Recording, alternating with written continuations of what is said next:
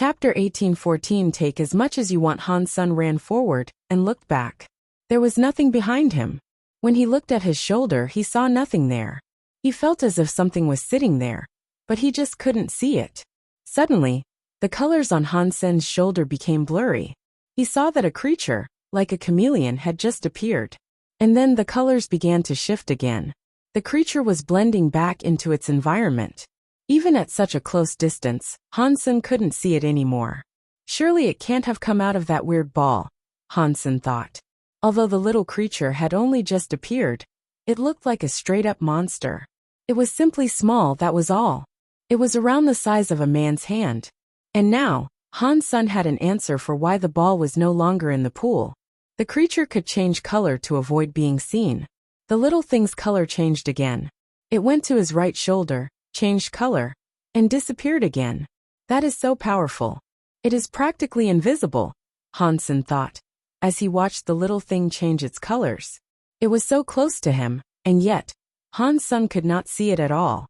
Did you come out of the ball? Han-sun asked. He wasn't sure if the creature could hear him, but it seemed as if it did. It revealed itself, nodded, and then disappeared again. Han-sun was no longer worried. It was certainly not a hostile creature. So, he went ahead and exited the circular chamber. Oh no! Han-sun noticed that both Isha and Hawkwing, whom he had knocked out, were gone.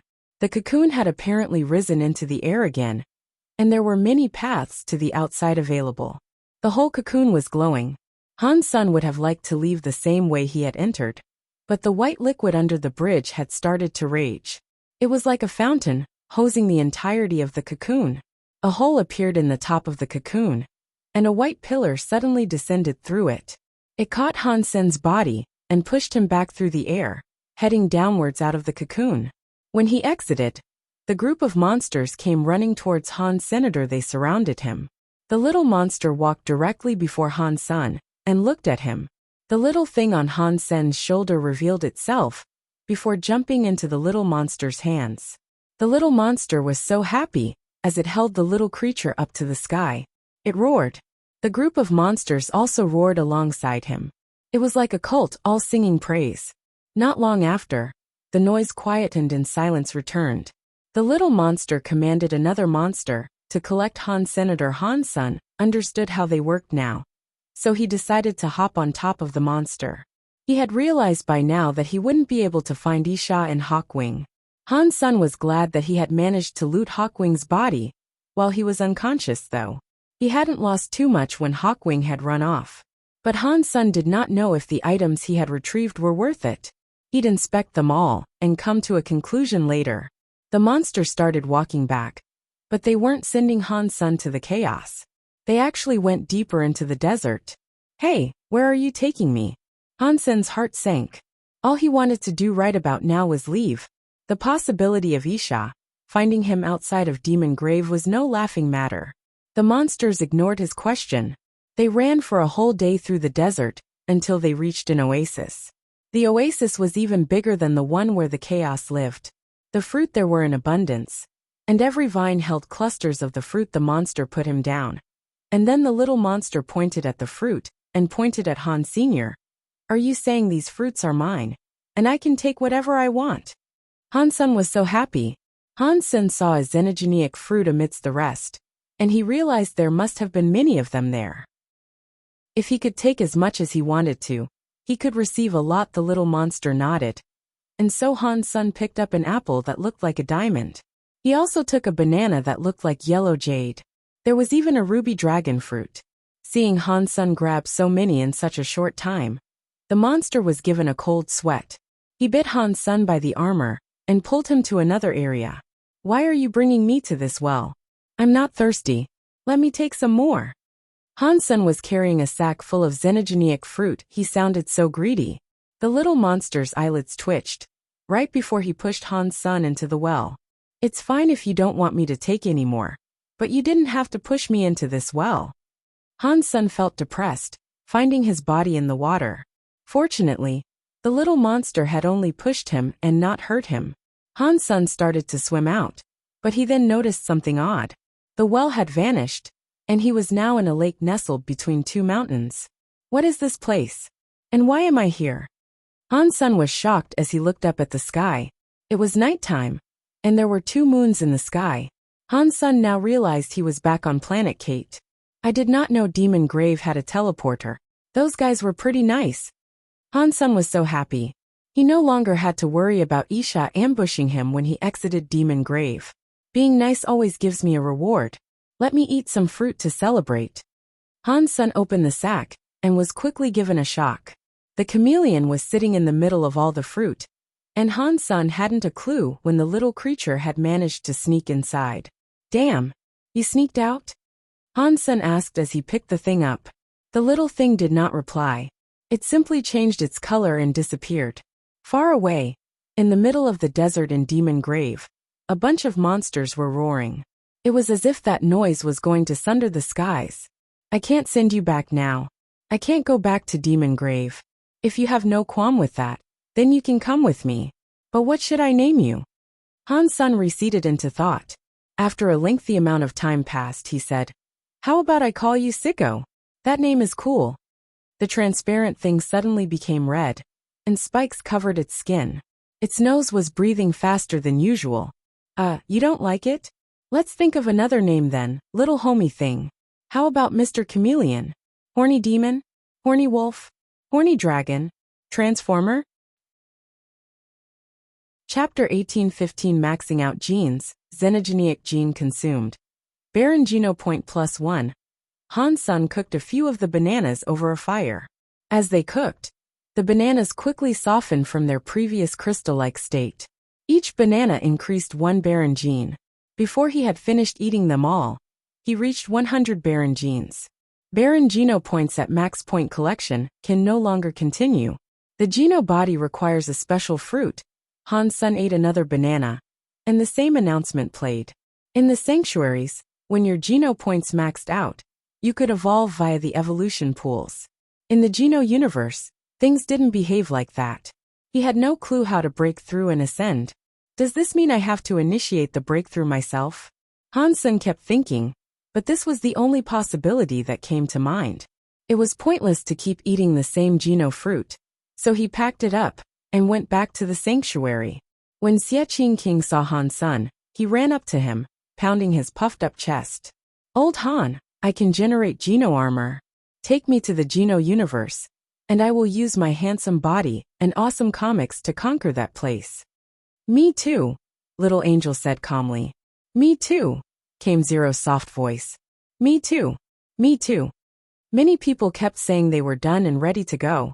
If Lu Alan and Ji Yanran reached that level, they'd probably want to go as well.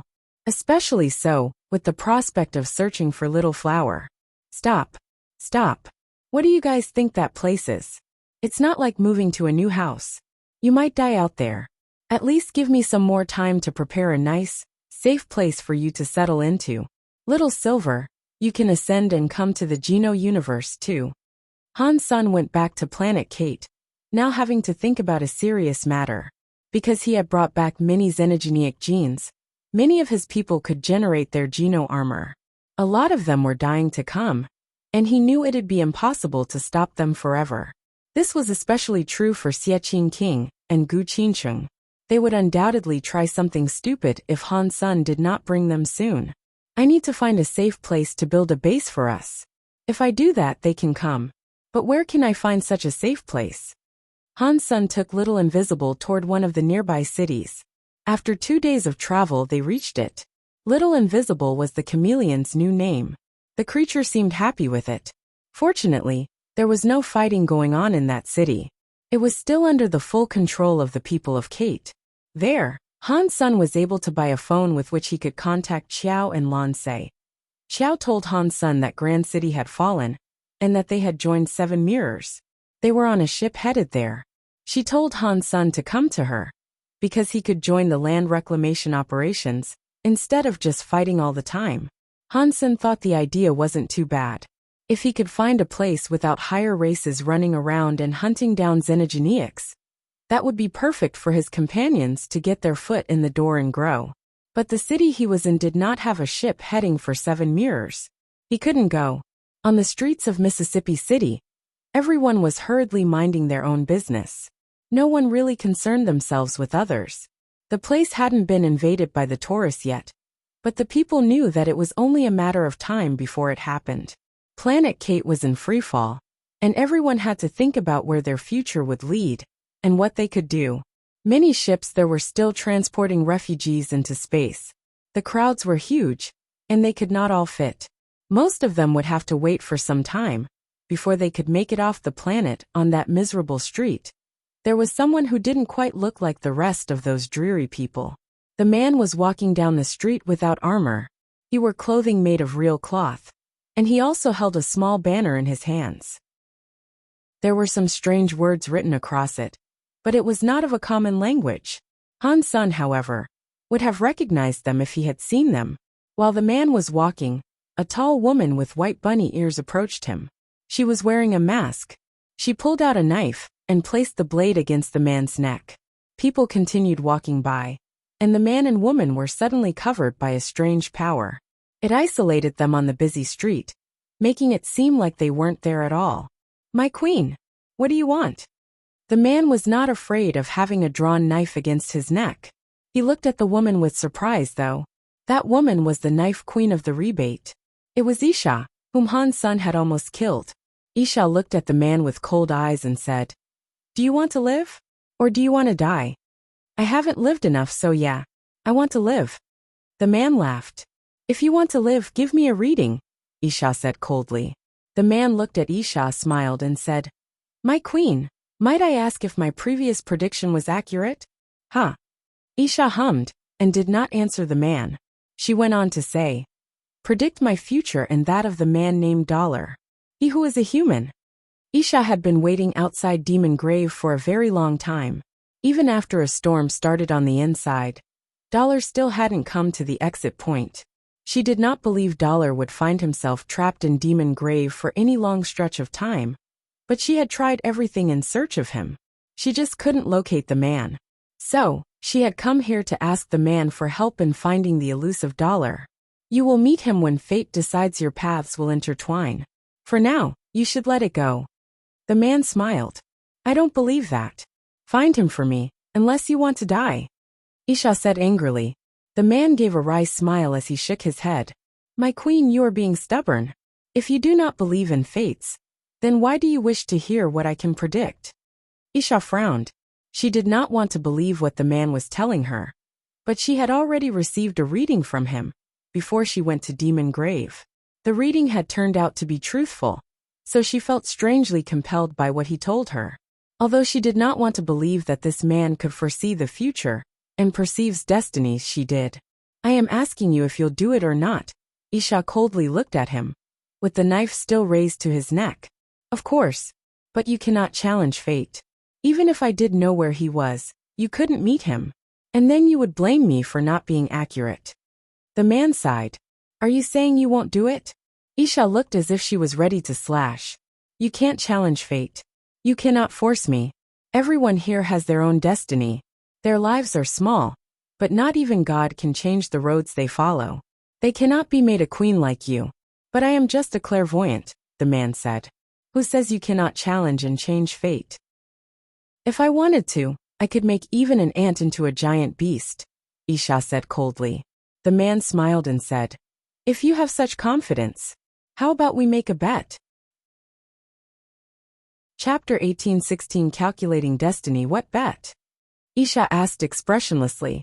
"I will pick someone whose life is comparable to an ant, and if you can make him challenge his fate by gaining independence from you and becoming a duke, then I lose. I will find the person that you want me to find. How does that sound?" The man said seriously. "What if I accomplish the task, and you fail to find the man that I want?" Isha said with confidence.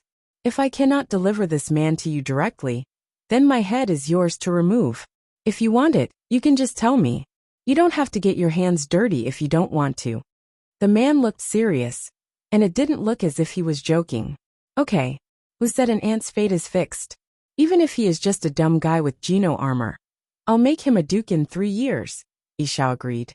She really hated Dollar.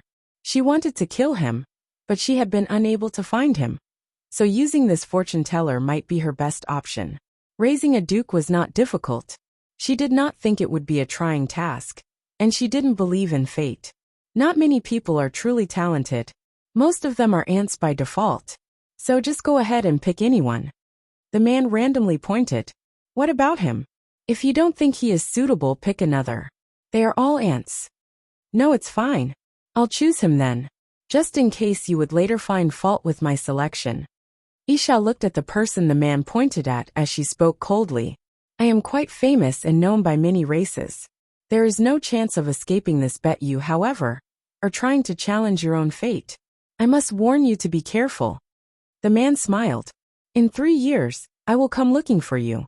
If you are unable to find him, don't blame me for what happens.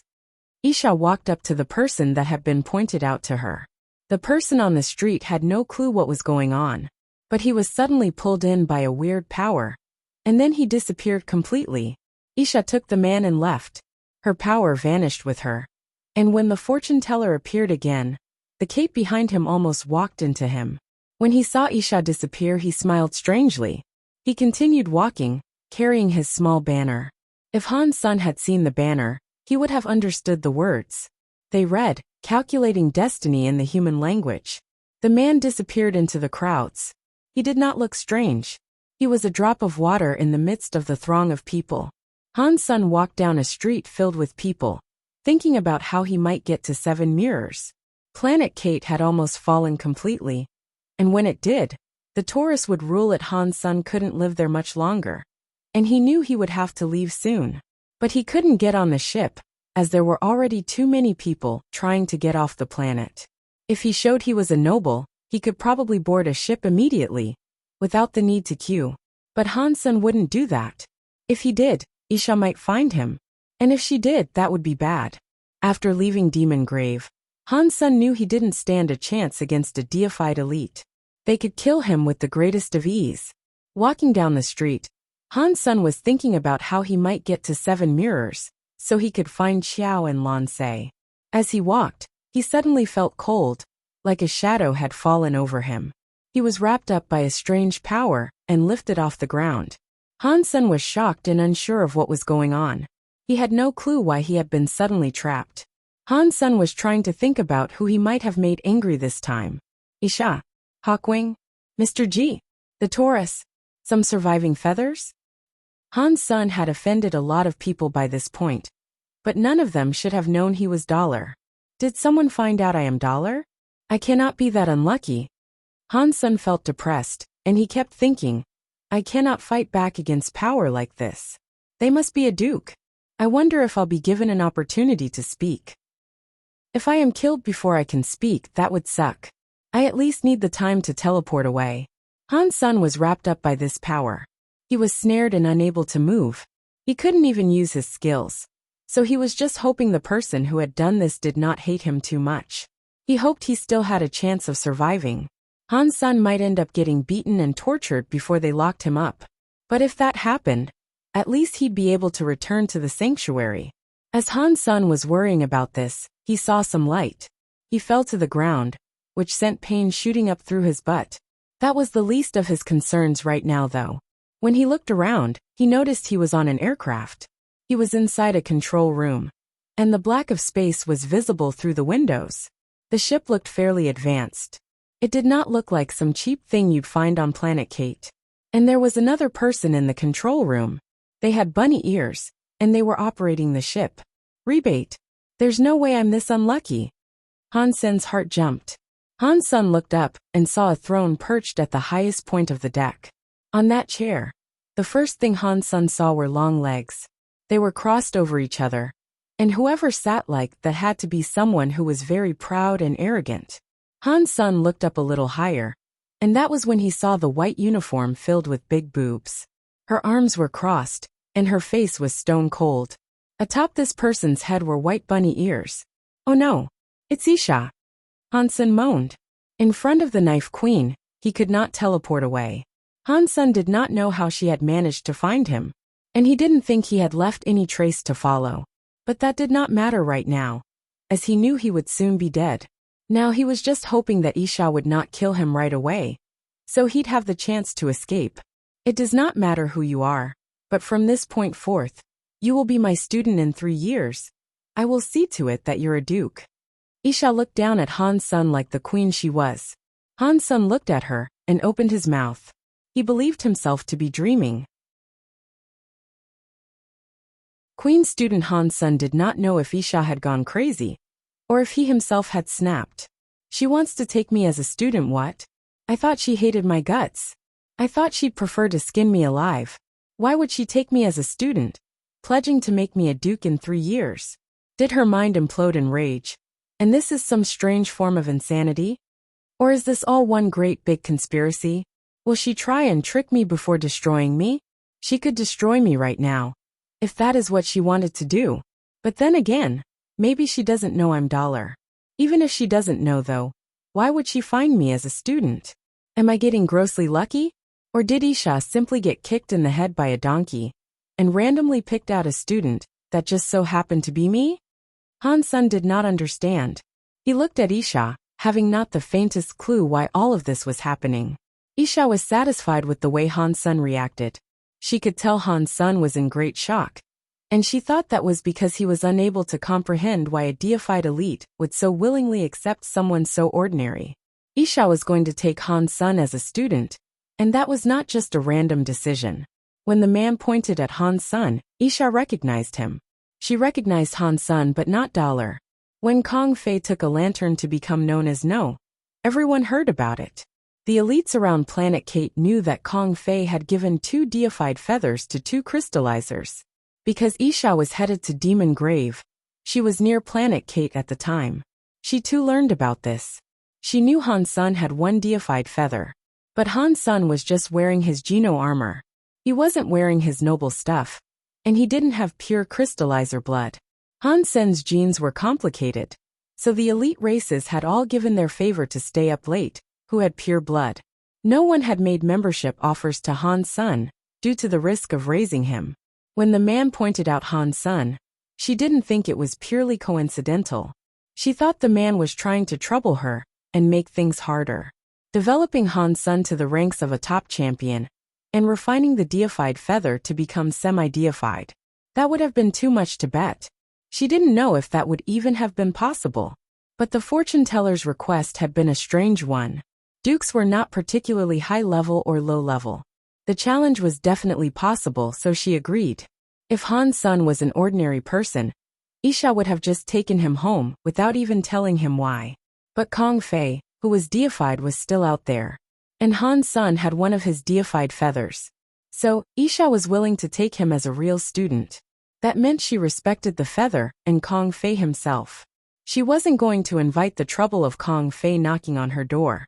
It was not embarrassing to take a crystallizer on as an acolyte, especially one that had received a feather from Kong Fei.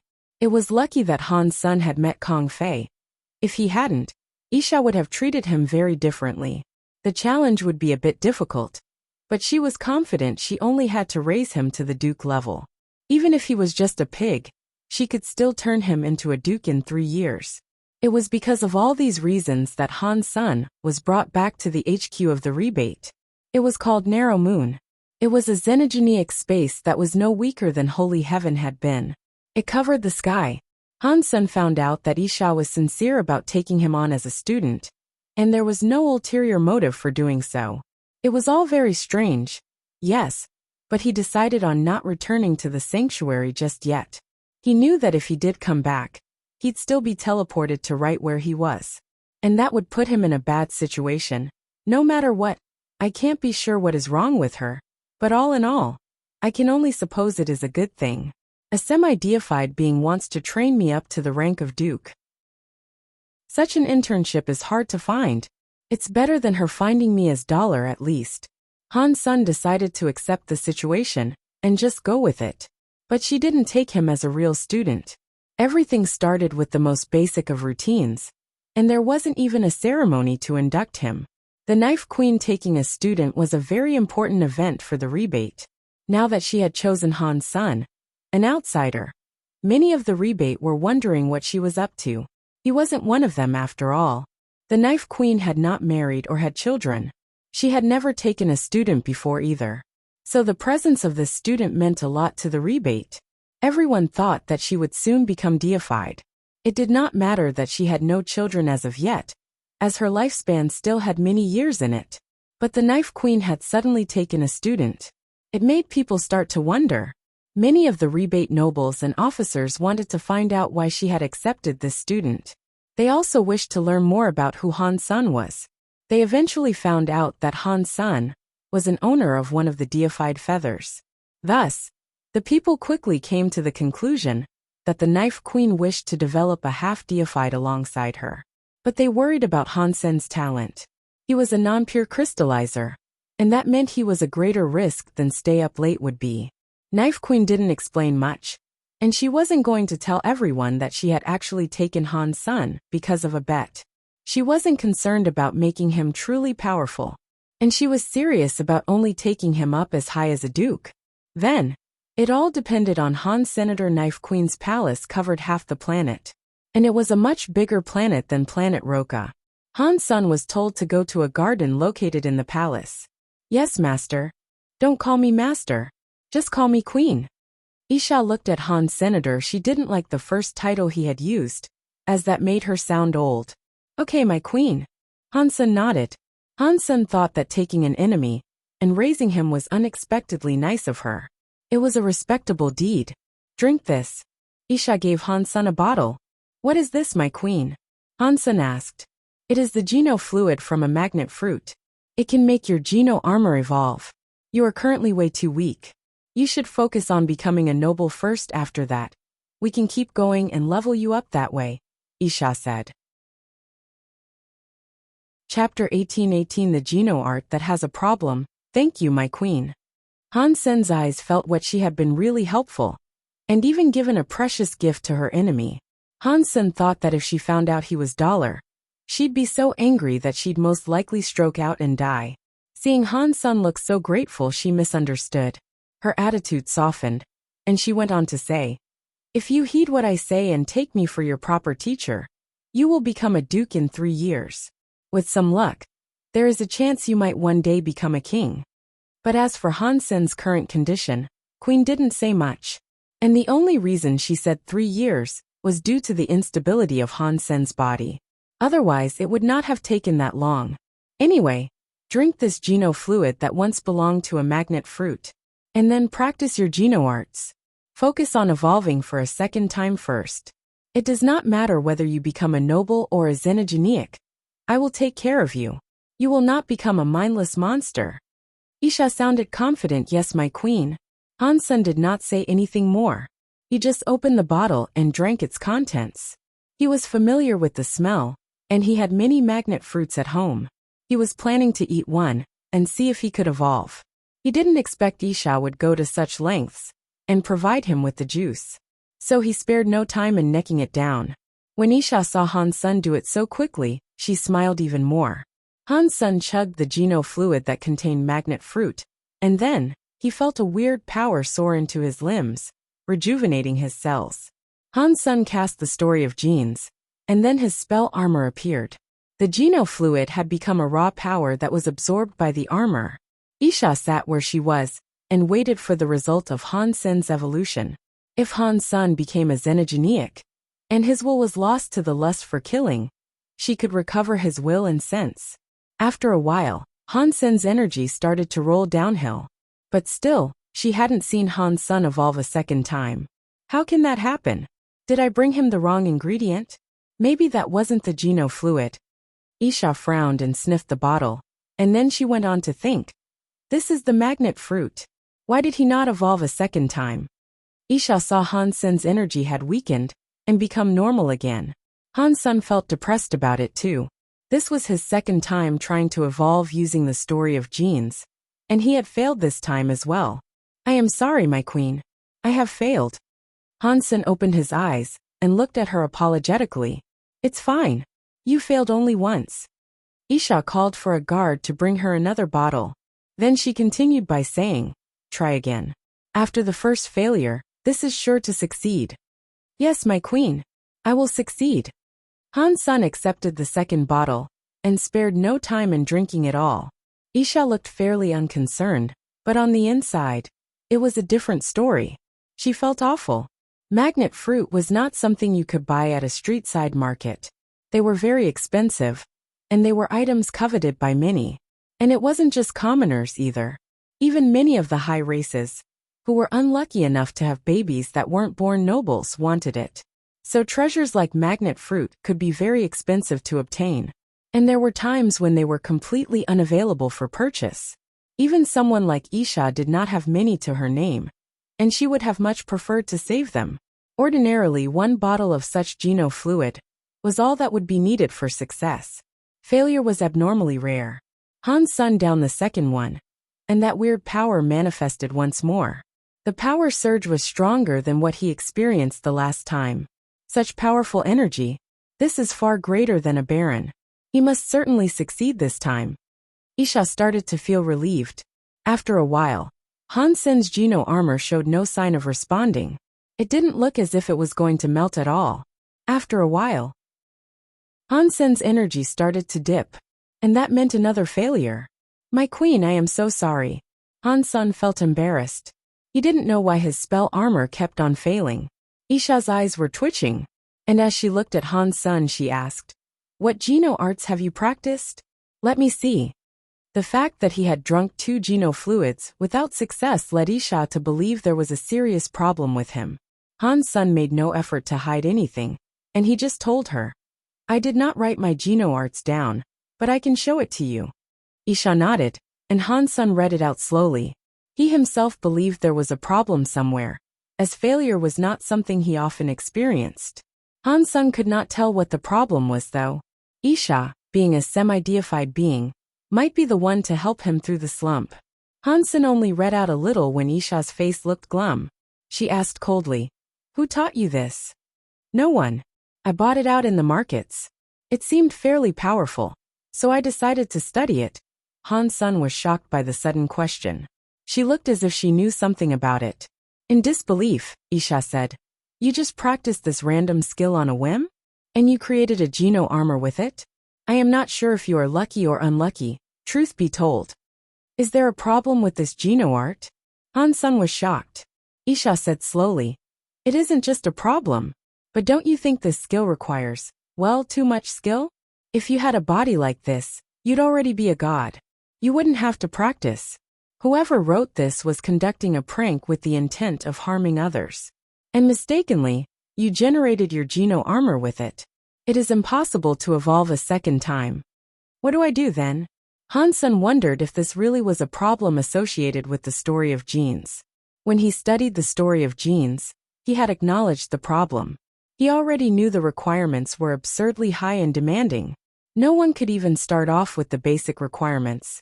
And he had to use the black crystal armor to help him get his foot in the door with its practice. Chapter 18-19. Not even a god can block. Aisha frowned. It was obvious that the man had given her a challenge that was harder than she initially thought. Han Sun had already generated his Geno armor, so it was too late for him to change technique now. Aside from humans, not many creatures could practice 2 Geno arts in order to create 2 types of Geno armor. That was because the genes of others were stable, and accomplishing this was outside the realm of possibility. The genes of humans were unstable enough to allow this, but it was still closer to the side that did not allow the fabrication of a second Geno armor. So, Isha did not consider trying to get Han Sun to practice another Geno art and start from scratch. She didn't think it would be possible. Breaking his Geno armor and getting him to rebuild it would be a fruitless endeavor as well. It would permanently damage his body. She could take that risk if he was just an ordinary nobody, but Han Sun had a deified feather. If Kong Fei found out what she had done to him, she might incur his wrath. This Geno art is harmful, but if he can finish learning the basics, there is the chance of it becoming something very strong and beneficial. Han Sun has managed to generate a Geno armor with it already, and aside from deified elites, that shouldn't be possible. And once an elite rises to become deified, their body is locked down. They cannot generate a Geno armor, but this man can. Perhaps there really is a chance. Isha looked at Han Sun as she thought. A Geno art that cannot be practiced, and yet he has managed to generate a Geno armor with it. If he can evolve a second time and become a noble, with that perfect Geno armament, his strength would far exceed that of other nobles. After that, practicing would be much less difficult for him, and he might achieve a great deal. It's just this first step will be really difficult to take. Very hard indeed. Han Sen saw Isha staring at him and noticed that she wasn't saying a word. He thought to himself, did I waste too many of her resources? Does she no longer want me? That's fine. Just let me go without killing me, please. Han Sen was overthinking things a little, though. Isha had taken him as a student as part of a wager. And that aside, she was not the sort of person that would give up easily. Han Sen, let me ask you something. I can force you to be my student, but I want this to be something that you yourself desire. I am happy to accept you, but I won't make you do this if it is against your will. I can give you a job, though, and you won't have to worry about anything, Isha suddenly proposed. Of course I am willing to be here, Han Sen hastily told her. He did not know if she was just testing his resolve or not, so he didn't want to share his true opinion. He spoke with firm confidence. My training will be hard. Not everyone is able to accept this. And if you are my student, you have to keep that flame of resolve stoked and push through the pain, even when it hurts. If you cannot handle the pain of this, I can give you the job of an officer instead. Regardless of what happens, I want you to know that you do not have to worry about anything else in your life. Isha spoke coldly, but she was still staring at Han Sen fondly. I will endure whatever pain comes my way and go as far as I possibly can. I will give up anything and give my everything. As long as you don't give up on me, I won't disappoint you. Han Sen paused for a moment. With a sad look, he went on to tell her. On Mosi Mountain, stay up late, and I were the recipients of deified feathers. Those high-level races only wanted stay up late, and they ignored me completely. I want to practice too in order to go further. Please give me the chance no one else did. If I am given the possibility to reach for the stars, I don't mind dying in the effort. Anything is better than staying still, rotting in place. By the end of his speech, Han Sen felt excited. Even he almost believed what he was telling her. Good. If you have this much courage and sense of purpose, I will give you the opportunity. I will help you go further, and make those other fool races regret what they told you. Isha thought Han Sen was speaking from the heart, and she wholeheartedly believed his words. But after this she still went on to say, remember your own words today. I won't blame you if you give up right now and settle for the comfort of a quiet and good life. But if I spend a lot of resources raising you up, only for you to eventually give up and try to run away, you will pay the ultimate price. Not even a deified elite could save you from the destruction I'll bring down on you. Do you understand me? If I try to run away, my head is yours to remove. Han Sen's answer sounded serious. What Han Sen said, though, was not entirely a lie. The last few sentences were actually quite sincere. Han Sen was not willing to back down. If he did not aim high in the Geno universe, he could not survive. And he couldn't protect his friends and family when they made the jump. He needed to get stronger, so he could get back Golden Growler and Little Flower. There was no way he could back down now. Okay, then let us continue. Isha could tell Han Sen was sincere and true to his words, and she was very impressed by him. Isha was giving him a chance to leave, because it would be hard to begin what he had started. Merely getting past the first stage would cost a lot. She wanted to find out what sort of character Han Sen had before committing. If Han Sen was weak and impatient, she would rather give up and lose the bet. No one could promise her pursuit with Han Sen would pay off, so she had to learn more and consider things properly. Han Sen's answers and behavior had satisfied her. She was no longer second-guessing herself. She was willing to give this a go. If Isha knew Han Sen just wanted to use up her resources to get through the story of genes, she'd have been very angry. Continue, Isha said. Continue what? Han Sen was shocked, and not sure what she was alluding to. Continue eating, of course, Isha said. She waved her hand, and a beautiful rebate brought forth a number of elixirs. Consume them one by one, and cast your Geno arts. Do this as many times as you have to. I will make you a noble, and not even the gods themselves can stop it. Isha raised her head, asserting her feeling of confidence. Yes, I won't disappoint you. I will start consuming them now. Immediately after saying that, Han's son gulped down the contents of the first bottle. Chapter 18:20 Spell. Isha sat on a chair, watching Han's son gather up power to evolve a second time. She looked at him emotionlessly, as if she was made of ice. But her eyes twitched sometimes, showing that she was not all that calm. Her heart was bleeding. After their discussion, Han's son had used another 3 magnet fruit elixirs, 2 thunder genofluids, 2 reborn genofluids, 1 fire and ice genofluid, and 1 beast blood genofluid. They were all the treasures that could force someone to evolve a second time. Normally, 1 would be enough to accomplish this. But Han's son had almost emptied her entire treasury by this point, and he hadn't evolved a second time. To Knife Queen, that might have been nothing, but they belonged to the one, and she couldn't just take whatever she pleased whenever she wanted. These were her private items. She was rich, but these items were priceless. They couldn't be bought with money, and Han's son had yet to evolve a second time. It made Isha start to feel quite ill. I am sorry, but it looks like I have failed again. Han's son stood up. With this latest failure, he had failed 11 times. Continue, Isha said emotionlessly. Her eyes twitched another couple of times though. She only had 1 boiling genofluid left to give, and a cell genofluid. If those 2 didn't work, her current investments would have all been for nothing. She wouldn't know how to deal with him after she went gone through these. She couldn't just let Han's son go after investing so much in him with no return. If this were to continue, she'd have to pay a big price to gain an item that would instigate the evolution she wanted to see. And that was something that she really didn't want to do. Han's son grabbed another genofluid and drank it. Then he cast the story of genes. The spell armor was brimming with energy, and it thumped with boundless strength. And then all of a sudden, a strange power lit up the armor. It made Isha's heart jump. All the other symbols and etchings began to light up too. Not long after, the Geno armor was covered in those symbols and scrawls, making it look like a rippling flame.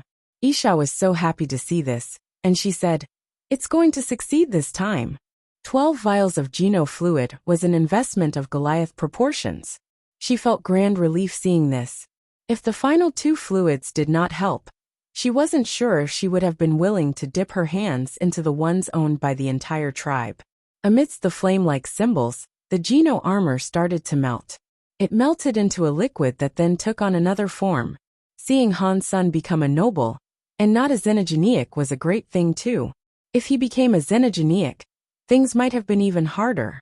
Isha looked at the Geno armor's shape, trying to figure out what sort of Geno armament he was set to receive. A Geno art that required so much was sure to yield a fascinating result. The Geno fluid kept swirling and changing, and eventually, it started to become transparent, but Isha's face started to turn too. It looked perplexed. Most armors would evolve to create something that was obviously a weapon. You might even find items or enhancements to the armor itself. But the Geno armament that Han's son created looked very strange. It was not finished, but you could start to make out its shape. It was a crystallizer kit complete with limbs and a face. Is that a doll Geno armament? Isha was thinking to herself. But when the armament had almost finished, Isha started to look shocked. In the air, after the Geno armor melted, the Geno armament appeared. It looked so weird. It looked like a 12-year-old girl. Her long black hair reached down to her feet, and her eyes were black also. Her skin was white and smooth, like that of a real human. Some parts of her were wrapped up in white armor, and in her hands, she was holding 2 revolvers. There were names etched into the grips of both guns. Isha thought it was the language of the crystallizers, so she wasn't able to read the words. The girl moved her eyes and crouched down against the floor. She lifted her guns and pointed them at Isha, as if she was guarding Han's son from a hostile. Isha's eyes opened wide as she stared at the girl. She had seen many Geno armaments, but nothing like this. This one looked alive. She had a proper life force. She also looked like she had intelligence too. For a Geno armament to have life like that, and to have armor and guns, her knowledge on what was possible when it came to evolving was wholly flipped on its head. When the Geno armament finished generating, Han's son looked at the girl and said, Why is my armament a woman? Is that really my Geno armament? The grips convinced Han Sun that this really was his Geno armament though. On the grip of the two pearl-white revolvers, the letters SPE were carved into one, and the letters 2 were carved on the other. Together they formed spell. And that was the name of his Geno armor. When Han Sun used his mind, the woman came towards him. When they bumped into each other, she became a white armor set that covered his entire body. The word spell was written all across it. An incredible power filled Han Sun's body now. It gave him much more power than the Geno armor ever did. This is my Geno armament. Han Sun was shocked. He went to check on its information, and the Geno body said he had become a duke behind the word spell. My queen, I think I succeeded, Han Sun said, looking at Isha. Very good, now keep practicing. Isha was still in shock, and she was roused from a slumber of deep thoughts by Han Sun's sudden shout. Isha had never heard of a Geno armament like this. Maybe this guy really can achieve something special. A Geno armament like this is strange, Isha thought to herself. Isha allowed Han Sun to write down the content of the story of genes, so she could look over it. She wanted to help Han Sun learn and modify the later parts to facilitate his practice. Because the practice method was so demanding, if no changes were made, it would be much harder to level up and ascend. It would be even harder to generate Geno armaments. He would need to be a god to practice it in its entirety. After the changes, the power would be decreased, but if it weren't edited, then it couldn't be learned at all. This thing was not created for the average Joe to fool around with. Because modifying took a long time, she allowed Han Sun to continue practicing for now. And when she was done, they would begin anew. Han Sun returned to his garden and summoned Spell. He wanted to know what power she possessed. He was mostly interested in the 2 revolvers she wielded, and he wanted to know if the guns could fire bullets. Spell moved by her own volition. She did so with gentle grace, and as she clutched the 2 revolvers, she was able to fly around effortlessly and shoot the flowers. All about the revolvers could fire bullets and hit the flowers. Her accuracy was good, but Han Sun noticed that the bullets weren't solid, and they cost energy to fire. Even Han Sun's own energy was drained by the attacks. Spell was Han Sun's Geno armament, so it made sense that it could be used as a weapon. But he also realized the more power he was willing to put in, the more powerful the bullets fired would be. Those bullets did not have any special powers though. Perhaps it was because he was too low level. Becoming a Viscount might change things. Barons couldn't unleash powers from a distance. They had no ranged attacks they could use, so at least where barons were concerned, having Spell was something that was a little overpowered. Han Sun tested it quite a bit, and he realized he could command and control Spell in battle. Her movements were controlled by Han Sun's thoughts. There was no delay, despite the distance that separated them. Han Sun did not need to control her all the time though. With just a thought, Spell could be put to any task, and she'd finish it by herself. She was like a living thing, for the most part, and she possessed a lot of intelligence. She's like a real life form. Gee, that the story of genes is strange, Han Sun thought to himself.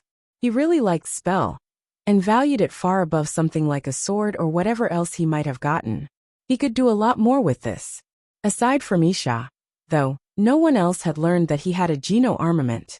The news about Isha using 12 Geno fluids to make Han Sun a Geno armament did circulate though. All the rebate that heard this could not believe their ears. No matter how bad the creature was, 1 or 2 Geno fluids should have made them noble. And Han Sun had taken 12. How bad was he? Many of the high-class rebates believed raising Han Sun was pointless. If it was so difficult for him to generate a Geno armament, becoming a king and refining the feather would be so much harder. Don't bother raising a talentless person like that. No wonder those elites did not invite Han Sun to join them. He is way too bad. I don't know what Queen was thinking, using 12 Geno fluids. Even if he does have a deified feather, there is such a low chance he can become deified. How much is it going to cost to get him to that level?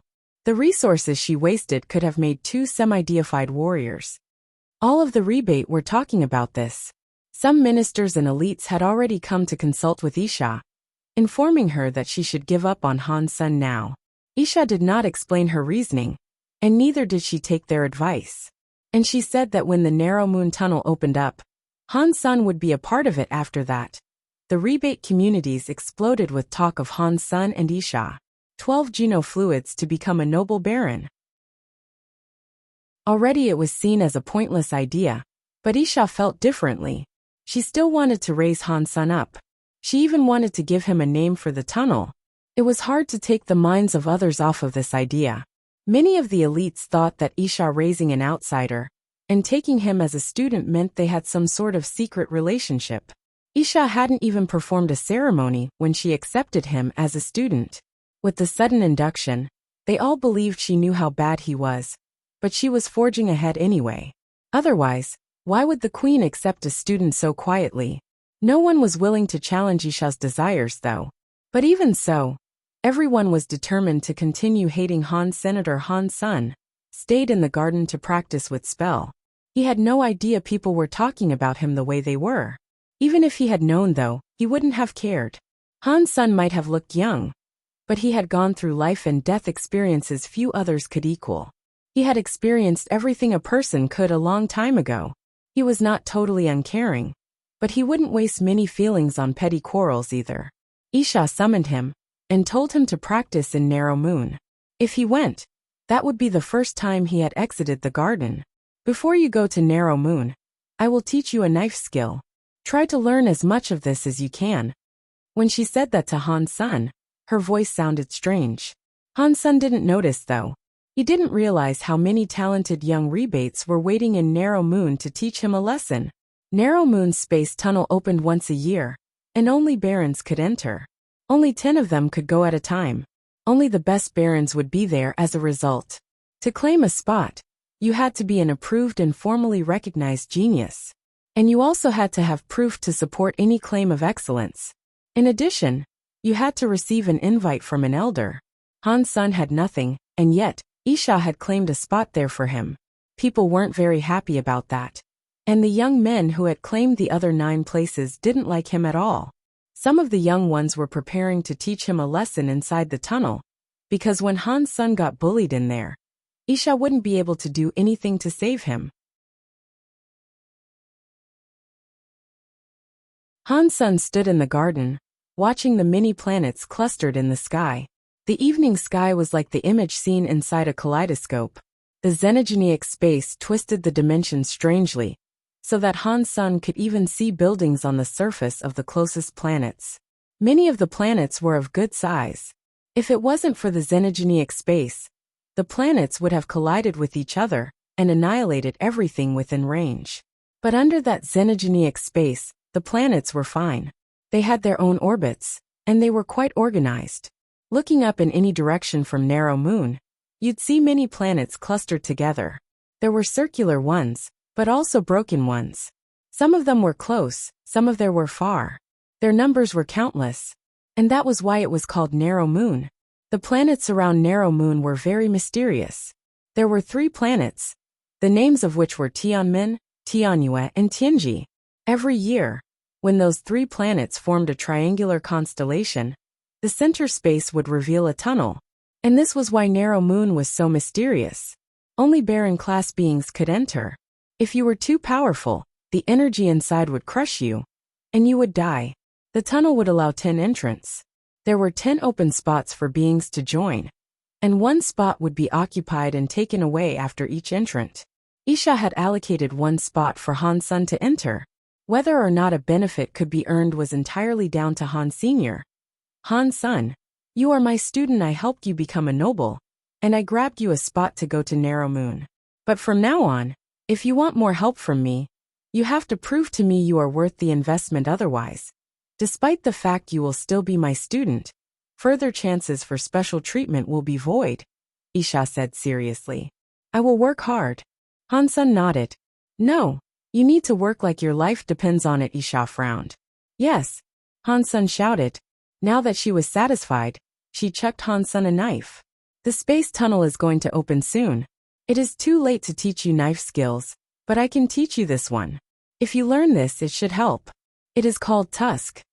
Isha held a knife, and still talking to Han Sun, she told him, Watch. I will only show you this once. After that, Isha drew her knife. She drew it very quickly and brought it right up to Han Sen's face with blistering speed. And then, Isha stopped the motion without hurting him. Han Sen, seeing her strike, knew that what he had seen was from the opening of teeth knife. Han Sen had seen it acted out by the knife mind entity. He had already learned it at the time with the knife mind. And while he had only learned the beginning, he was a master of what he knew. Isha explained Tusk to Han Sen and asked if he understood. If he didn't and he had a question, she would answer. I understand. Han Sen did not have anything to ask her. After he received the teeth knife mind, he understood it a whole lot more. All he needed was practice. Isha frowned and did not say anything. She left Han Sen to practice it. She wondered why Han Sen did not ask any questions. And she thought he might have just been pretending that he understood the technique. If he was, that was not a very good student to have. Plus, she was the queen. And she was a busy person. While she did take time to teach Han Sen, it'd be stupid if he did not cherish what she took the time to teach him. But Isha did not think he was too bad overall. If he didn't suffer a little, at least, he wouldn't cherish anything that came to him easily. So, she knew there might be trouble when he went through the space tunnel. She didn't have much to say about the matter, and she was willing to accept the possibility he might fail. Isha thought failing was no big deal. If Han Sen worked hard, it would still be worth it. Han Sen went back to his garden and practiced Tusk. He was planning on using this for combat. Han Sen knew many skills, but in case she found out his true identity, it was best not to use it. Only barons were going there, anyway. Han Sen figured he'd be going with a bunch of snot-nosed kids of the rebate. If they stirred up something, one skill would be enough to lay waste to them. A few days passed quickly. Isha did not take Han Sen to the space tunnel, and he allowed a rebate to guide him there. Narrow Moon had 11 stars. Aside from one of those stars, all of them were kings. Knife Queen Isha was a half-deified king, and there was only one other on par with her. That was Moonwheel King. The rebate had possessed many deified elites at one point, but that was long ago. There were none amongst them right now. Most of the higher races were like the rebate, and tended to only have one deified elite. They were the ones who would light the lantern on the race's behalf. But even they would not live forever, and they too would die someday. But without deified elites, the lesser races were still unable to usurp a lantern and claim it for themselves. Typically, they'd need deified elites of their own to manage such a feat. It was very hard for the higher races to create a deified elite. So, even across the space of 1,000 years, witnessing a fight like the one with Kong Fei was extremely rare. Out of the 10 kings of the rebate, Knife Queen was widely regarded as the cream of the crop. Aside from Moonwheel King, who was near enough the same level, the others were far inferior. Isha kept practicing, hoping she'd become deified. So she did not care too much for the business of the tribe as a whole. Only barons could enter this competition, and so the higher tier people wouldn't care too much about it either. Han Sen did not know about Narrow Moon, and so it was a guard who had to lead him there. The other 9 went there without an escort. When Han Sen arrived, the other 9 were already there. They looked surprised that Han Sen had a guard to guide him. Han Sen looked at the 9 of them, and he was surprised to see they weren't all rebate. Amongst the 9, 3 of them were of a different race. It seemed the rebate had alliances with other races. No one made an effort to speak with Han Sen, but he didn't mind that at all.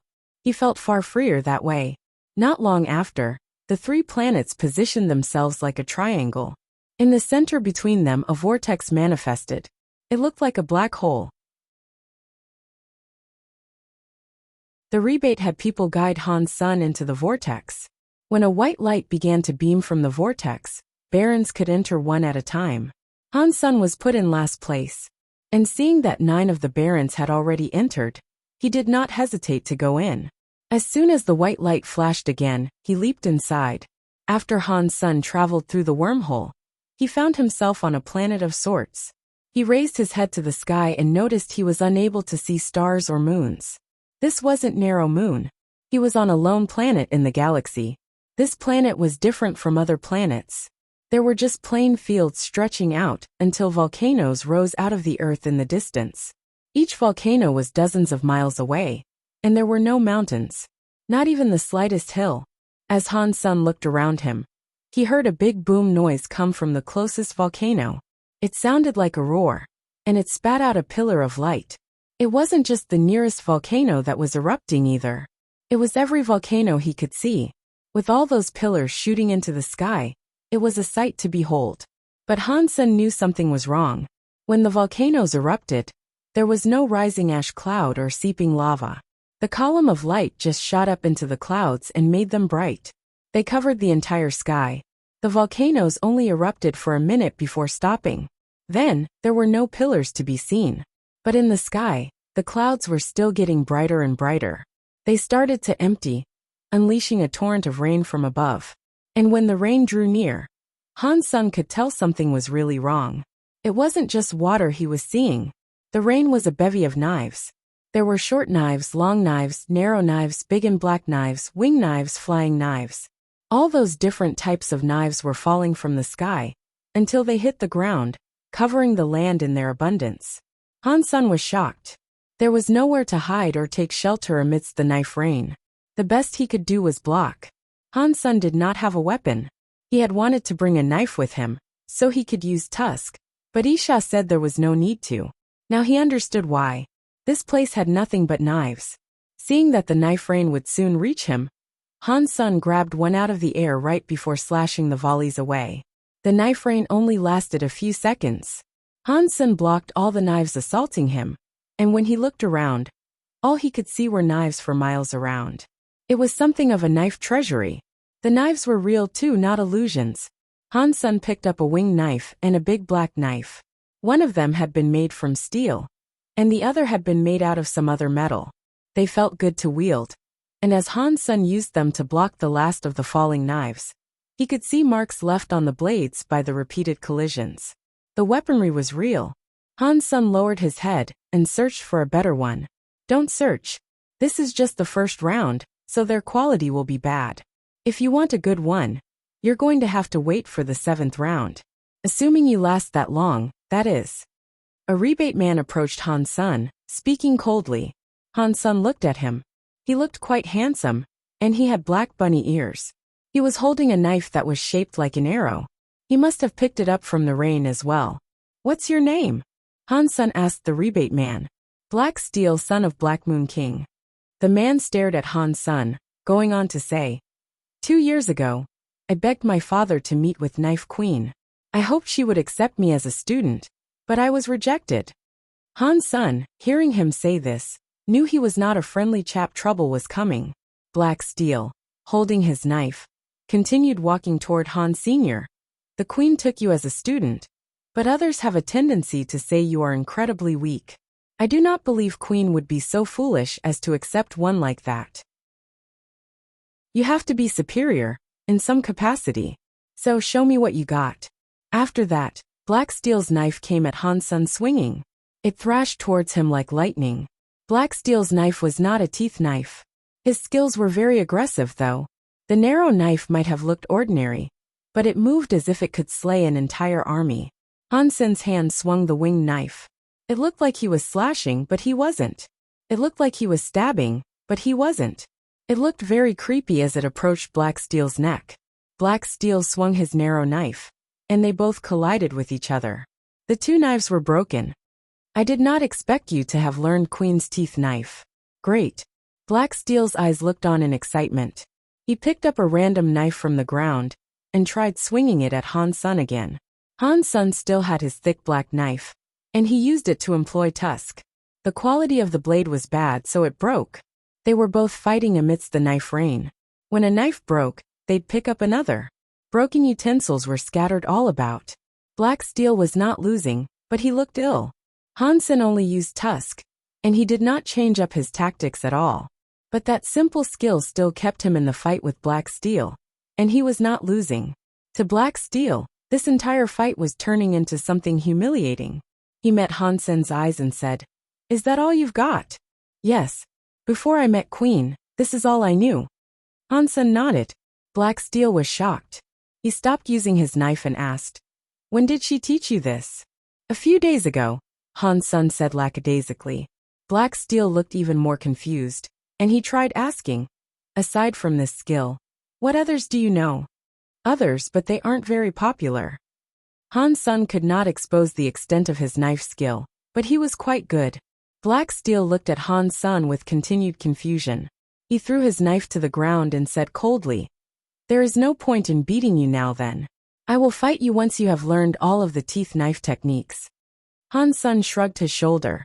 He was never interested in pointless fights. "What is this knife rain?" Han Sun asked Black Steel. Han Sun did not think he would be a difficult person to get along with. "Queen didn't tell you before you came?" Black Steel frowned.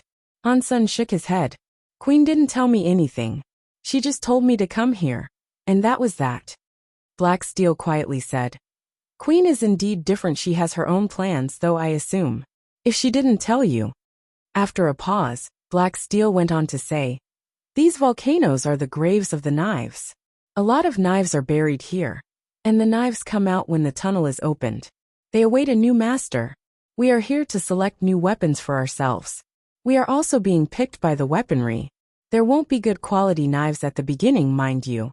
Later on, there will be a higher chance of finding good knives. But even so, they are rare. You need to get them, but also earn their approval. For that, you will require power and luck." "Where did these weapons come from then?" Han Sun asked with shock. "I do not know.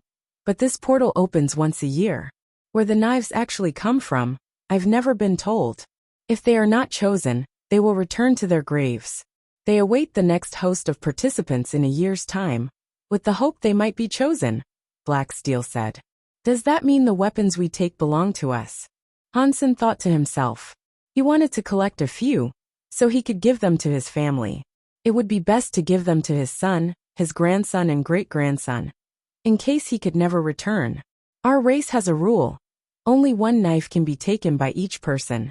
Black Steel looked at Han Sun coldly, as if he knew what Han Sun was thinking. "Oh really?"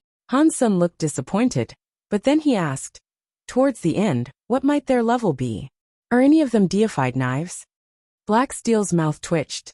He knew Han Sun was a greedy person, who was not even concerned with hiding that fact. He had no clue why Queen might accept a student such as this. "I don't know. The knife rain will fall once an hour, however. After the 7th rain comes, Viscount-class blades will become available. It'll be hard to dodge those knives. Across the years, no one has lasted longer than 10 rounds. The best knives that have ever been found were Duke knives." Black Steel answered Han Sun's question. "Duke class? That's not bad." Han Sun nodded. Black Steel felt as if he had been talking far too much to Han Senator strangely. He was also in a brighter mood. He couldn't help but ask Han Sun, "Did you bring any high-tier armor and weapons with you to this place?" "No.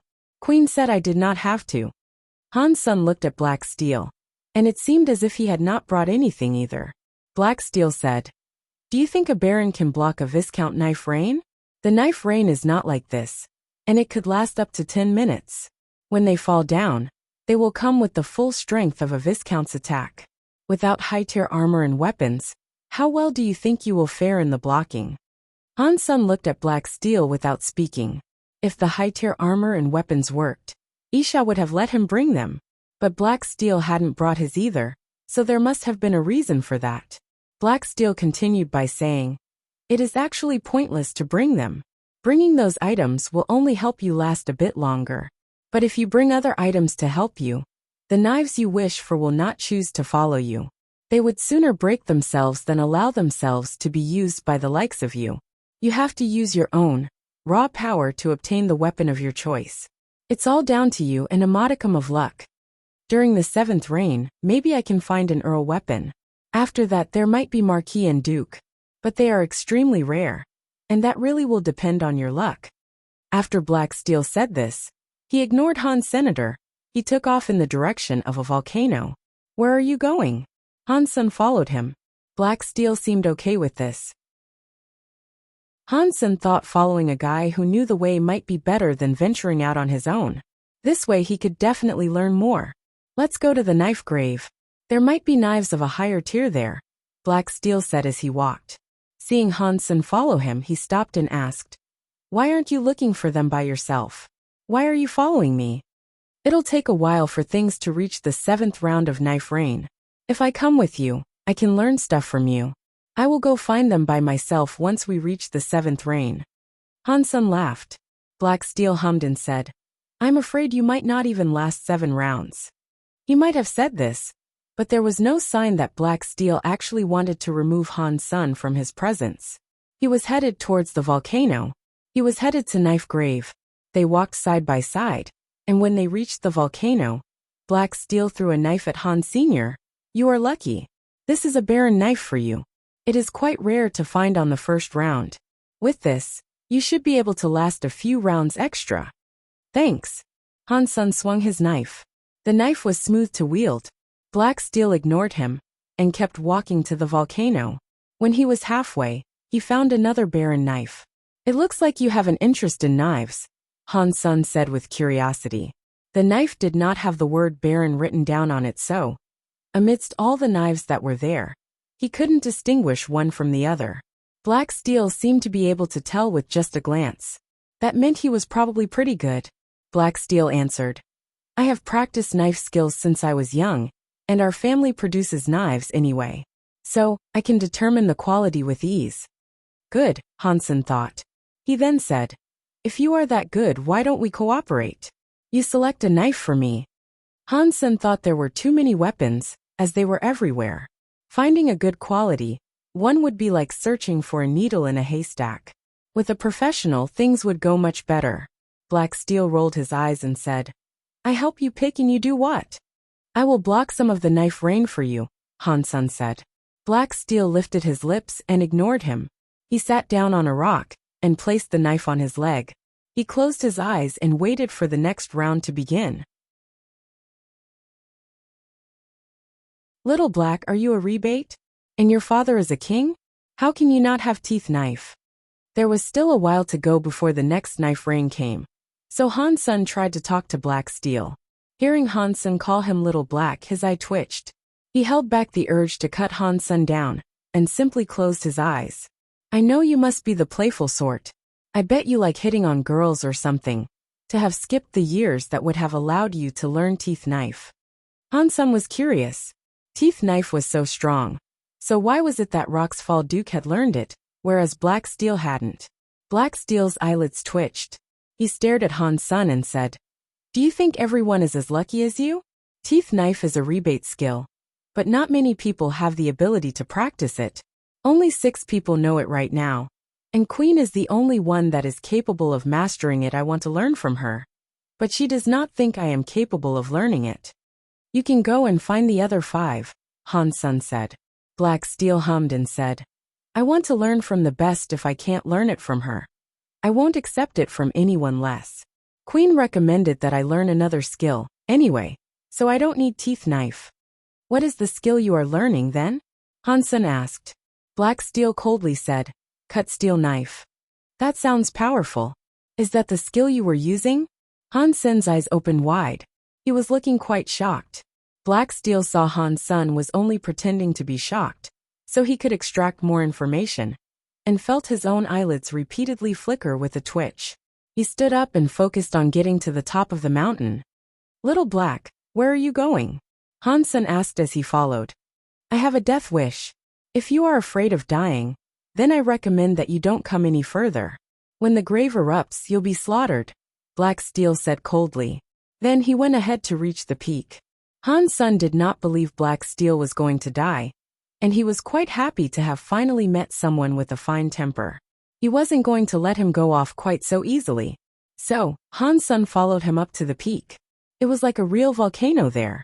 When Han Sen looked down, it looked like a meat grinder beneath him, with a sea of knives all lying together. They lined up like the layers of teeth within the maws of a monster. It was a scary sight to see.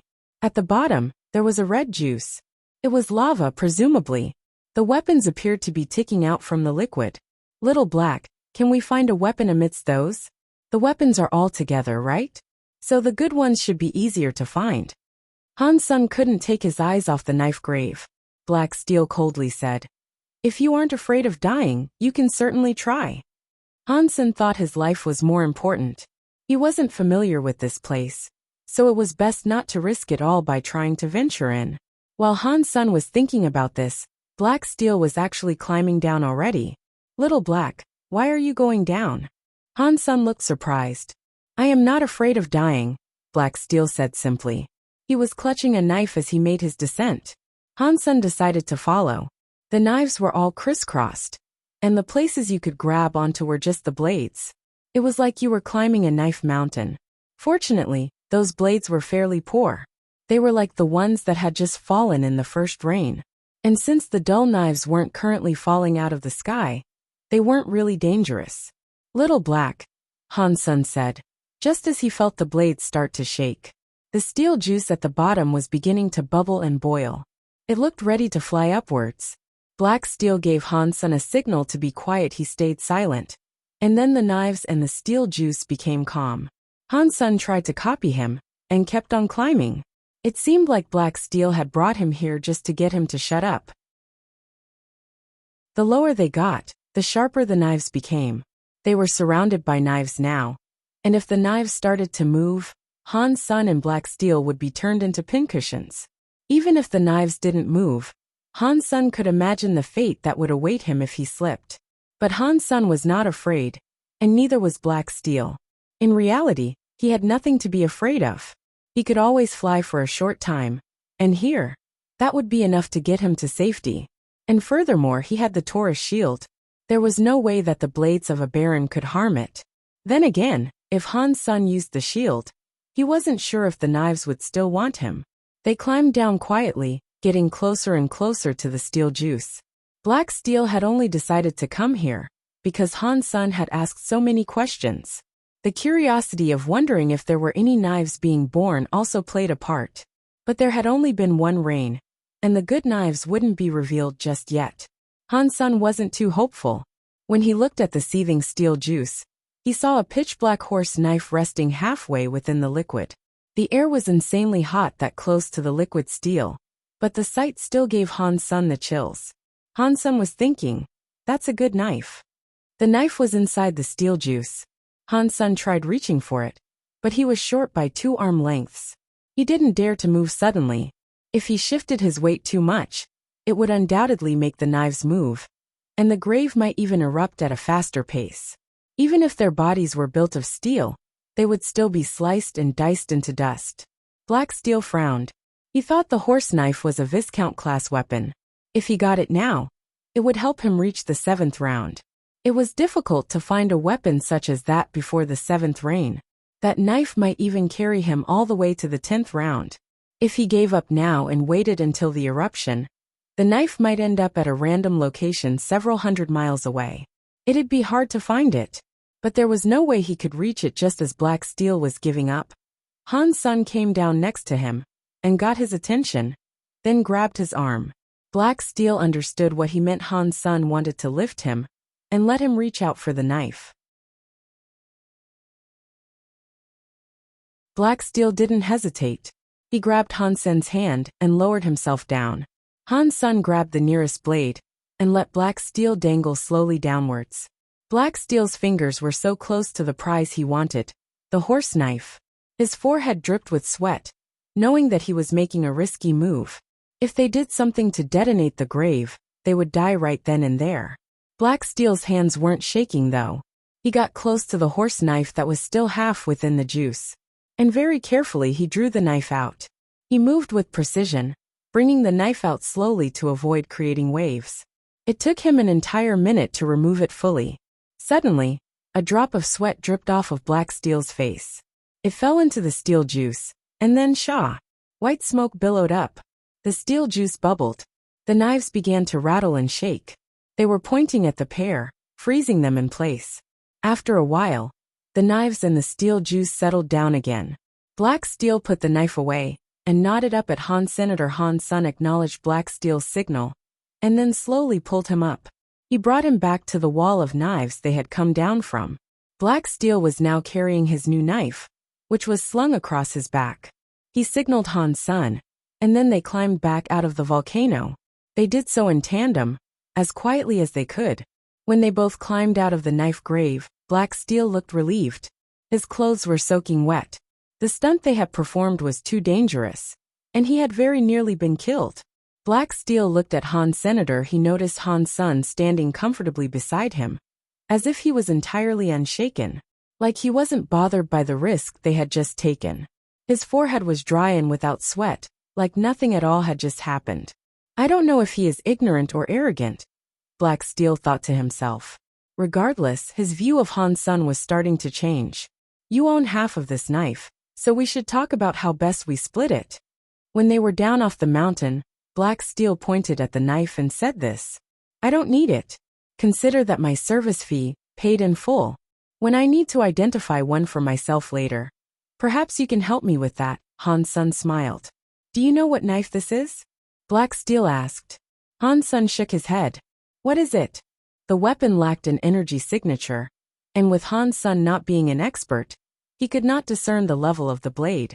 This is an Earl weapon, Black Steel said. An Earl?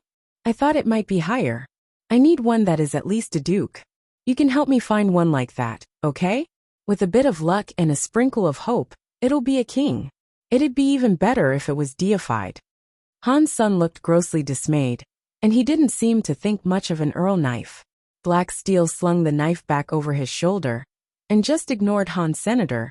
He found a place in the foothills to sit down, where they could wait for the next round of rain. It took a long time for it to come, but it looked set to begin again soon. While they were talking, a loud noise sounded. The knife grave erupted, and a pillar was fired into the sky. Then, the rain of knives began to fall. Black Steel took out his horse knife, and chucked a Baron-class knife to Han's senator. Hansen's Baron weapon swiftly rose to knock away the knives that were falling from the sky. That round was mainly about using ordinary weapons. So ordinary, not even Baron weapons were necessary. They got through it with ease. Why don't we enter the knife grave again? Perhaps a high-tier weapon might now be found, Han's son suggested. Black Steel shook his head and said, after the second wave, many of the weapons on the walls are barren. Their power will be stronger. If you touch them, they'll immediately start rioting. Unless you can fly in and out, you won't be able to get back down there. Han's son looked disappointed, and he gave up on the idea of heading back. Together, they both endured another 2 washes of knife rain. After the 5th storm, Black Steel decided to head to the mountain and take a look. He looked at the knives in the mountain, and then returned. Little Black, does your family have a deified knife? Does anyone have deified treasure in Narrow Moon? Han's son asked, curious what the young man would answer. Black Steel just ignored him. The best way to deal with Han's son, he had now figured, was keeping quiet. After 5 waves of rain, it would still be difficult to find another Earl weapon. If their luck wasn't too poor, they could at least find a Viscount weapon. Black Steel wanted to find a Viscount weapon right now. They walked around for a bit before stumbling across 3 others, who were also in the pursuit of another weapon. Those 3 saw Han's son and Black Steel, and decided to come over to greet them. Black Steel, why are you with him? A rebate with gold ears looked at Han's son, and then frowned at Black Steel. I stand with whoever I choose to, Black Steel said coldly. The woman looked a little past after the rebuttal, and a rebate man that was beside her said, Black Steel, don't be so arrogant. You are only the son of Black Moon King.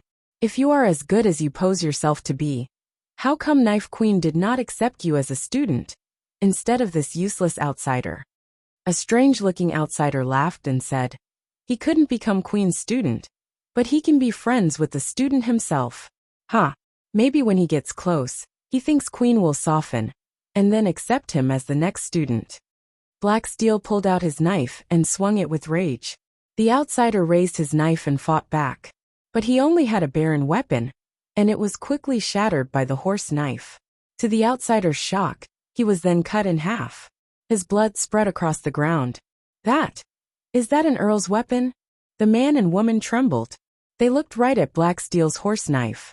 The man yelled at Black Steel and said, Black Steel, are you really killing people here? Do you think you can do anything you please? Whoever insults Queen will die, Black Steel said icily, not even looking at them. The man and the woman were still reeling from shock. It was supposed to only have been a bit of chit-chat. If this event went public, it'd be a death wish. But if people knew it was the outsider who had insulted Queen, they would think Black Steel had performed a good kill. Huh.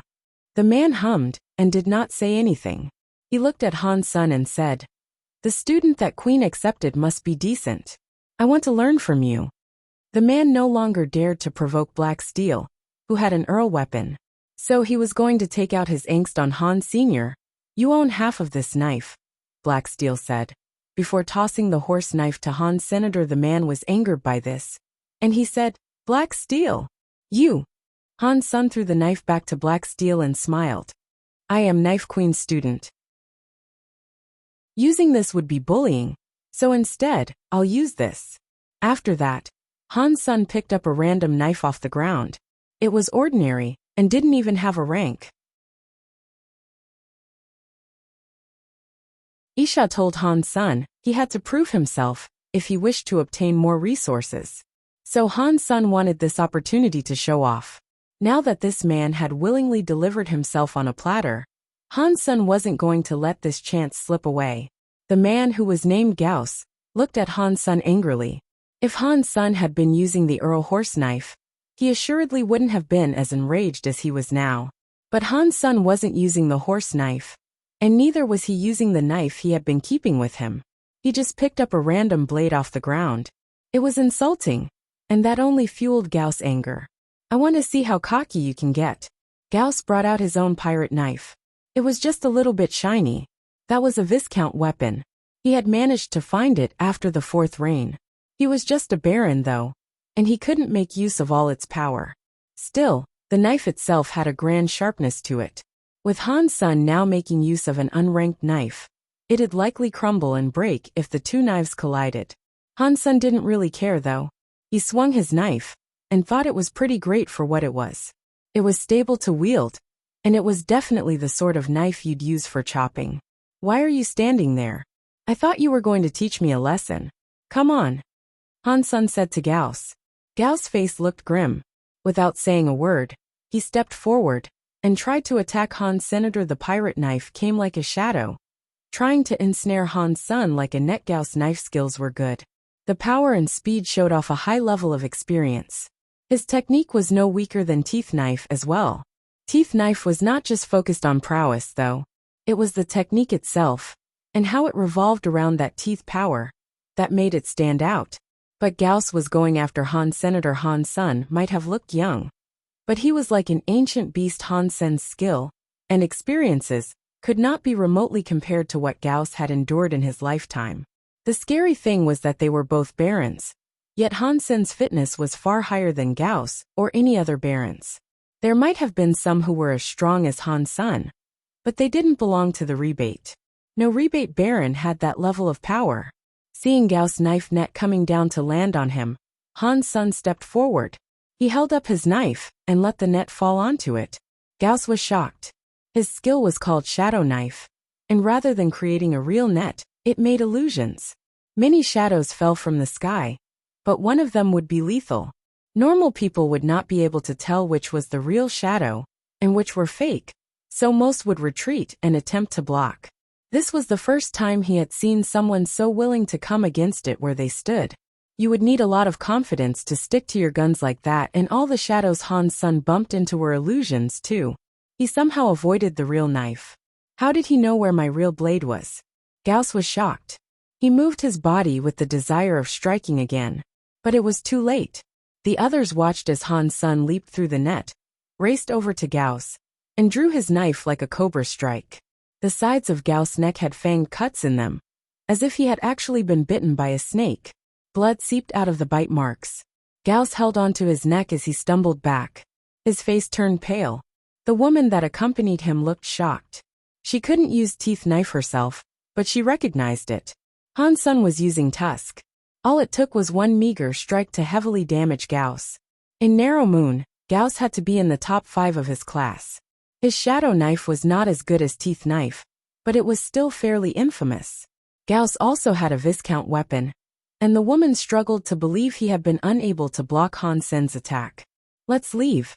Gauss stared at Han Sun as he clutched his bleeding neck. He turned to leave. He knew if Han Sun had attacked any deeper, he'd have been a dead man. When Gauss had left, Black Steel turned to Han Sr. When you fought me, you didn't use all your power. Weren't you doing the same? Han Sun smiled and dropped the knife back on the ground. He went on to say, let's go. We should see if we can find a better knife. The knife rain itself will be harder to deal with than those people were. It'll be terrible if I don't get a good one. Oh, and if you can, could you teach me how to identify knives? No. Black Steel refused. Then he walked forward to continue their search for a decent knife. Han Sun shrugged his shoulders and followed Black Steel. He saw the weapons all about and noticed that they didn't radiate any power. All he could see was that they each looked different. Black Steel hailed from a family of blacksmiths. Before the 6th round, though, he found a Viscount weapon. Black Steel gifted the leaf knife to Han Senator when Han Sun held it. He thought it felt different from the others. The texture was different. In a hall that looked palatial, a rebate man slowly approached and looked at Knife Queen. Why take a student like that? That's not very you. Moonwheel King. Why should you care about which student I accept? Isha responded evenly. Moonwheel King smiled. You don't have to answer to me on what students you accept, but you gave out resources that belong to the rebate. For this, you must provide an explanation. Is my student not worthy of a spot in the space tunnel? Isha said. Your student might be worth hundreds of slots, but he is an outsider. Things aren't so simple. Do you really want to raise him? Moonwheel King asked. That is my business. Don't worry about it. Isha looked cold. I just want to remind you of our rules. Don't forget them. No one controls the entire race. Not you. Not I. Moonwheel King said slowly. I know better than you do. There's no need for you to remind me. Good.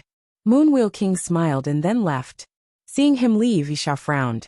The things he said could not have been just him talking. Other kings must have been whispering in his ear. Otherwise, he wouldn't have bothered coming. Han Sun, it is all down to you now, and how far you can go. Isha sighed. Even now, Isha was not entirely sure whether or not she should commit to developing Han Sr. Taisha pursued an investigation of the story of genes. Revising something so complicated was difficult, and could even yield dangerous results. But if no changes were made to it, learning it would be too hard. Raising Han Sun to Duke level would be easy, and the resource costs would not be too hefty. But the story of genes made things far more complicated than she had anticipated. And raising Han Sun to Duke had been far more expensive than she expected. There was nobody around, except for a few guards outside the tunnel's entrance. But Narrow Moon had a lot of people watching the exit, and that included the kings. They wanted to know more about the student Knife Queen had accepted. They wanted to know what made him so impressive that Queen herself would raise him. They were different from the ordinary rebate. They did not believe Knife Queen would spend so much time and resources on some random noob. They were guessing Knife Queen wanted Han Sun's deified feather. And although one deified feather could not make you deified, it had deified genes. It could still help semi-deify an elite. Look at the time. They should almost be out by now. Inside the garden, one rebate king was looking at the exit, talking to himself. The black vortex flashed suddenly, and someone came out. The rebate who were watching the exit looked shocked, seeing this person. Why is it Gauss? Everyone was surprised. Of the 10 barons that had entered, Gauss should have placed much higher. He could have been in the top 5, or even the top 3. But for someone like him to be the first one out, it was quite the surprise. Everyone looked at the weapon Gauss had taken. It was the pirate knife. Its power had been unleashed as it left the tunnel, and the nobles could see that it was a Viscount weapon. Just a Viscount. Many people were disappointed by Gauss' performance, especially the one who had recommended him. You are injured. You need healing. The guard saw Gauss' neck wounds. Many of the elites felt as if something was amiss. The 7th knife range should be happening about now. Gauss had a Viscount weapon, and he could have lasted another 2 rounds. There had to be a reason why he had come out now. Everyone looked at Gauss' wounds, and when they saw them, they were all in shock. Obviously, the cuts had been created by teeth knife. They were not infected by the teeth power, but you could tell they had been created by the teeth knife's tusk component. Gauss was injured by Han Sen. Everyone was taken aback. Out of the 10 barons inside, it was likely Han Sen was the only one that knew about teeth knife. It could only have been Han Sen who had hurt him. A king that was sitting in the hall, watching the tunnel, looked strangely at the scene. It looks like the outsider students are not simple. If he had struck any deeper, Gauss would be dead. No baron should have the control and skill to be this precise. How long have you been teaching him? Moonwheel King frowned. Even Isha looked shocked, seeing the wounds on Gauss' neck. She had taught Han Sen only once for a few days. Han Sen had used Tusk to defeat Gauss, but at the same time spare his life. Her student was better than she believed him to be. Just a few days, and he is capable of this? Is he really that talented? Isha thought to herself. As time passed, more and more barons emerged. Han Sen was not amongst the ones that exited. It's the 10th reign, and they still haven't come out? Moonwheel King frowned. It wasn't just Moonwheel King who was this surprised either. Other kings and nobles were still surprised to see that Han Sen had not yet come out. If he hadn't died in there, it was interesting to consider the prospects of why he had not yet returned. I am sorry, Dark Moon King. I have disappointed you. In the hall, Gauss kowtowed before a king and looked very embarrassed. Han Sen hurt you, Dark Moon King said coldly. Yes. Gauss did not dare to lie. Tell me what happened, and don't skip a single detail. No lying, Dark Moon King said. He looked fairly calm. Gauss' body shook as he explained what had happened. Dark Moon King frowned upon hearing the story. Just one hit. Knife Queen really put everything into that outsider. The rumors about Black Steel killing an outsider began to propagate, but no one spoke a word about it. Even the elders that had recommended the outsider did not comment on it. He had said something he was not supposed to, and Black Steel killed him for it. He had it coming. If Knife Queen heard what he had said, his fate would have been far worse. Everyone wondered why Han Sen and Black Steel still hadn't come out. 7 of them had exited, and only those 2 were still living inside there. If they haven't come out, then that means they managed to make it through the 11th round. If they are lucky enough, they might be able to find a Duke weapon. Isha smiled. Han Sen's performance far exceeded her modest expectations. With Han Sen's performance, if she wanted to invest in him, she'd undoubtedly take less pressure for the decision. Black Moon King was also happy that Black Steak was still going on. The other kings and elders felt differently though. No one knew what they were thinking about. In Knife Grave, Han Sen and Black Steel were scaling a mountain. They were looking for higher-tier weaponry. Black Steel looked happy as he took off running towards a knife he had spotted. After the 11th knife reign, there were so many knives on the ground. They were all over the place, and there was hardly a place to step. Han Sen's feet walked across the handles, and Black Steel was standing in front of a knife. Han Sen thought the knife looked fairly normal, but Black Steel looked surprised. He pulled it out carefully and held it with both hands. He happily said, "This is a Duke weapon." "It doesn't look like one." Han Sen saw the dim-looking light of the blade and felt impartial towards it. "We are in the knife grave. It is still sleeping, mind you. The power is suppressed. Once you leave this place, you'll be able to see how great this is." After that, Black Steel gave the knife to Han Sr. "The knife you have wanted me to find you is this. Now we no longer owe each other anything. You don't want it?" Han Sen waved it around a bit. It felt great, but Han Sen was not wholly satisfied. "There is still a lot of time to go, so there is the chance I'll be able to find another." Black Steel continued walking. He didn't look back once. Han Sen followed Black Steel for a long time, and marveled at the amount he knew about the place. After the 11th knife reign, there were many more higher-tier weapons on the ground. But finding something of Duke class was still not a simple task. Aside from having the ability to spot one, you'd need more than a modicum of luck. On that giant planet, which was covered in millions of knives, finding a Duke weapon would be harder than finding a needle in a haystack. There were more higher-tier knives, but the ordinary ones still reigned in countless numbers. The ratio of good knives and bad knives didn't change though. There were just more of both. Black Steel had randomly given Han Sen the Duke knife, which had surprised Han Senator. The land was wide. Han Sun and Black Steel were like two ants, afloat in a sharp sea.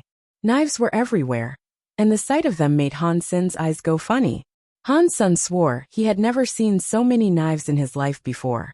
Time passed, and Black Steel was unable to find another Duke knife. He hadn't been able to find a Marquise one even. It looked like the Duke knife had exhausted both of their luck. Boom! The ground began to rumble as the volcano of knives began to rattle and shake again. The pillar fired up into the sky and illuminated the clouds. It made the sky look like an ocean of lava. Again, Han Sun shouted at Black Steel. He pulled out the Duke's scimitar and looked up at the crimson clouds. Black Steel raised his head and stood up straight. He was holding two knives now. One of them was the horse knife, and the other was a short knife. The latter was an Earl weapon. Boom! The lava in the sky rumbled and roared like thunder. The knives came soaring down, dripping with the steel juice of their origin. The sky was filled by what looked like an endless display of meteors. Han Sun looked grim. They were all Viscount weapons, and they were accelerating as they descended to the ground with full power. Han Sun was holding a Duke weapon, but its power was asleep. Han Sun needed his power to activate it. But being the Baron he was, there was a limit to what he was able to do. So, all he had to rely on was the sharpness of the blade itself. In the 11th reign, Han Sun had seen how powerful a Viscount's sword could be. He and Black Steel had barely managed to hold on and make it through. This knife reign was much scarier than the 11th, though. That much was for certain. Pang! Pang! Pang! Pang! All the knives came racing down like a barrage of infinite missiles. They annihilated the earth, as countless knives shattered into pieces. The scariest thing about all of this was how the knife rain was falling. It wasn't a shower. It was a Fuechon heavy rain that did not seem to relent. Han Sun was waving his Duke knife. He clutched it tight, swinging at every knife that looked set to land on him. His finesse ensured none touched him. But Han Sun only had one knife, and he did not have a shield. He cut the knives that were raining down from directly above, but he wasn't able to cut the ones that were in his proximity. The falling knives exploded when struck, shattering. Many were broken. Scattershotting Han's senator, they gave him a number of cuts, proving his Baron armor could not stop them. Black Steel was faring much worse though. Han Sun had mutant blood power, so his wounds would not bleed. If he hurt his skin, he could still keep going. But Black Steel could bleed, and he was soaked with the many lacerations that covered his body. The knives rained down like a bombing run. It was scarier than the Blitz. At least bombing sometimes provided a gap or berth to breathe. These knives wouldn't stop for a moment. Han Sun's Duke knife was sharp, but hitting those knives made his arm numb. His hands slowly began to crack. The knife rain, after lasting 10 minutes, showed no sign of stopping. Han Sun and Black Steel were fighting the knives back to back. They both held aside, and slowly, things began to get better. This knife rain is lasting too long. We can't hold on. We have to leave. Han Sun shouted, as he continued slashing and slashing. You go first. I haven't found the knife I am looking for, Black Steel said, while swinging his knife like a madman. I'll give you mine, and I'll take any, Han Sun said. It's yours, not mine, Black Steel said calmly. Are you crazy? Han Sun kept swinging his knife. You leave first, Black Steel insisted, continuing to wave his knife. Fuck no, Han Sun slashed, cutting through a number of knives that were about to skewer his head. Boom! The sky trumpeted with thunderous sounds again. The lava in the sky seemed to explode. The rain poured from the sky. Knives! Countless knives. The knives came down like a torrential flood. They streamed down from above with the strength of a raging river. It'd be enough to destroy the sky and earth. Why have they still not returned?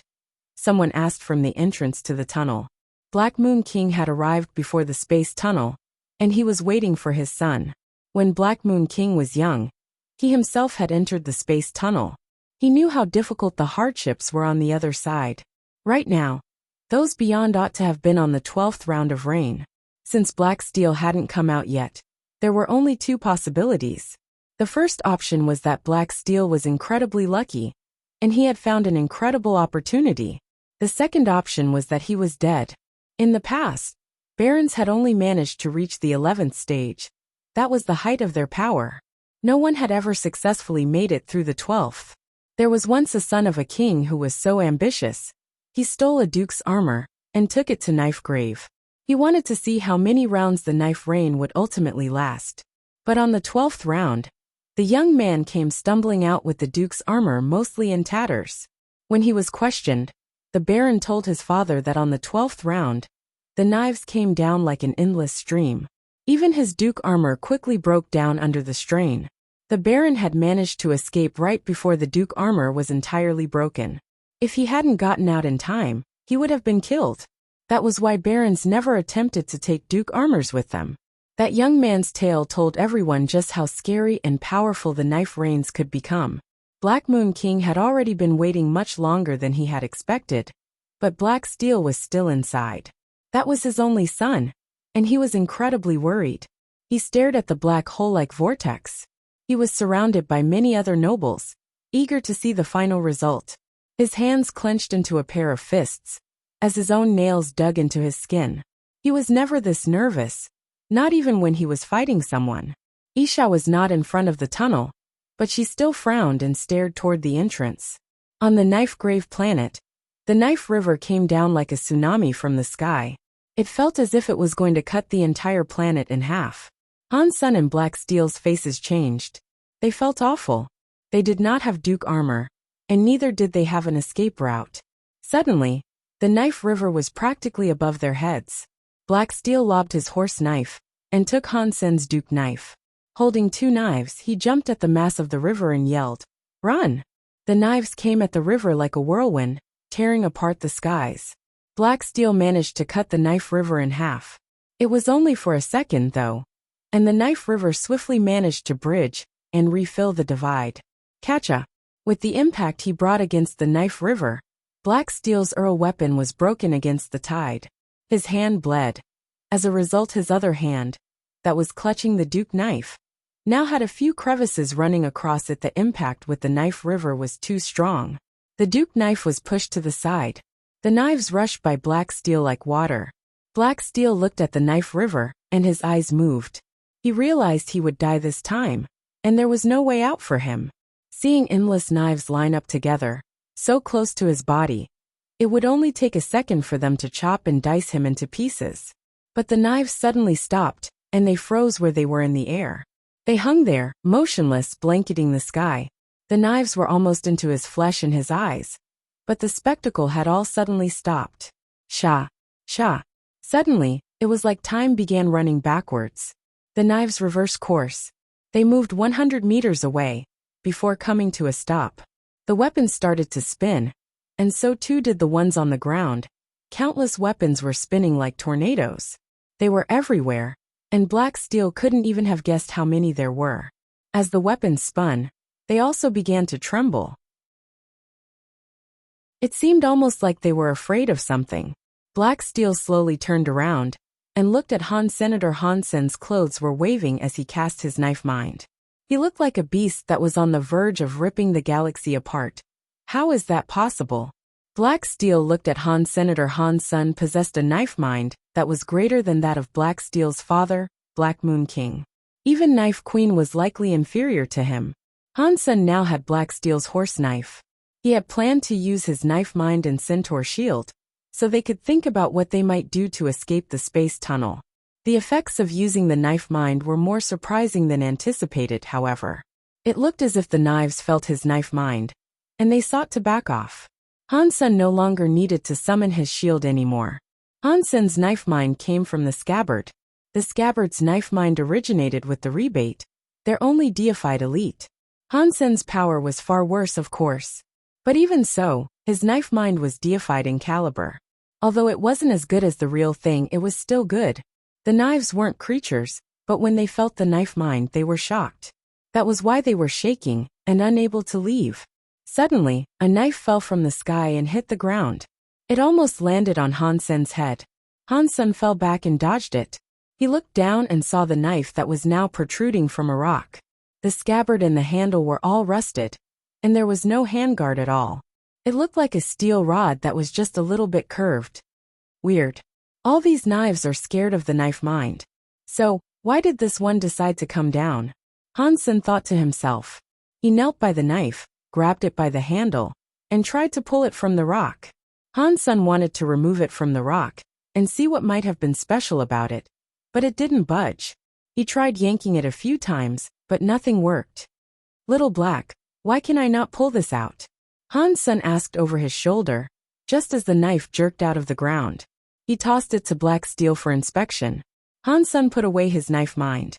The weapons then seemed to lose all support, and they all fell to the ground. Within the proximity of 100 meters, weapons were everywhere. Black Steel looked at Han Sen strangely, then he looked at the knife in his hands. Then he threw it back to Han Sen, saying, "This is not a long knife with a scabbard. It is a knife's child or a knife stick. It isn't a knife yet. It's half finished."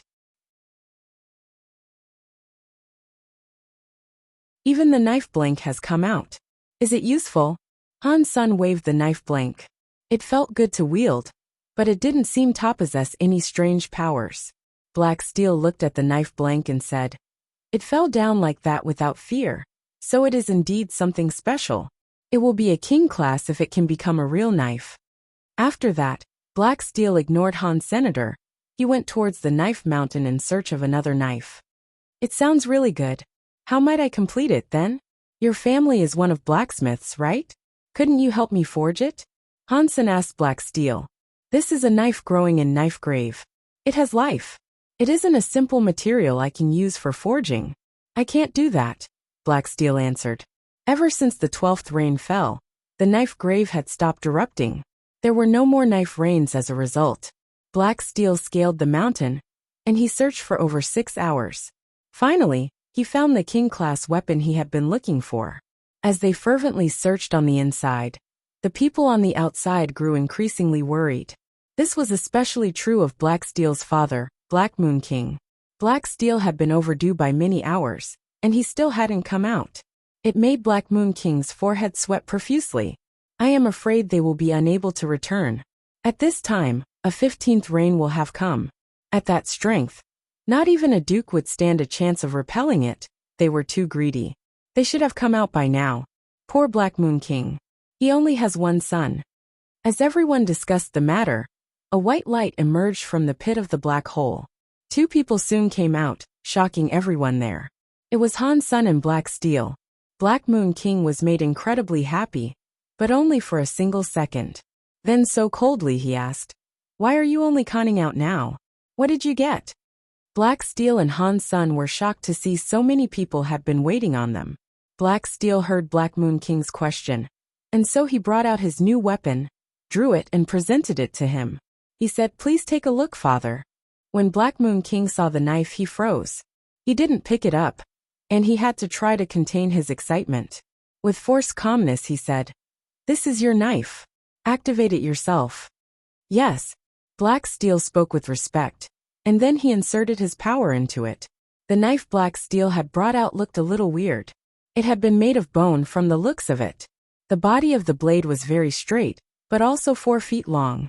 The width of the blade was greater than a man's hand. Black Steel held it with both of his hands. He put his barren power inside of it, and then the bone knife roared the roar of a dragon. And then, sword light flashed across the sky like a dragon in flight. It roared and zoomed around. Buzz! Buzz! Everyone present, who was carrying a knife, looked down as their weapons made strange noises. All the other knives were responding to the bone knife. King-class knife? Everyone was shocked, and Black Moon King laughed out loud. His son had found a king-class weapon. In all the time the rebate had controlled Narrow Moon, such an event had never occurred. Throughout all those years, with many rebate and many different races, so many talented people had gone there. And yet, none had ever emerged with a king-class weapon. But this time it had happened. Black Moon King's son had done it, and that weapon had accepted his son as its rightful bearer. Black Steel was weak, and he couldn't use the weapon's true strength, but as he grew up, it would adjust. They would grow and become more accustomed to one another, until one day, all of its power could be unleashed. This was something so many people could only ever dream of accomplishing. Black Moon King wanted to laugh his head off. He was thinking he'd dream of laughing too. Black Steel, what will you name it? Black Moon King asked with a smile. I would like to name it Dragon's Back, Black Steel said, as he sheathed the weapon. Dragon's Back. Good, good, good. Ha, ha. Black Moon King said good 3 times, and then laughed. Black Moon King, congratulations. Many other kings congratulated Black Moon King. Bringing out a king-class weapon, and then getting approved by it, was a grand achievement. It was a big thing for Black Moon King, and it looked like Black Steel could be a candidate for becoming the master of the 11th star. Even Moonwheel King and Isha nodded. Black Steel's luck and growth were good for the future of the rebate. After a while, people realized another person had emerged from the tunnel.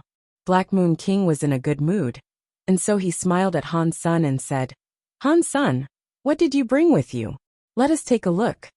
Everyone looked at Han. Senator, he and Black Steel had come out together, so there was a chance he had gotten a king-class weapon as well.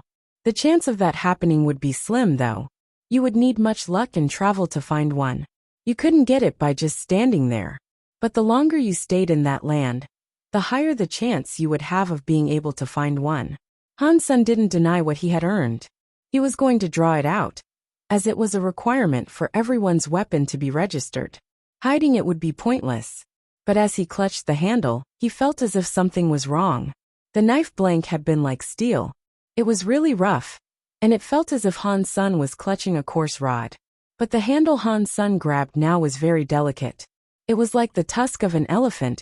It did not feel like the knife blank it had been earlier. Han Sun frowned and drew it out. It was not the knife blank he had seen earlier.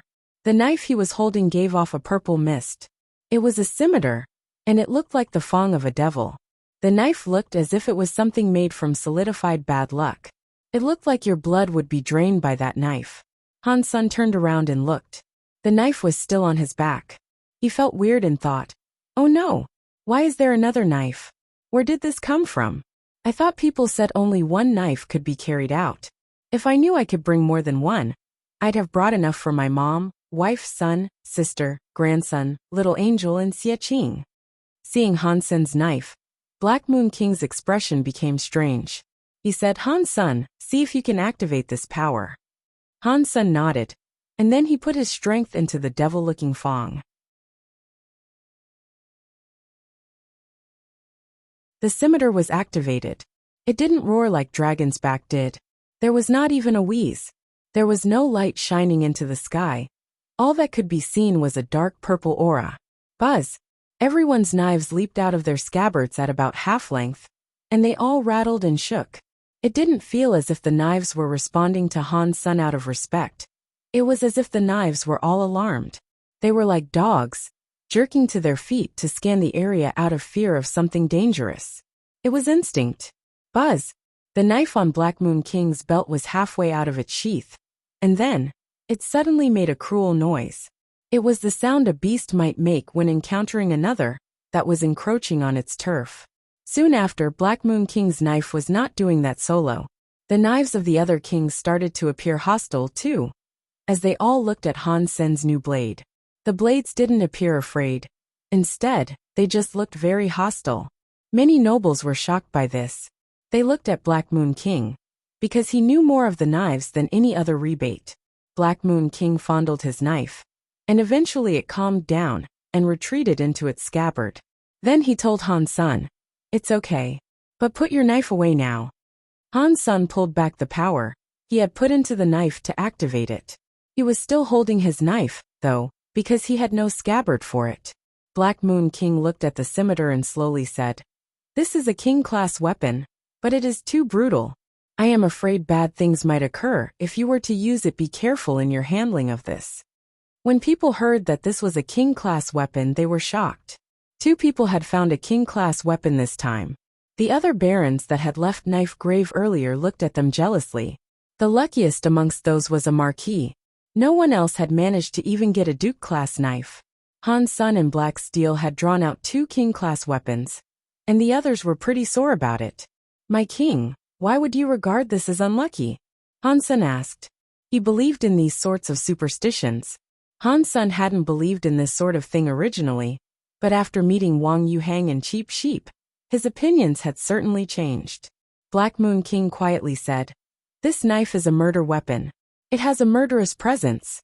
If it was an ordinary knife, it all depends on how the master uses it. But this knife has too much of an evil aura of its own.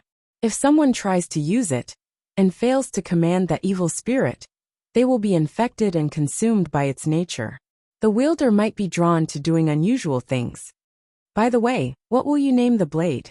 Black Moon King asked. "Its name is Ghost Teeth." When Han Sun activated the knife, a mind or presence came from the blade, telling him its name. Black Moon King nodded and said, "If you can activate its power and learn its name, that means you have been approved. Perhaps its evil will have less of an effect on you." Isha and Moonwheel King were both looking at Han Sen's Ghost Teeth knife. Moonwheel King frowned and spoke to himself. "That is an evil knife. I'm not sure if it'll be a good or bad thing for us, in the long run." Isha frowned as well. She had studied teeth knife, and she could feel that Ghost Teeth had a connection or matching with teeth knife. If Han Sun used Ghost Teeth with teeth knife, the power would be stronger than if he was to use another knife. It should have been a good thing for Han Sun to have this knife. But that knife itself certainly felt too evil. Han Sen's level was too low for it, and she was afraid that Han Sun might not be able to handle the evil power. There was something else that was worrying her too. She had taught Han Sun Teeth Knight, but Teeth Knife was a private skill of the rebate. It was created by a rebate elder after all. It was perfect for the body of a rebate, but even so, not many of the rebate were able to practice it well enough to command its true power. Han Sun was an outsider, and while it wasn't hard to learn an ordinary skill, operating teeth powers should have been close to impossible for him. Without teeth power to suppress that knife, the evilness would undoubtedly grow stronger. It was difficult to say how it might ultimately affect Han. Senator Han Sun heard Moonwheel King speak, and he looked at the Ghost Teeth knife and noticed nothing evil about it himself. "Why do you have a knife on your back?" Black Moon King saw the knife blink on Han Sen's back. He could only see a part of it, but he assumed it was a knife. When Black Moon King said that, everyone was shocked. Everyone knew you could only bring one knife out. If you tried to bring two, you wouldn't be allowed out of the tunnel. But their Han Sun was with two. At the same time, everyone craned their necks to get a glimpse of the knife blank on his back. "It's not a knife. It's a knife blank," Han Sun said, pulling it out and holding it in his hands. Everyone was shocked. It was a knife blank shaped like a steel rod. It was not a knife, and they had never heard of something like this before. People usually brought out simple knives when coming out of knife grave. They hadn't seen a knife blank before. "It doesn't count as a knife. Is that why it was able to exit as well? What is that thing for?" Planet Knife Grave's knives have a life of their own. You can't reforge that. The Black family used to repair broken weaponry, but they didn't work successfully. And knives that had a life would lose it by the time their work was finished. They would end up like normal knives. If it is a knife blank, it can become a knife, right? A duke that was a friend of Black Moon King said. "My king, do you think this thing can be forged into a knife?" Black Moon King looked at the knife and did not answer him. He looked glum and spoke to Han Sr. "Let me take a look at this knife blank." Han Sun passed it to him without hesitation. Black Moon King looked serious as he took the knife. He inspected every inch of it, looking very concerned. Other nobles could see this was strange. They all held their breaths, seeing Black Moon keenly inspect the knife blank. They wondered what he could see in it. Black Moon King nodded slightly, then shook his head. The nobles around were confused, and they weren't sure what that meant. No one was going to ask now, though. They were happy to wait until Black Moon King finished his investigation. They were still very curious about the knife. Black Moon King inspected the blade from top to bottom, at least 10 times. He eventually gave out a long sigh, and with an ashamed tone of voice said, "It is a shame." Black Moon King, tell us clearly, what about it is a shame? Night River King couldn't help but ask. Black Moon King held the knife blank and said, "Planet Knife Grave is more like a museum for knives. No one knows where the knives come from, but they are relics from a long ago eon. They weren't forged, and the grave is just a container. Their numbers don't change. So when you take one out, there is one less there. New ones aren't generated. We know that. But what does that mean? Night River King looked annoyed. As Black Moon King continued looking at the knife blank, he sighed and said, "This knife blank is an anomaly. I am not sure why such material exists there in the grave. The surface of the planet has been soaking in knife mines and knife airs for so long. This knife blank was generated. Give it a bit more time, perhaps a few thousand years, and it might become a real knife. And on top of that, a king-class weapon. It is a shame it was brought out so early. It is just a knife blank. Now that it has left the grave, there is no more knife air or knife mines to cultivate it. I am afraid this knife blank might be ruined forever." Hearing him say all this, Night River King asked, "No one can finish it, perhaps through forging? It would be hard. Aside from Planet Knife Grave, where could you find a place with knife air? And the knives that come from inside there, they cannot be returned once they have left. I am afraid it won't become a true knife." After Black Moon King said that, he returned the knife to Han Sr. Although it is just a knife blank, and it doesn't have its own knife air and knife mind, it's still as sturdy as a king-class weapon. It counts as king-class, fret not. Many nobles and kings were very jealous hearing this. Although it wasn't fully a king-class weapon, it had the makings of one. Han Sun had also received another king-class knife, as well, Ghost Teeth. He was the one who had emerged with the most rewards, following the trip inside. Despite their jealousy, the onlookers knew they couldn't say anything. It would be impossible to try to steal the items, too. Han Sun was Knife Queen's student. "Everyone take your knives and get them recorded.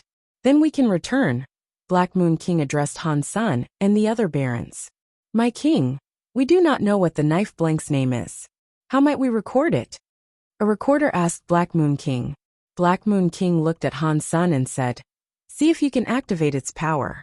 Although it is only a knife blank, it might still have a mind of its own." Han Sun nodded and tried to insert his power into it. It was different from how it occurred with Ghost Teeth. When Han Sun used that malicious blade, he only needed a little bit of power to activate it. But this knife blank was like a black hole. When Han Sun put power into it, nothing happened. Nothing even moved. The knife blank was like a block of steel, and nothing transpired. Han Sun expected this though. After all, the knife blank did not have a reaction to his knife mind. Han Sun had a strong knife mind, but his actual strength was far weaker. It would be strange if Han Sun could activate it through his current level of strength. Seeing the knife blank give no reaction, the others couldn't keep themselves from mocking the effort. "It looks like it has no life after all. It's just a rod of steel. This world is not as good as you might like to believe. There is no way you could have received a second king-class weapon. After your first, don't expect anything else. It has no life, but it is hard. You could still use it to practice." Han Sun deactivated his powers. As he held the knife blank, he shook his head. Black Moon King thought for a moment, then said, "If you agree to it, I myself can try and activate it." "Yes, please." Han Sun passed it to Black Moon King. Black Moon King took the knife blank and inserted his power into it. Black Moon King was a very powerful person, but not even he could incite a reaction in it. After that, Black Moon King shook his head and gave it back to Han Sr. "It looks like the knife blank does not have a mind. It is a shame." Black Moon King turned around and said to the recorder, "Write down knife blank then." After the registration was complete, Han Sun said goodbye to Black Steel. He brought Ghost Teeth and Knife Blank with him back to Planet Knife. He was going to meet up with Isha. "Show me your Ghost Teeth knife," Isha said, nodding to the knife that was in his satchel. Han Sun brought the Ghost Teeth knife out in front of Isha. Isha took it and put her power into it, and then she frowned. When Han Sun put his power in, it had incited a reaction with his knife mind. She had casually done the same, too. And while she was stronger than Han Sun, there was no reaction. Isha frowned. She tried putting a lot of power into it, and eventually Ghost Teeth started to rattle. It released a purple smoke before trying to escape from her hands, and returned to Han. Senator Isha was shocked. Ghost Teeth knife only managed to escape while she was distracted. But that was not the point. The point was, her teeth knife matched with the Ghost Teeth knife. It should have felt her power and accepted her strength, but it resisted her and flew back to Han's senator. That was shocking. Isha did not know Han Sen's teeth knife mind was stronger. The reason it selected Han Sen was because of his deified knife mind. She was half a step behind him, so the blade did not choose her. Isha didn't try taking it again. She stared at Han Sen for a while, and eventually said, "You did well. Put the knife away for now. A rule of the rebate says that if you have a king-class weapon, you can own a planet in the narrow moons. Get ready." "Get ready for what?" Han Sen asked. Having a planet to oneself should be a good thing, but Isha's tone didn't make it sound as if it was. "You are my student now, so I will take care of everything. But if you have your own planet, that means you will have to be on your own. I cannot take part in its development, and you will have to pay taxes. The numbers aren't small either." Isha went on to say, "Narrow Moon has a lot of planets, but the good ones have already been taken by the current kings and nobles. There aren't many left to choose from. Only the poor and cheap planets, really. If you don't do a good job, make a lot of money, and pay the necessary taxes, it is likely that people will start laughing at you. I don't want a planet. I just want to be with you, and have you teach me," Han Sen quickly said. It would be difficult for Han Sen to find a backer with infinite resources like her, who would want to give it up in exchange for ownership and residence on a no-name planet that wasn't developed. Isha looked at him coldly, and she said, "You are Knife Queen's student. I cannot allow you to hide away from hardships. Besides, this is a law for the rebate. You are required to go there. If you embarrass me, and you are unable to pay your taxes, I will deal with you myself." Han Sen feigned bitterness, and he said, "Queen, I am just a baron. I don't even have a helper. How am I supposed to develop a planet by myself?" Isha laughed when she saw Han Sen's expression. "Don't worry. You won't have to pay taxes for the first 3 years. It is only then that the taxman will come calling. Starting from the 4th year onwards, you will have to pay. The taxes won't be staggeringly high, but the amount you must pay will increase year after year. You are my student, so of course I can help you with this. And don't worry about the people. When you have ownership of a planet, you can recruit as many people as you want. The feathers have fallen. So many places are at war right now. It will be easy to nab a few of those." Isha smiled. Han Sen did not want to go to those planets, but she wasn't going to give him a choice in the matter. This was something he had to do. Luckily, Isha said she would still continue teaching him knife skills. It made him feel much better to know that she wasn't entirely letting him go. Ghost Teeth Knife rejected me. Are his skills so talented it preferred him? But he is not of the rebate, so how could he have learned the teeth powers? It'd be good for him if he was able to. Isha watched Han Sen as he left, and she retreated into thought. Night River King, Black Steel and Han Sen received king-class weaponry. They can both have a planet. There aren't many decent ones remaining. So what would you like to do about this? An officer brought out a planetary chart and displayed it in front of Night River King. Night River King observed the chart and said, "Give Black Steel Planet Scorpio." Planet Scorpio? That is a planet with many mines. There are a lot of rare metals there, and the ecosystem is diverse and balanced. Once upon a time, Rock's Fall Duke offered a grand sum in the hopes of its purchase. And you didn't accept his offer for purchase. Black Steel is a very lucky person. The officer laughed. Night River King smiled. Black Moon King is a blacksmith of the rebate.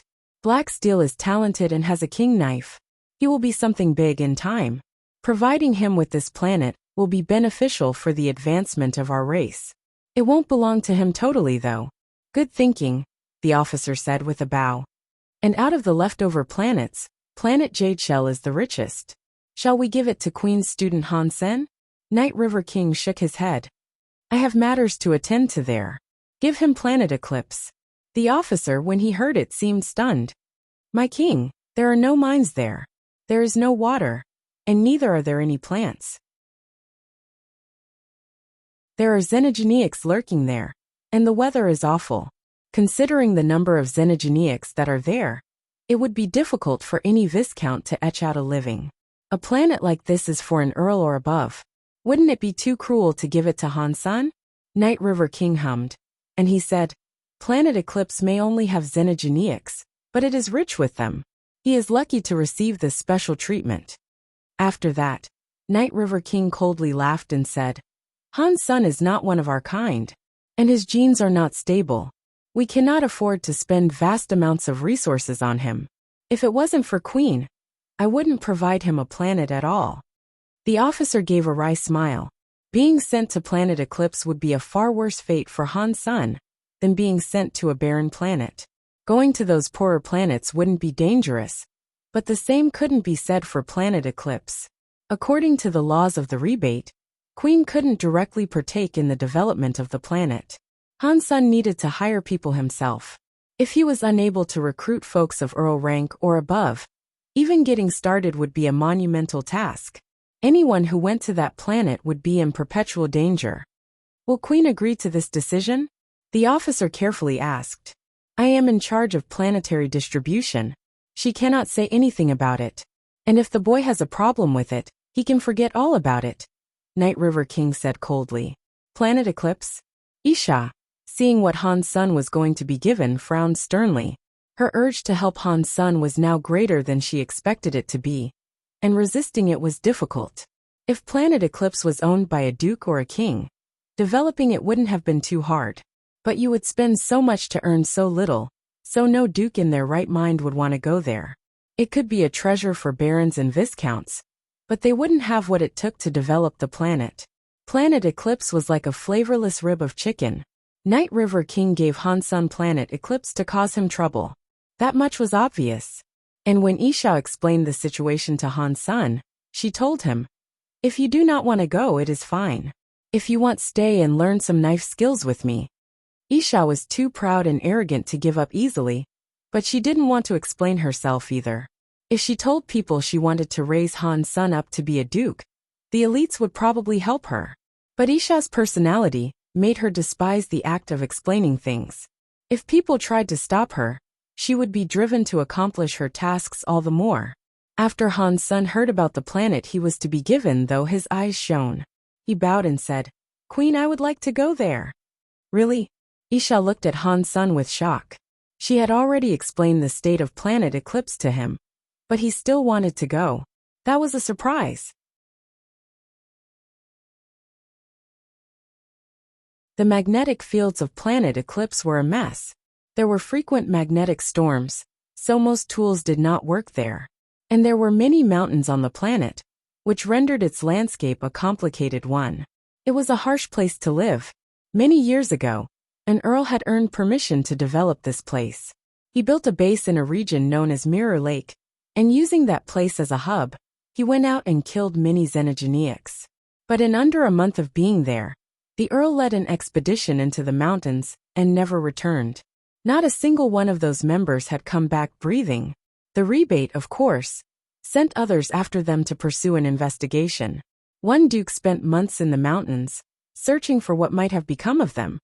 But he found neither hide nor hair of the earl and his team. He eventually had to stop. Ever since then, no one had wanted to go to that planet when Han's son took over. He wished to make use of the base the earl had built for starters.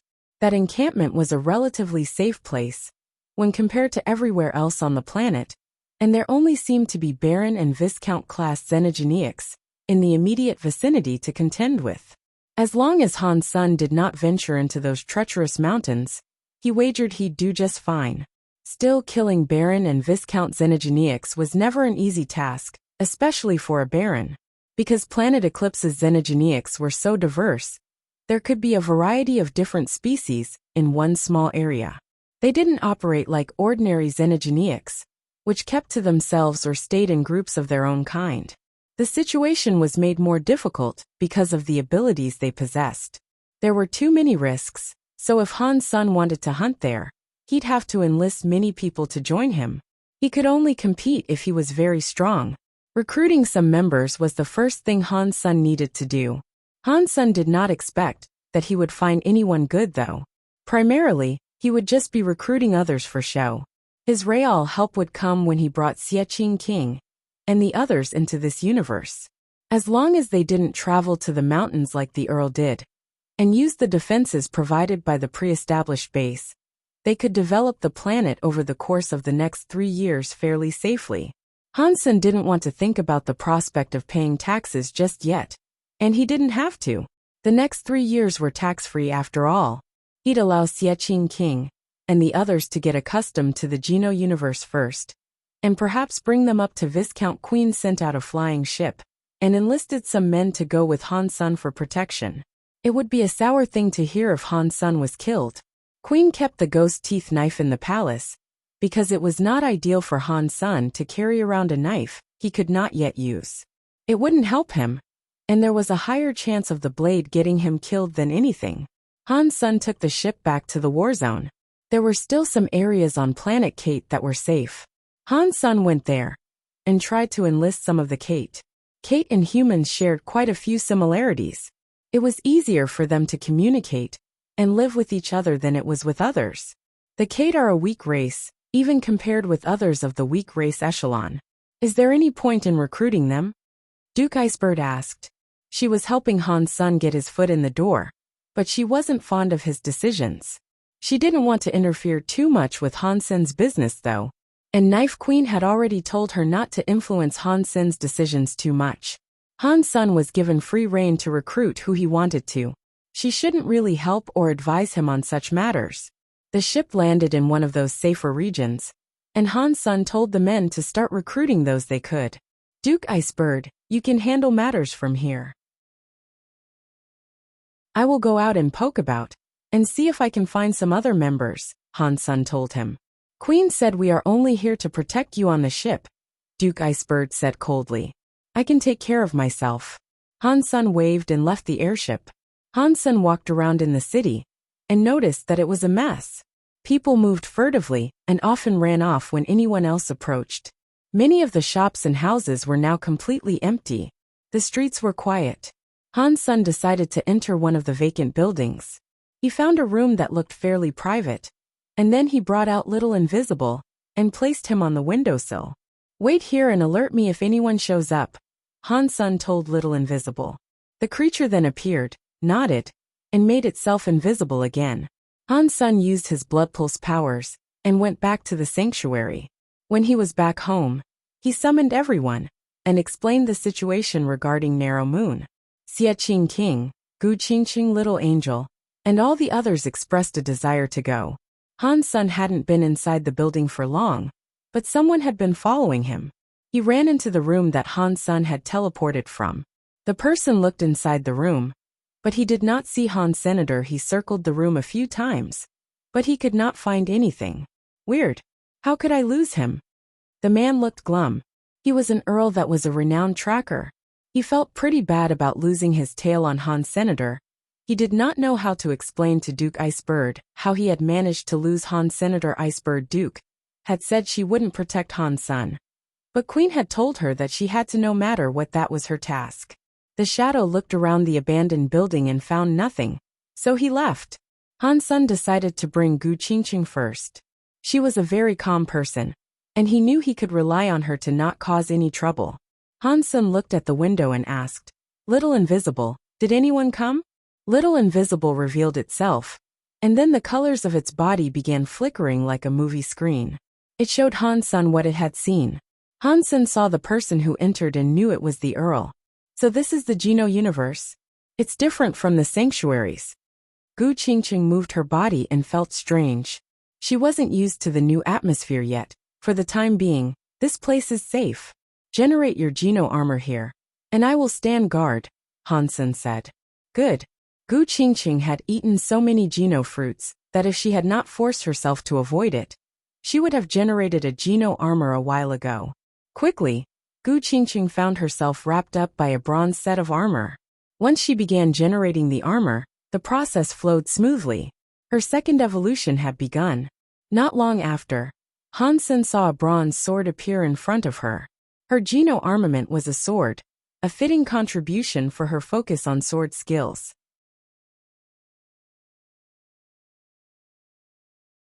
Congratulations! Han Sen was so happy. Gu Qingqing had become a noble on her first go, and that saved him a magnet fruit. I will walk around and sign up near your ship. Gu Qingqing then left the abandoned building. She was not scared of the foreign world she had just been brought into. In fact, she was quite curious. I hope they don't start up trouble while they're here. Han Sun felt rather depressed. Gu Qingqing was pretty stubborn, and there was nothing he could do to put a leash on it. They had a good start, anyway, and nothing bad occurred. Han Sun was confident, so he went back to the sanctuary and brought Xie Qingqing on through. Xie Qingqing was even faster. After going in, he generated his armor immediately. A silver liquid oozed out of his body and wrapped him up completely. He generated a set of silver armor. Just like Gu Qingqing, Xie Qingqing evolved for a second time without hassle or issue. When the Geno armor melted and became something else, he was left with a silver book. What kind of Geno armament is that? Han Sen's eyes opened wide as he looked at Xie Qingqing and his silver book. It doesn't matter. Let's head outside for now. Xie Qingqing could not wait to get out of there. Remember to get yourself registered at the airship. Han Sun called out to Xie Qingqing's back as he left. Okay. Xie Qingqing hollered, but he didn't look back. All he did was raise an okay hand signal. Damn it. None of them are reliable. I need to find someone amongst them that is. Han Sun went back to the sanctuary and brought out Little Angel. She was a true heir of his. But Han Sun had worried that Little Angel might end up like Golden Growler and get taken by some entity. Little Angel followed Han Sun's request and began her process of evolution. Han Sun was focusing more on his surroundings right now, and if there was any movement, he'd throw Little Angel right back into the sanctuary. Little Angel had two shapes. One looked like a human lady, and the other would become a blonde-haired, white-winged angel. As this was happening, Little Angel shone and became an angel. A holy light emerged from her body, providing her a holy light Geno armor. Before Han Sun could take a look at the armor, Little Angel was evolving for a second time. The holy light armor melted into her. Xenogenic. Han Sun was nervous seeing this. He was worried there might be an issue with her evolution. When the holy light blended into her body, Little Angel's body began to glow. Even her bones were giving off light. Little Angel's body was mutating. This situation was mirroring what Han Sun had seen with Golden Growler. Quickly, Little Angel's body generated a set of angel armor. Before Han Sun could react, the holy light generated a transparent greatsword. Han Sun was frozen. Little Angel had indeed become a xenogenic, but she still had a set of angel armor and an angelic sword. Little Angel's body now looked like that of a Valkyrie. And as this occurred, Han Sun suddenly felt something inside his pocket move. The deified feather flew out towards Little Angel. The feather hovered before Little Angel, and then burst into white light. The light drifted down and melted into the sword. The transparent greatsword displayed changes after the deified feather combined with it. The transparent greatsword started to change. It still looked like a great sword, but its shape also became feather-like. It was like a white-winged feather sword. Its size was no different than it had been, however. Han Sun was frozen, but he was very happy. The power she had put her at the zenith of what was achievable by a baron. She was the cream of the baron crop, and her sword had absorbed the deified feather. This meant Little Angel could become a deified being for sure. Han Sun had saved himself the trouble of trying to refine the feather himself. This was a rare thing. Little Angel exited from the xenogenic mode and returned to the form of a human lady. Seeing this, Han Sun sighed, and he felt incredibly relieved, knowing what had happened to Golden Growler was not going to happen to her. Little Angel did not get consumed by the killing urge, and she remained the same. Little Angel, wait here. Han Sun wanted to take Little Angel back. Letting her out alone was most certainly unsafe. Back in the sanctuary, he brought the Silver Fox through. Next, on such a harsh planet, they'd most certainly need Little Silver's healing powers. Little Silver was the last to come through, but he was the one that had actually eaten the most Geno fruits, so he could generate his Geno armor right away. Little Silver stood motionless with a very elegant posture. The silver fur rippled and waved with the silver liquid. It blanketed his whole body and made him appear stiff like a statue. The Silver Fox's evolution stopped here though. He did not evolve a second time. Little Silver looked disappointed in himself, and he walked over to Han Sun for comfort. He rubbed Han Sen's leg vigorously with his head. Han Sen crouched, stroked his head and said, "It's okay. Being talented is nothing. With me here, no matter what becomes of you, you will be the best in my eyes." Han Sen then gave Little Silver the juice of a magnet fruit. Little Silver's Geno armor showed some form of movement. His silver fur began to melt and move around his body. Is he turning into a xenogeniac as well? Han Sen felt rather nervous. The silver fox was not Little Angel, so he didn't know if Little Silver would remain his former self. The silver light blended into Little Silver's eyes, turning them into a pool of silver. Lightning flashed and flickered through them. Han Sen was shocked. He thought Little Silver's evolution would occur around the tail, and he didn't expect it to be his eyes. The eyes grew brighter with the silver light. The light dissipated after a while, but his pupils remained silver. When you looked closely, you could see the presence of a silver light within them. Han Sen had only planned on bringing the four of them to planet Eclipse, but Zero also said she wanted to go, so he brought her along with him too.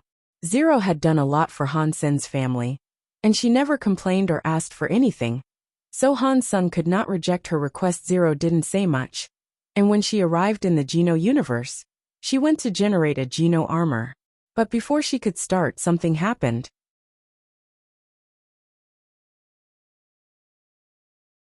Zero first generated her white Geno armor, then underwent the process a second time. There was no pause between the sequences. Her Geno armor simply melted and reshaped itself into a white knife. It looked like a dagger made of bone. As Han Sen found himself joyous in the realization that Zero could evolve a second time, her bone knife suddenly cracked. It gave him quite a shock. What is this? Why did the Geno armament crack all by itself? Han Sen did not understand. When he wanted to check on her and see if she was injured in any way, the energy surrounding Zero changed all of a sudden. Her black eyes turned purple, and then that color of purple started to spread. Quickly, Zero's hair was overtaken by the purple dye. From her head, two horns protruded. "Zero, are you okay?" Han Sen was worried, but fortunately, Zero wasn't wounded. She had simply turned into her sure self. When Zero became Shura, a substance oozed out of her body. Then, she began generating another Geno armor. She can generate another Geno armor? Aren't her human and Shura bodies one? Han Sen wondered to himself. This was different. Zero's Geno armor had become purple, just like her purple horns. The texture was similar between them both too. The process was a success, just like it was last time. They became Geno fluid again as well, but this time, it did not reshape itself as a knife. It went right into Zero's body. Xenogeniac. Han Sen was worried. Zero's situation was a complicated one. Through the first process she became a noble. This second time, however, she was becoming a xenogeniac. Han Sen did not know how that would ultimately affect her body. The purple substance went into Zero's body, and her whole body showed changes. A purple smoke was emitted, and its cloud quickly obscured Zero. Inside it, he did not know how she might be evolving now. As Zero was evolving to become a xenogeniac, far away in space, inside a black hole, there was a man with purple horns practicing. He opened his eyes and looked in the direction of Planet Kate. He looked shocked, and then he frowned. Weird. Why did that feeling only last 1 second? Would any of my heirs like that exist? The man looked confused, as he couldn't feel anything anymore. But the man cared little for it. With that thought lingering in his mind, he continued his practice. A man was standing on the roof of Han Sen's abandoned building, looking up into the sky. He seemed interested in something, and he said, "Interesting. The creatures around that guy are interesting." And he managed to get someone who was able to refine the deified feather. And it wasn't a feather. And now, a person has emerged whose power is able to wake up an elder. Luckily, I got here quick and averted the trouble. Kong Fei had felt it when Little Angel refined the deified feather. So, he teleported there to save Han Sen from a particular crisis. Han Sen was in the room, waiting for Zero to evolve. Kong Fei was on the roof of the building, drinking alcohol. The space around the building seemed different, but you couldn't quite put your finger on what that difference was. Half an hour later, Zero's purple mist cleared. Her face did not seem to display much difference, and everything about her was still purple. There was no visible difference now from before she had transformed. When Zero's purple smoke had faded entirely, she looked like a human again. Zero, are you okay? Han-sun asked, looking at her body. Zero shook her head. She summoned the white knife in her hand. It was the bone knife she had generated. The knife is still here. Han-sun was shocked. He thought the Geno armament had shattered after the cracking, but that did not seem to be the case. Zero nodded and shook her head again. She wasn't really sure what to say. Han-sun knew she was not hiding anything from him, and that she really did not know how to phrase what she wished to say. So he said, "We can talk about it later. Let's go back to the ship for now." Han-sun did not bring any more people with him this time. He could bring many more, but he figured that this would be enough for now.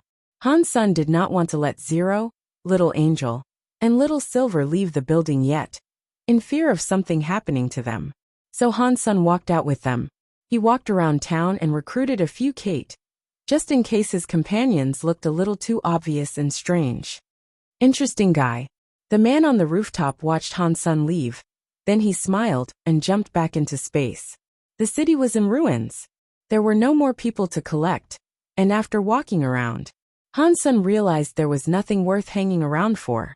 Cities like that, aside from ones where the Kate army had gathered, were notoriously difficult places to find barons.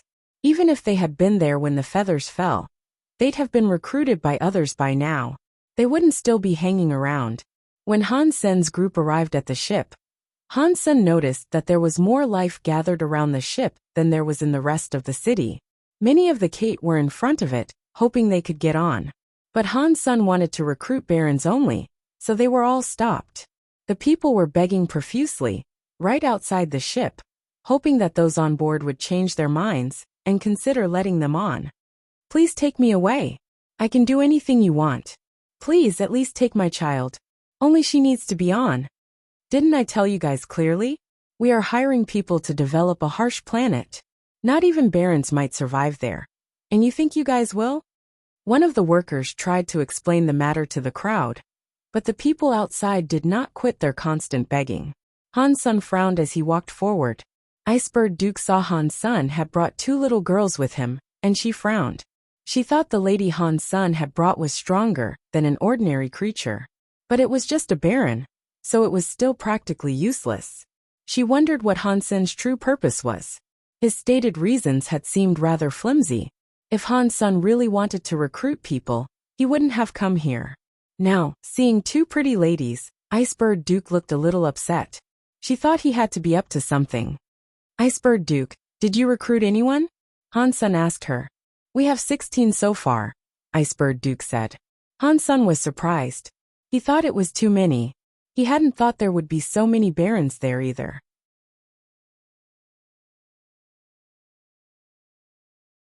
Han-sun told them to take him to see the enlisted barons. They were mostly comprised of Kate, but there were other races in their midst. Han-sun smiled grimly. "Do you think I am stupid? Would there really be that many barons wanting to join me?" Han-sun thought if there were that many, a lot of them had to be faking their abilities. If not around half of them, then perhaps each and every one. "It looks like a lot of people are interested in me," Han-sun said simply. And they just kept recruiting who they could. They were to also wait there for the arrival of Xiaqing King and Gu Qingcheng. Over the next few days, Han-sun was able to recruit a few more barons, and also 4 viscounts. "Come in if you so desire. I need a lot of pawns." Han-sun laughed coldly in his mind. Han-sun was accepting all who would lend their services, and it didn't matter if they were being honest. On the 4th day, he saw Gu Qingcheng draw near. A day after that, Xiaqing King finally arrived. With those two accounted for, Han-sun felt a great relief. They didn't show that they knew each other, and they pretended to be just like the other random barons. They bunked in the general quarters among the other recruits. "You guys are so annoying. Didn't I tell you we recruit only nobles, and not ordinary people?" A worker felt annoyed, and he pushed a woman away who was trying to climb on board. The woman lost her grip and fell to the ground. She was also clutching her 4-year-old girl. She begged and begged, pleading at the man's feet with tears rolling down her face. Please, at least let my child come on board. I will do anything. Get lost. The worker wished to push the woman further away, but the woman grabbed hold of his leg and held it tight, and there was little he could do to shake her loose. The worker was enraged by this behavior, and so he used his other leg to kick her away and send her tumbling back onto the asphalt. Mom! The little girl held onto the woman and cried. The woman still wished to beg the worker for a place on the ship. She had no choice, as there was no better fate that awaited them on planet Kate. The planet was falling apart, and there was nowhere else for them to run. There weren't many other ships arriving, so she had no choice. The worker had been annoyed by these desperate refugees over the past few days, and he'd grown numb to it. He wanted to kick the woman away, as he wasn't the one who decided who was allowed on board and who wasn't.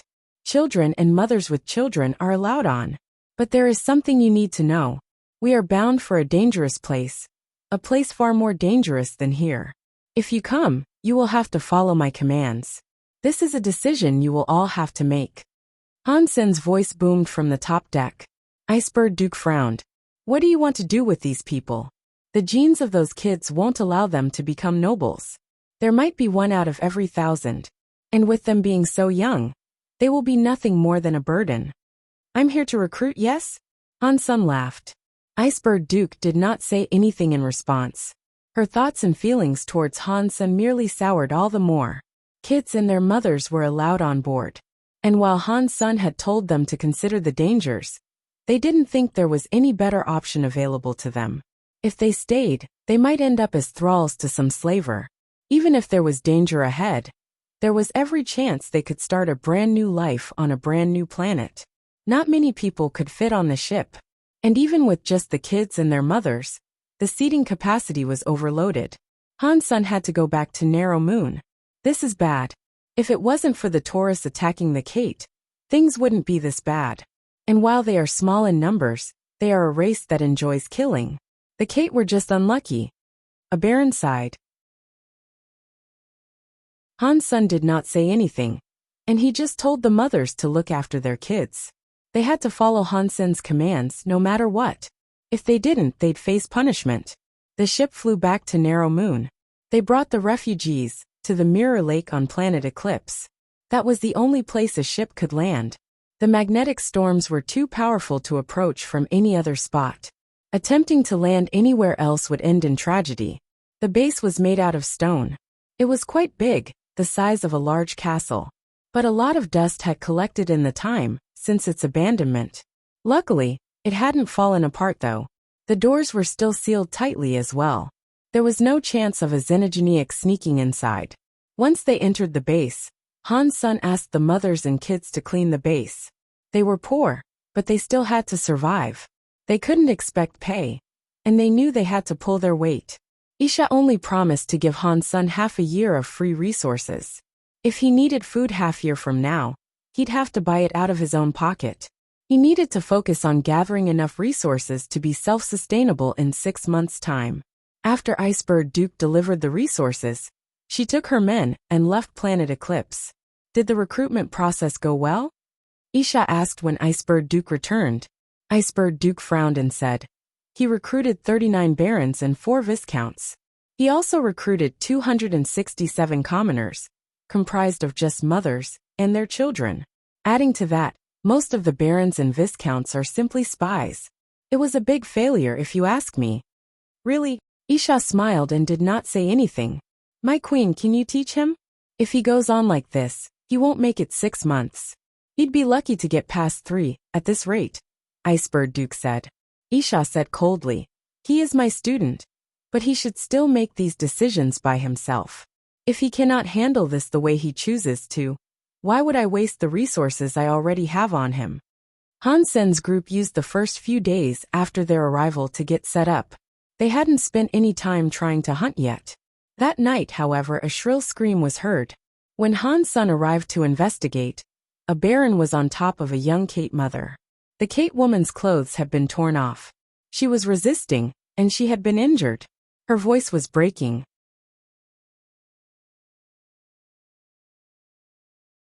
What are you doing? Han-sun looked at the baron expressionlessly. Seeing how many people had gathered, The Baron let go of the woman's arms. He stood up, smiled, and said, "Master, I just want to have some fun with this slave. I have been here for a few days, and I think I'm going to get sick if I don't. Get on your knees and apologize. Beg for her forgiveness." Han Sun looked at him without emotion. The Baron didn't do anything. He just laughed it off. "Master, she is just a cheap civilian. Things don't have to be like that." There were many people gathering. There were mothers, kids, other barons and viscounts. They all turned to look at Han Sr. How is he going to deal with that baron? If he punishes him, it'll scare off many of the other barons. If the barons are expected to lay down their lives for Han's son on this planet, and they aren't even allowed to touch a woman, I doubt many will want to hang around. But at the same time, if he doesn't punish him, his reputation and standing will most certainly be lowered. This is a bad situation, no matter which way you look at it. Inside the room, a viscount looked at Han's son and the baron, measuring it all. He looked interested in what would happen. Other people were waiting to hear Han Sen's solution to this problem. With a situation like this on his hands, his way of solving it would tell them a lot about the sort of person he was. The men and women were conflicted. They were very scared about what was going on, and they were afraid they'd all end up like the mother. They didn't think they could protect themselves, and neither could they protect their kids. Now all they could do was rely on Han's senator. If Han's son let this baron go, then that would put them in a very bad situation. Han's son looked at the baron and did not say anything. He pulled out Ghost Teeth knife. Killing a baron would not require this knife, but this situation was more complicated than it seemed. And so Han's son held it. Han's son had gotten it back from Isha a few days ago, so this was his first time drawing it out. "I can give you one chance. Use your power to block my strike. If you do, I will pretend nothing happened." Han's son looked coldly at the baron. The baron looked shocked and he said, "Master, it is just a commoner woman. If you want, I can give you 100 extra." Han's son smiled, holding his knife. He approached him. Without emotion, he responded by saying, "It does not matter how many there are. They are my property, and no one touches my stuff without my explicit permission. I will kill whoever does. I gave you the opportunity to live, but you brushed it off. Now, I am giving you a second chance. Again, block my strike, and you can go free. You will become the first one who has ever touched something of mine, and lived to tell the tale." Seeing Han's son approach, they all noted how angry and murderous he looked. So the man summoned his Geno armament. It was a shield. The baron was thinking, "You are just a baron too. You can't use the power that weapon possesses. You might be stronger than me, but do you really think I cannot block a single one of your attacks?" Many of the other barons and viscounts thought Han's son was being rather cruel. But at the same time, he was giving the man a chance to live. They were both baron class, and that man had a shield Geno armament. If Han's son sought to kill him, it'd be very difficult to do so in a single hit. "If master insists, I will just block a strike then," the baron shouted, propping up the shield in front of him. Han's son was in front of that baron now, and he looked at him coldly. Han's son swung his blade. Because Han's son was not a viscount, the ghost teeth knife did not possess an aura. This was to be a raw, plain hit. The baron roared and used his shield. Catcha! Ghost teeth knife broke through the shield, as if it was cutting up a plank of tofu. The baron fell back. His Geno armament had broken, and he coughed up a vat of blood. He didn't look too injured. It was just the tip of his forehead that had been cut. There was a red dot there. "Thank you for sparing my life." The baron bowed before Han's son and looked cocky. Many of the barons and viscounts looked on in disdain, telling themselves, "He really needs us to develop this planet. I knew he couldn't kill a baron like that. It was all just for show." Han's son did not say anything. He just put the knife back and stared at the baron. The baron tried wiping the blood from his brow, but he couldn't clear it. His wound kept bleeding, and the look on his face slowly changed. Quickly, the wound spread from his forehead. His skin began to crack and split on his forehead like a spiderweb. It spread down to his neck, and from there, it ravaged the rest of his body. The wounds were cracks that slowly separated, exposing his fat and muscle. Arg! The baron fell to the ground, screaming in agony. The feeling of his skin being slowly torn apart was worse than anything a single cut could deliver. "Please forgive me." The Baron was screaming and squealing, trying to beg for his life. The pain overtook his vocal cords, distorting his words. "I gave you a chance," Han Sun said quietly. He did not even blink, and then he returned to his chamber. This was not a night one could easily sleep through. The skin of the Baron was ripping itself to shreds. Chunks of flesh fell off bit by bit, with the man calling out for aid all night. He only stopped breathing when the next morning rolled when others went to see him. The flesh was spread everywhere. All that was left were his bones. The skeleton was still breaking apart though. The bones were cracking, and a few days later, they were nothing but firm bits on the ground. Everyone was scared. Dying like that was a far worse fate than a simple quick death. "Nice kill," Gu Qingqing said. If she had been the one to kill him, his fate would have been even worse. After that, the barons and viscounts were all scared. The mothers and the kids really appreciated what Han Sun had done. But they now understood that their lives were entirely dependent on Han's senator. If Han Sun objected to them being played with, no one could do anything to hurt them. But if Han Sun wanted them dead, they wouldn't be living. They'd be killed pretty badly.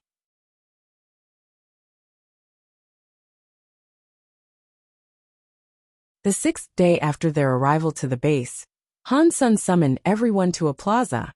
He had been busy over the past few days, writing out the document of ground rules he dubbed the Han family discipline. If there was no rule of law, the place would not be considered complete. It'd be impossible to gather people of different cultures and races and expect them to live together in harmony if there weren't any rules established. Han Sun had brutally killed a baron, and the other barons and viscounts had behaved awkwardly following the deed.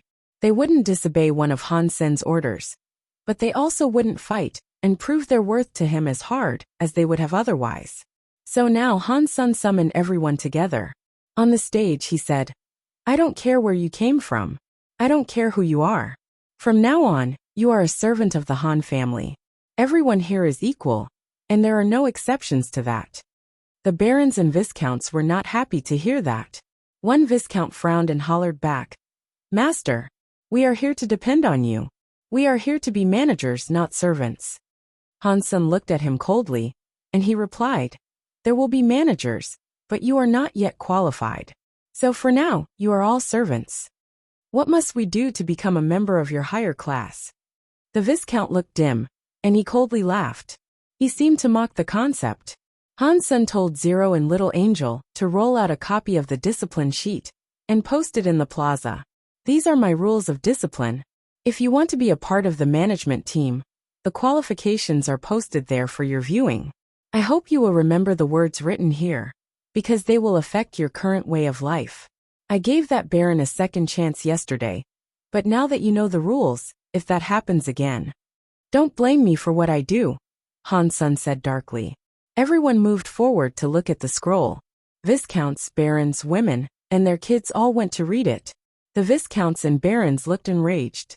It didn't take long for them to realize that being a servant meant they would not receive any preferential treatment. Aside from a place to live, everything costs money. The xenogeneics they hunted would have to have half shared with Han's senator. If they sold their kills to Han Sun, they wouldn't receive money. Instead, they'd receive points. Those points could be spent in the base. They could get what they wanted with them, and by collecting enough, they could earn member status. Amidst family members, however, there were also ranks. The lowest one was only a little bit better than a servant. The higher your tier, the greater the benefits you would receive. But the points required increased more and more after each upgrade in status. By the end, there was a whole lot of digits required to level up. Even though they were servants, though, Han Sun would still pledge to protect them. The women and kids would have to work for points too, but Han Sun would give the women and kids separate work. They could do the brushing up, for example. Han Sun would give the children free food too if they needed it. "Mr. Han, what kind of rules are these? We were brought here to be managers. We didn't sign up for hard labor. I am a viscount. What you are doing is far too much. What kind of family requires their very own employees to pay so much? I am a viscount. Wherever I go, I am offered weaponry. In here, you want me to pay for my own food? What is this? After the viscounts saw it, they all began to rabble amongst themselves. They all become angry. These are the Han family rules, take them or leave them.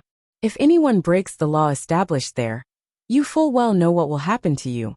Han Sun said unsympathetically. Han Sun thought they were all spies anyway. He planned to use all their power in whatever way he could. If that is the case, then I am going to leave, a viscount said coldly. He wasn't even referring to Han Sun as his master now. Yes, we are going to leave the Han family too. The rest of the viscounts and barons all said the same thing. Han Sun had killed a baron, but he was a baron himself. But right then, he only had 2 young ladies and a silver fox. With 4 other viscounts backing them up, the barons weren't afraid. Shut up, Han Sun shouted. They were quickly silenced, and he went on to coldly say, what do you think this place is? This is planet Eclipse of Narrow Moon. It is my planet, and it is Knife Queen's place. You cannot just come and go. I am telling you, you are all my servants right now. And without my permission relinquishing you from my service, you will be my servant, even in death. Hearing that, the barons and viscounts looked poorly. They were all spies, and they knew about Han Senator Knife Queen, had given Han Sun 12 genofluids for him to become a baron. She even let him enter the space tunnel. Han Sun was a famous person, and he also had ghost teeth knife. They did not believe Knife Queen would leave him in that place without any protection. Knife Queen was ignoring Han Sun right now, because she wished to train him. When he was in danger, however, she wouldn't sit and watch. They were certain that Knife Queen would do anything to ensure Han Sun wasn't killed by his own servants. At this point they were silenced. Even the viscounts were. If they were going to fight there, they would be at a disadvantage. Han Sun was a dictator, and nothing good was going to happen to them. If you have no problems, then read up on the Han family rules. They come into effect today. You can explore, hunt and clean. And for as long as you have points, you may benefit from the VIP service. After that, Han Sun left with Zero and Little Angel. The 3 of them went into a warehouse, and there, they guarded the resources. Without permission, no one could go in or out.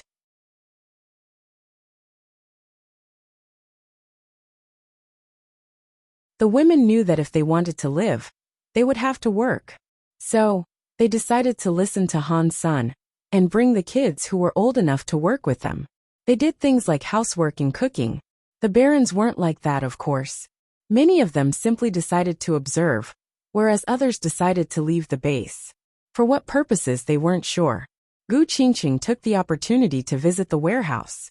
When there, she laughed and said, aren't you afraid of those guys not sharing their resources with you? With the flesh they hunt, they can survive out there for as long as they want. Han Sun smiled and said, those guys are just people, at the end of the day. They need entertainment, don't they? If they merely eat flesh and hunt for food all day, they'll go mad in less than 3 months. By the way, do you know if any of the women can dance or sing? You should find some pretty ones and open up a club. There we can sell cigarettes and food. Or perhaps, if there are enough people, we can even open up a casino, so they can all have fun when they come back. I don't believe they are all honorable. This is too cruel. You'll be pushing the women into this wicked fire. Gu Qingqing looked upset. In this era, they are lucky to be alive. And it's not like I am forcing them to do anything, aside from sing and dance. If anyone touches them, mark my words, I will kill them. In this base I make the calls. Unless the women are willing to do something more, of course. Then things are different. Han Sun laughed. They might be willing to? Little Angel asked. Little Angel, this world is a complicated place. You still have a lot to learn. We are all beings with emotions. Han Sun laughed. Little Angel seemed as if she did understand, but she didn't say anything. After the women and kids were done with their work, they could eat. None of the barons and viscounts came to join them though. Even if they did come, it'd only be to ask if the women had earned their points. They had stormed off in anger after all. Over the next few days, not a single viscount or baron showed up. It seemed as if they were indeed going against Han Senator. There were xenogenics all about in the wild. So it wasn't as if they would go hungry. Han Sun chose to ignore their behavior, and he allowed them to do whatever they wished to. They couldn't do anything in the base anyway. Han Sun was not worried about the prospect they could make use of the xenogeneic genes. They couldn't eat the mutated materials, and Han Sun didn't need the ordinary flesh anyway. The xenogeneic genes were what he needed, but there were not enough people, so Han Sun let Little Angel and Zero stay with the women. And in the meantime, he got to practicing with Jade Skin. Han Sun practiced quite a few geno arts. The story of genes was the most complete, and he could turn it into a deified mode. The Dongxian Sutra had come quite a long way too. He wasn't sure if he could take it to a deified mode yet though. There was only one part to the Blood Pulse Sutra. After generating the Geno armor, there wasn't anything more to it. So, Han Sun did not have to concern himself with it right now. Once he reached Viscount, that would change. Jadeskin didn't even have its Geno armor yet. There hadn't been a breakthrough on the 3 previous Geno arts. So, he wanted to practice with Jadeskin. It shouldn't have been too difficult to study the second part of Jadeskin, to generate the armor he wished to. Aside from learning Jadeskin, he went to learn knife skills from Isha. He wanted to learn more about Teeth Knife, so he could use it in combat. The barons broke down faster than Han Sun thought as well. In half a month, someone snuck into the base and cashed in their points. And with the points, they decided to buy cigarettes, food, and water. Mirror Lake's water was drinkable, but it didn't taste good. So more people were willing to purchase water than they were food. When they first came to Planet Eclipse, they didn't dare walk too far. They hunted the creatures that were nearby and collected much xenogeneic food. Even so, some people were injured, and they had to cash in materials for medicine. Some of them had not even bothered killing anything, and they still ended up injured. For those instances, the wounded would have to pay with their own money. The barons usually stayed together in a large group, and yet, hunting baron foes would see them injured. Hunting there was a difficult task. Han Sun didn't care about that, however. All he wanted to do was practice with Jadeskin, right now. Gu Qingqing and Xie Qingqing were out and about hunting. Gu Qingqing always went solo, and she never cooperated with anyone else. Xie Qingqing, on the other hand, had gotten close with the barons. Han Sun noticed this because Xie Qingqing's armor was special. That made him popular with the others by default. After a month, the barons and viscounts gave up fighting out in the wild. They collected the xenogeneic materials and cashed them all in for points. Although everything they had collected so far came from baron xenogeneics, it was a good start. Han Sun finally achieved the breakthrough he was looking for too. Jadeskin made a movement, as his body generated a mystic substance. Han Sun generated a Geno armor that looked like ice. The ice melted and became a Geno fluid that went into his body. Han Sun felt a chill when it melted and entered his body. But he felt a power welling in his bones, and changes began to occur. His body became semi-transparent. You could see the flesh and muscles inside, even the organs. He was like an iceman. After half an hour, his body returned to normal. With his body looking like a normal human being again, he felt much relief. If his body was crystallized, and he was stuck in that state, it'd be pretty scary. Han Sun tried out the xenogeneic Jadeskin. It was different from the Blood Pulse Sutra. Activating Blood Pulse left him looking human, but using Jadeskin transformed his body into jade. His body would toughen up, and his speed and strength would be greater.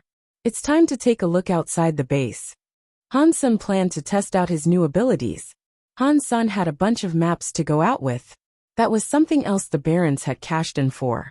He had never been out before this, but he now had a firm understanding of the geography. He picked a place to visit, and then set out alongside Little Silver. Then they disappeared along the west side of Mirror Lake. Han Sun was going to a mountain in the west. Supposedly, a group of xenogeneics resided there. There were 6 of the creatures, but they were said to all have different powers. A dozen barons had tried hunting the group of xenogeneics, but their attack had not killed a single creature. One baron had even lost his life, and the others limped off with injuries.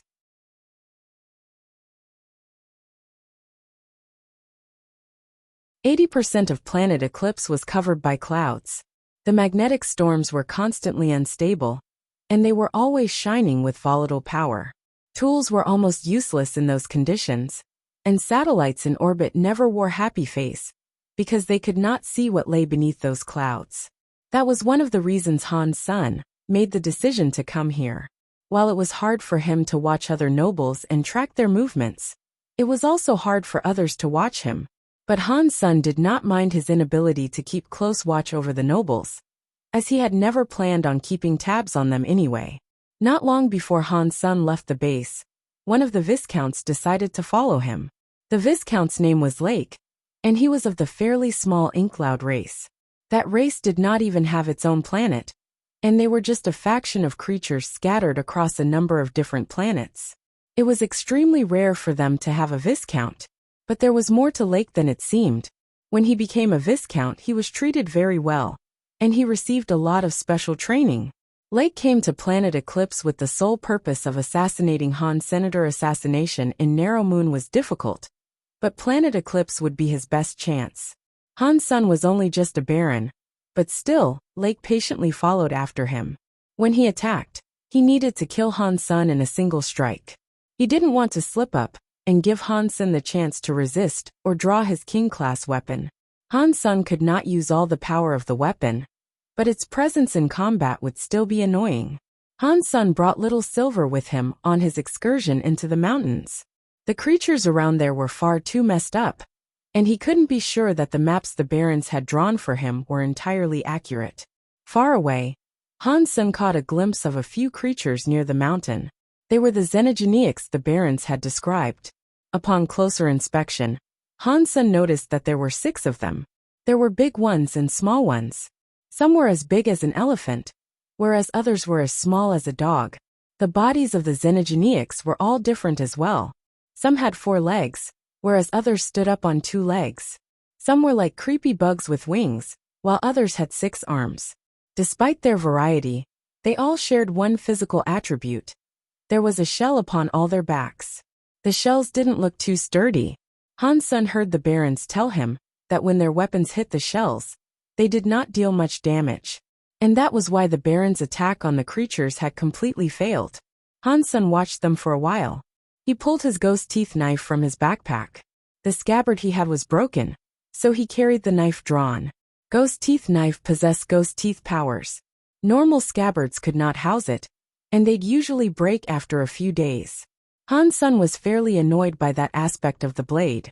He did have that spare scabbard he could use, but he didn't dare to. If Isha saw it, the jig would be up. Han Sun had hidden that scabbard in the sanctuary instead. When Lake saw the mountain Han Sun was heading for, he frowned. There was nowhere to hide there, and if he followed Han Sun up there in plain sight, his presence would surely be discovered. Han Sun had brought a silver beast.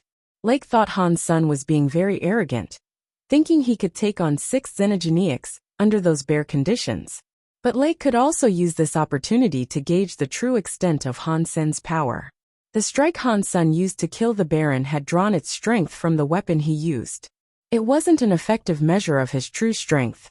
It's fine with me if you want to get yourself killed by Xenogeneics, so I don't have to do it. If you don't die, though, I'll help you along. Lake looked calm. He was taking his time, as there wasn't any particular rush. Han Sun's presence was soon discovered by the Xenogeneics up ahead. The 6 Xenogeneics perked to a state of alertness and roared. They looked murderous, and they all ran straight for Han Sun like a pack of wolves. Han Sun moved straight towards them with an unfaltering speed, knife raised and ready to strike. Little Silver was coming right behind him. Quickly, Han Sun closed the distance to his first Xenogeneic target. He swiped right past the beast, with his knife swinging as he went. He did not stop moving. He swung Ghost Teeth Knife from all manners of different angles. Within a second, Han Sun had made his way past all 6 of the Xenogeneics. They had all attacked in a different manner, but none had managed to land a single hit on Han Senator Kacha. Cracks formed in the 6 Xenogeneic bodies, then widened as they began to seep blood. All of the beasts fell down, squealing and bleeding. Their lives would soon be over. Lake, seeing what had just occurred, was shocked into horror. He thought to himself, powerful teeth knife. Powerful ghost teeth knife. That power must stem entirely from his knife. Aside from the rebate, I didn't think any other race could learn teeth powers. Lake was happy that he hadn't blindly tried to attack Han Sun without seeing this first. Han Sun was a far stronger foe than Lake had initially believed him to be. He had Ghost Teeth Knife, which meant a face-to-face battle would be very difficult. Not long after, the 6 Xenogeneics were all dead. Han Sun dug out the Xenogeneic materials. Even if he didn't need them, the people back in the sanctuary could still use them. These Xenogeneics are weaker than I thought. I should think about hunting down Viscount Xenogeneics sometime. Otherwise, I won't be able to improve at all.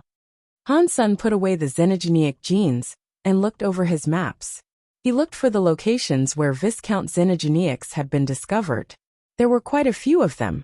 Han Sun selected a spot in which he could leave the mountain. He followed a path on the left because someone had spotted a Viscount Xenogeneic that way. So he was planning on going that way. Lake, seeing Han Sun go that way, felt happy. Lake had made the report of a Viscount there. There were actually Viscounts there, but there were 2. He had only reported the presence of one. He was going to report it again to encourage Han Sun to go hunting. But Han Sun was arrogant enough to head there immediately with the hopes of fighting one. An opportunity. This is a rare opportunity. Lake was so happy. And he quickly followed after Han. Senator Lake had made his mind up now. He was going to kill Han Sun, even if the 2 Viscount Xenogeneics couldn't kill him on Lake's behalf. I just need to hide in one of Han Sen's escape routes. When he tries to run from the Xenogeneics, he won't escape my assassination. He is a dead man. When they got close to the place the Viscount was said to reside, Lake hid himself on one of the paths.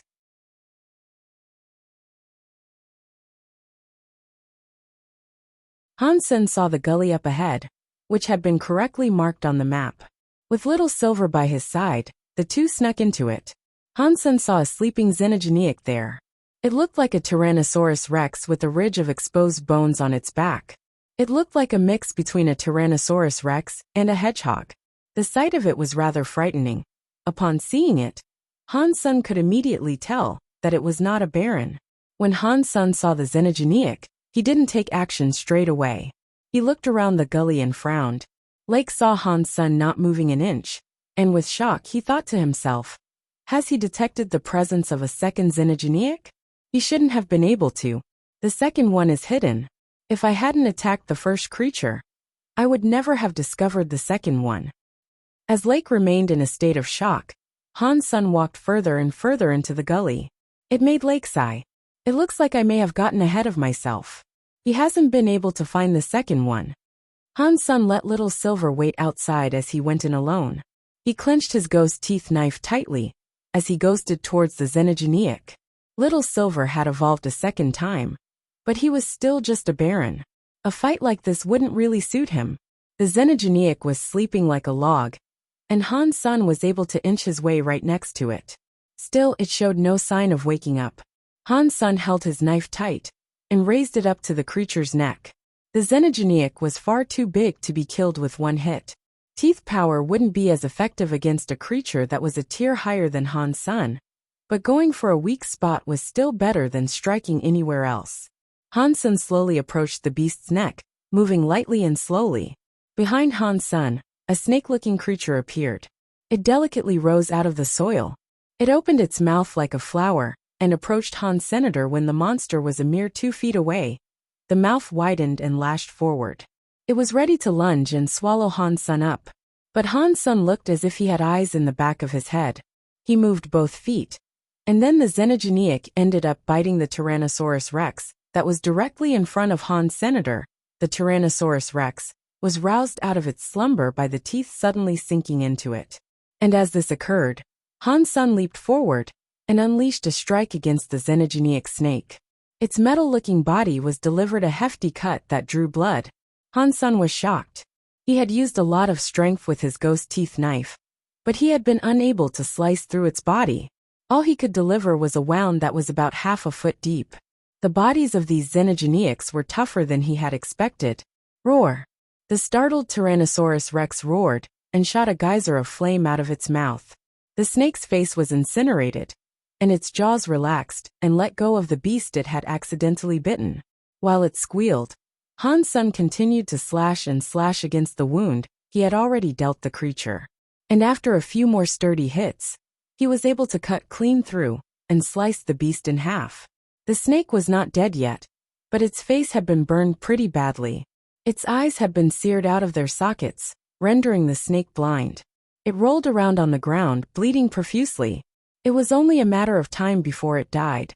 The spiky Tyrannosaurus Rex was extremely angry in the meantime. It spat out fire towards Han's senator, so Han's son summoned his Taurus shield and hit behind it, using it to block the stream of fire. The flames were unable to penetrate the shield. It was a Viscount beast soul after all. It was on equal footing with the Tyrannosaurus Rex's attack. The spiky Tyrannosaurus Rex seemed angry, and it unleashed barrage after barrage of fire. The Taurus continued to block the flame, but after a while, the shield became too hot to hold onto. Han's son had to let go of it.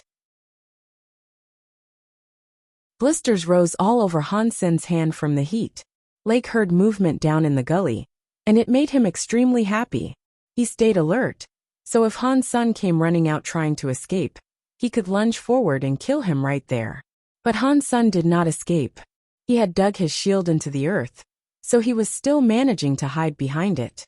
The spiky Tyrannosaurus Rex continued to spit fire without rest, but no matter what it did, it could not destroy the Taurus shield. It roared to the sky and rolled its body into a ball. It looked like a giant sea urchin, as it then came rolling forward towards the shield. Han's son quickly evaded its roll, but the shield was knocked into the air. It took a while for it to fall back down, and when it did, it came slamming down into a rock and became half embedded in it. The spiky Tyrannosaurus Rex came rolling towards Han's son again.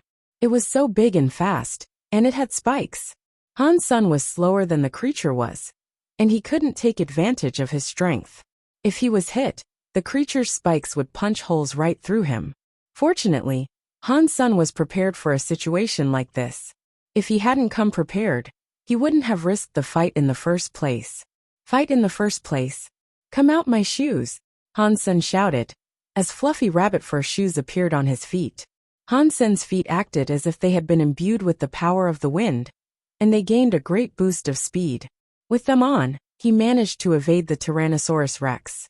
The shoes were the teeth rabbit beast soul Han's son had earned from killing Roxfall Duke. They were a Duke-class beast soul, and they gave Han's son the speed of a Duke. Speed was their only benefit, though.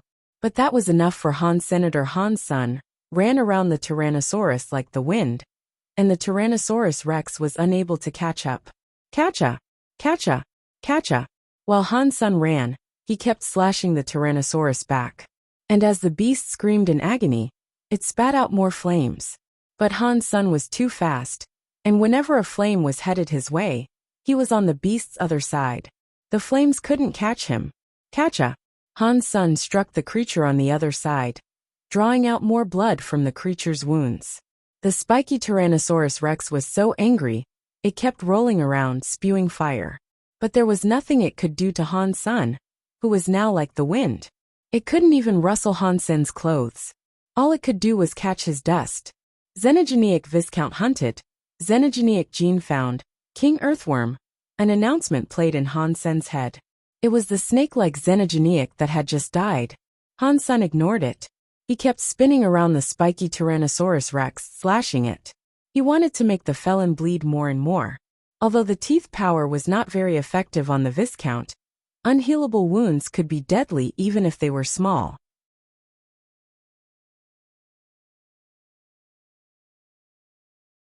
T-Lake had been waiting for Han's son for a while, but he hadn't seen him emerge.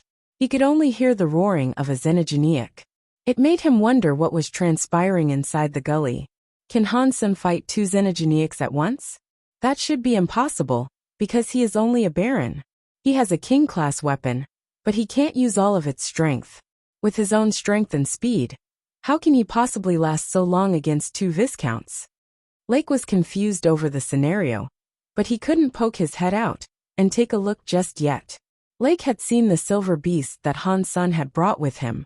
It was lying down near the gully. Lake was not sure what sort of power it possessed, but he didn't want to be discovered, and so he didn't get any closer to it to find out. After a while the gully grew quiet. It was as if everything across the land had gone still. Lake felt relieved, thinking, "It looks like Han's son was killed by the two xenogeneics. I guess that saved me some trouble." As Lake was thinking of this, someone suddenly came out of the gully. When Lake saw it, his eyes opened wide with immense surprise. He didn't die. Lake was floored. Han's son hadn't been killed in his fight with the two viscounts, and on top of that he looked clean. There was not a single speck of blood on him, and neither were there any visible wounds. What happened? Lake thought of many different possibilities that could explain Han Sen's miraculous survival, but he couldn't settle on anything that really made sense given the circumstances. "Little Silver, I'm hurt." Han's son moved out of the gully and spoke to the silver beast. Lake, hearing that, felt relieved. That was a little more normal at least.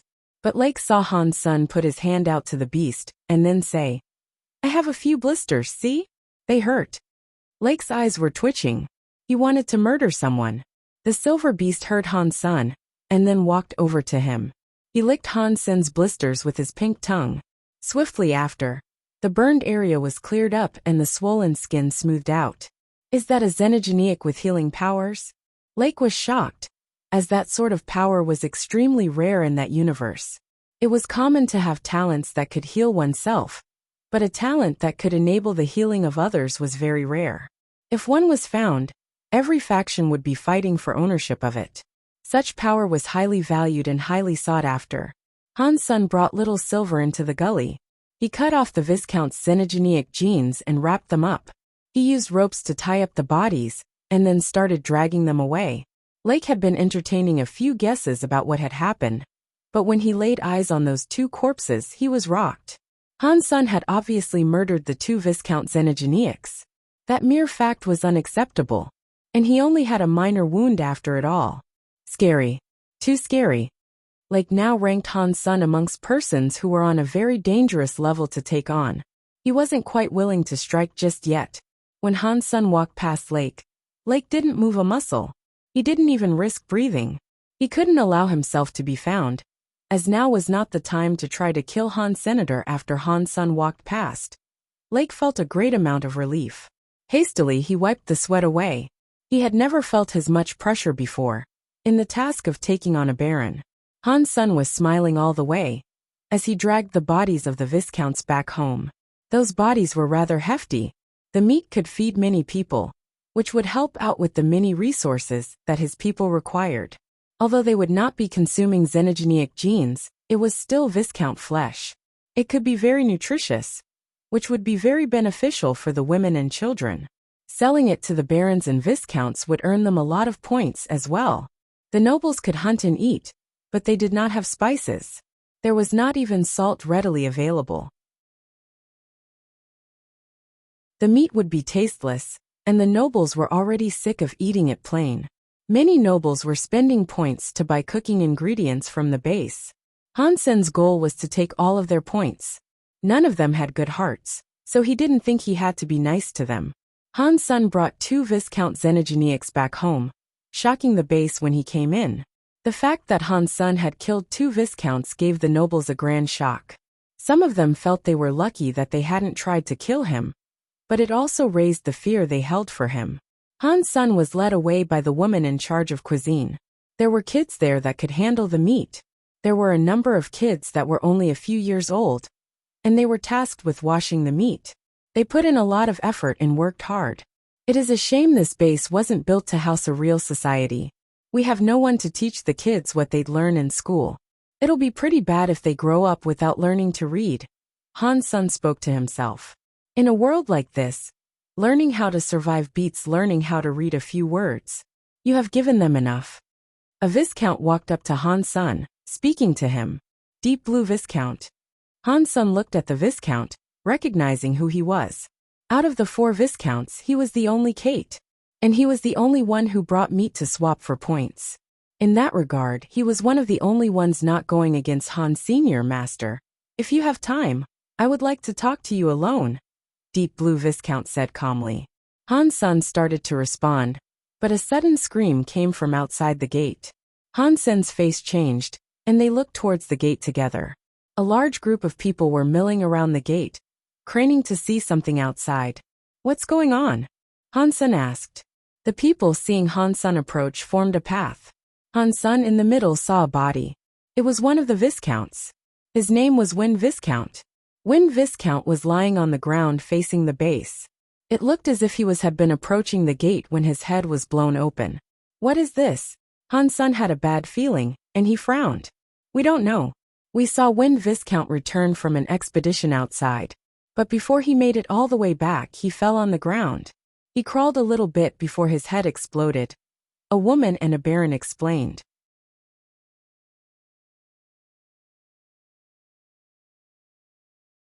Don't look. Return to your homes. No one can leave their rooms. If you do, you will be killed, Han-sun said. The barons quickly returned to their shelters as instructed. Deep Blue Viscount, can you tell me what hurt him? Han-sun looked at the gaping hole in Win Viscount's head, but he was unable to discern what might have caused it.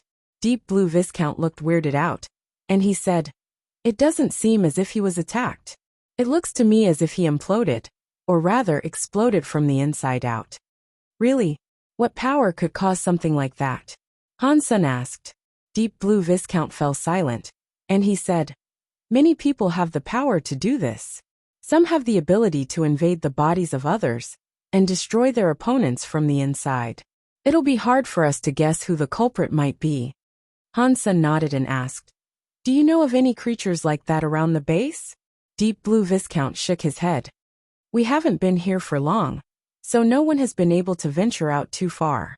All of our hunting expeditions have taken place around the proximity of the base. I haven't seen any like that. Han-sun did not ask any more questions. He grabbed a flamethrower and incinerated Win Viscount's body. A body that died for no reason could not be brought into the base. Only the gods could tell what might happen. The body soon became cinders, but there was something that couldn't be melted down. Han-sun plucked it out and noticed it was a black steel feather. It was a foot long and very heavy. Han-sun tried getting others to burn it, but no matter what they tried, it couldn't be melted down. It wouldn't even turn red with the heat. It was obviously not an ordinary metal. Han-sun used a sealed container to store the black feather. Those who had come into contact with the body were forced to undergo a scan and a proper disinfectant cycle to ensure there would be no further problems. But on the second day, something happened inside the base.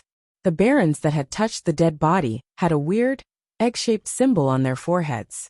The symbols were black. Han-sun used a tool to scan them, but there was nothing overtly strange about them. They seemed to be ordinary markings. The four barons were terrified. Win Viscount's manner of death had been far too strange, and now, this unexplainable happening gave them quite the scare.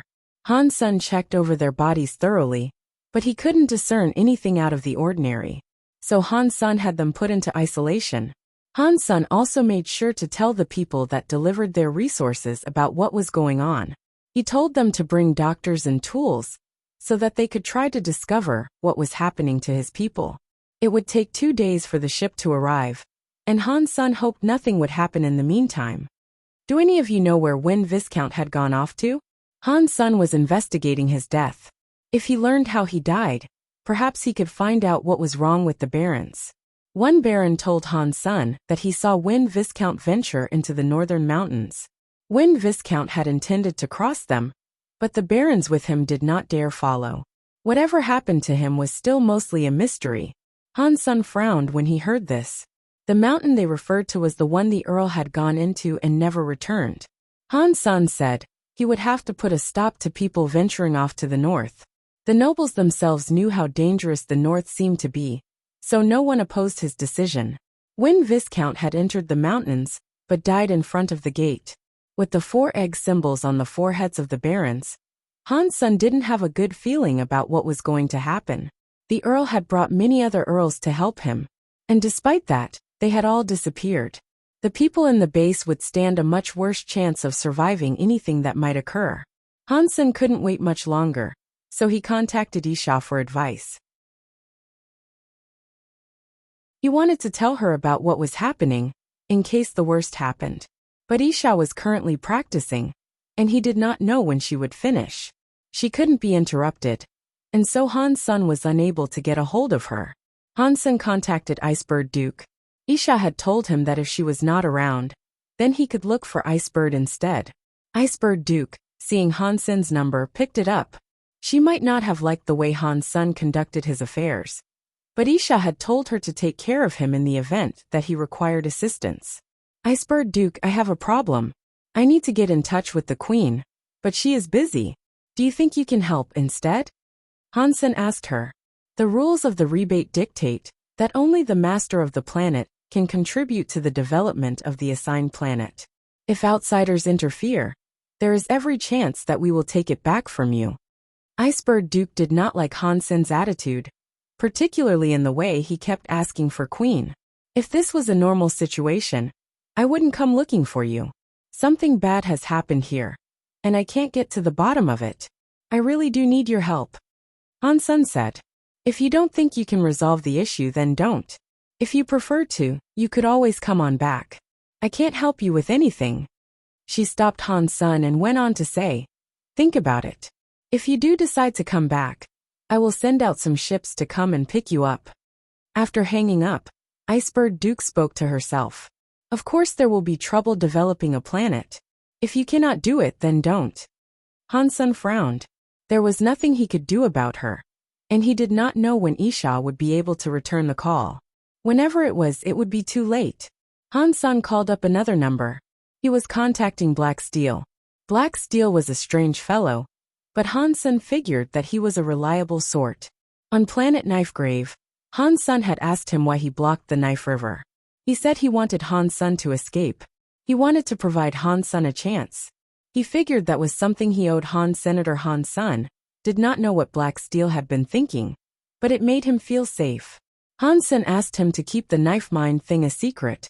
No one knew he had a knife mind as wondrous as the one he did, and Black Steel really hadn't said a word. Hansen, unable to find anyone else to help, got in touch with Black Steel. If Black Steel could not help, then he'd have no choice but to evacuate. Hansen was not creating drama. It was best to prepare for an event or problem one could not overcome. He didn't want the women or children that were on the planet to die there. What is it? Said Black Steel's voice, and it sounded exactly the same as the first time they met. I have a problem, and I need your help. Hansen went on to tell him the entire story. Black Steel let Hansen tell him everything.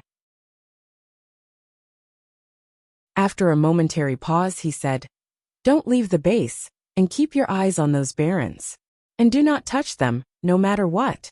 I will be there in 4.5 hours.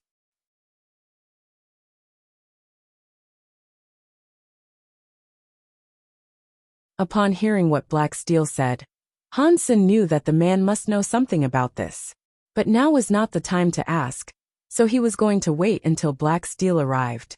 But soon, Hansen's worries became reality.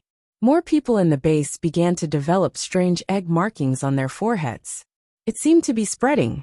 People could be isolated easily enough, but that wasn't a proper solution to the issue. As time went on, more and more people developed that same strange mark. In the beginning, it only spread amongst the people who were at the gate when the Viscount died. Then it started to happen amongst the mothers and children, who hadn't even been there. Over the course of a few hours, half of the people in the base developed the same mark across their foreheads. Luckily, Hansen, Little Angel, Zero, Xieqing King, Gu Qingcheng, and Little Silver had not yet been infected by the strange affliction. It was very fortunate. Xieqing King and Gu Qingcheng had examined the infected people and noted that there didn't actually seem to be anything wrong them. But the whole base was so scared that those who were not yet infected wanted to abandon the place. If Hansen hadn't just killed 2 Viscount creatures and enlisted the aid of Deep Blue Viscount, the base would have descended into chaos. Out of the 4 Viscount nobles, Wind Viscount was dead. Deep Blue Viscount was helpful, whereas Lake didn't do anything. The other Viscount had been missing for the past 2 days. Where he had disappeared to no one knew. Hansen contacted Black Steel to update him on the situation that was currently unfolding. Hansen didn't want him to end up getting infected as well. Wait for me, Black Steel said before hanging up again. It sounded as if he was doing something in a rush. Before Black Steel arrived, Deep Blue Viscount came over to see Senator, When Deep Blue Viscount arrived at Han Sen's house, he immediately stripped off his armor. His forehead now had the egg-shaped marking too. Do you feel anything? Han Sen frowned. Deep Blue Viscount was calm, and he merely shook his head. I don't feel anything. If I hadn't looked in the mirror, I wouldn't even have known the mark had appeared. Then, what do you plan on doing? Han Sen asked. Deep Blue Viscount went quiet, and he said, I told you I wanted to speak with you alone. Do you have the time to do so right now? Yeah. Han Sen nodded. Deep Blue Viscount sat down and dropped into thought for a minute before speaking. He said, I know that most nobles here have ulterior motives. I do as well. But I am different in one way. I don't work for anyone. Then why are you here? Han Sen asked him. Viscounts were of a high rank, and he'd be a wanted asset anywhere he went. There wasn't a reason for him to follow Han. Senator Deep Blue Viscount gave a wry smile. He pointed to the mark on his forehead and said something that shocked Han Sr. I am here for this. Han Sen really was shocked, and he replied by saying, You are here for that? Do you know what it is? He nodded, then shook his head and sighed. This is not my first time on Planet Eclipse. You have been here before. Were you with the Earl? Han Sen immediately asked. Deep Blue Viscount smiled and said, Yes. I got this mark when I was here the last time. Han Sen was shocked, but at the same time he was delighted. It had been many years since the Earl's mission. And despite that, Deep Blue Viscount was still living. The infected would be safe, for now at least. Deep Blue Viscount suspected these were the thoughts running through Han Sen's mind, and he smiled wryly. It is not like that. Ordinarily, when you get this, you die in a short time. It could be 2 days or it could be 2 weeks. People will ultimately end up like Wind Viscount did. There is a reason why I survived, and that is the reason for my return. Han Sen did not say anything, wanting him to continue explaining. Since Deep Blue was volunteering information, he might as well learn everything he could. When I was taken here by Chiron Earl, I was just a commoner. I was just like those kids really, but a little bit bigger. I already had my Geno armor and everything. When Deep Blue Viscount said that, he looked weird. Han Sen did not understand. Deep Blue Viscount went on to say, I followed Chiron Earl everywhere, including his final trip into the northern mountains. I was there. I thought that none of those who went returned, Han Sen said in shock. I was the only one who made it out. Back then, only normal people resided at the base. No one was aware of the fact that I had followed him. The rebate investigator never considered that Chiron Earl would have bothered to bring an ordinary Kate. Deep Blue Viscount wore a complicated expression. What happened there? And what is up with the egg mark? Han Sen asked. Deep Blue Viscount shook his head. I do not understand what happened. Back then I was a kid that possessed Geno armor. My powers and my knowledge were very limited. After that, Deep Blue Viscount went on to say, and in regards to the egg mark, you will only contract it after you touch something. Aside from me, everyone who got this mark died, and that included Chiron Earl. When I made it out, I did not infect anyone. I am not sure what Wind Viscount did, but it is clear that his affliction is contagious. Where did the Earl's group encounter it exactly? Han Sen asked. Deep Blue Viscount said, There is a palace up in those mountains, and it is very big. It was so strange inside there.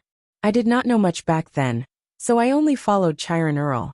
Many people died, and when we were in front of a certain hall, Chiron Earl seemed to become incredibly happy. We waited outside while he went in alone. We waited half a day, and eventually he returned with something. Han Sen knew the most important part of his tale would be this, so he didn't interrupt. He kept on listening. It was an egg. A black egg that was as tall as a person. It looked just like the markings do. He brought it out and allowed us to carry it. And when we were just about to leave the palace, something scary happened. Our foreheads began to develop that black mark. Deep Blue Viscount looked scared, as if he was remembering something bad.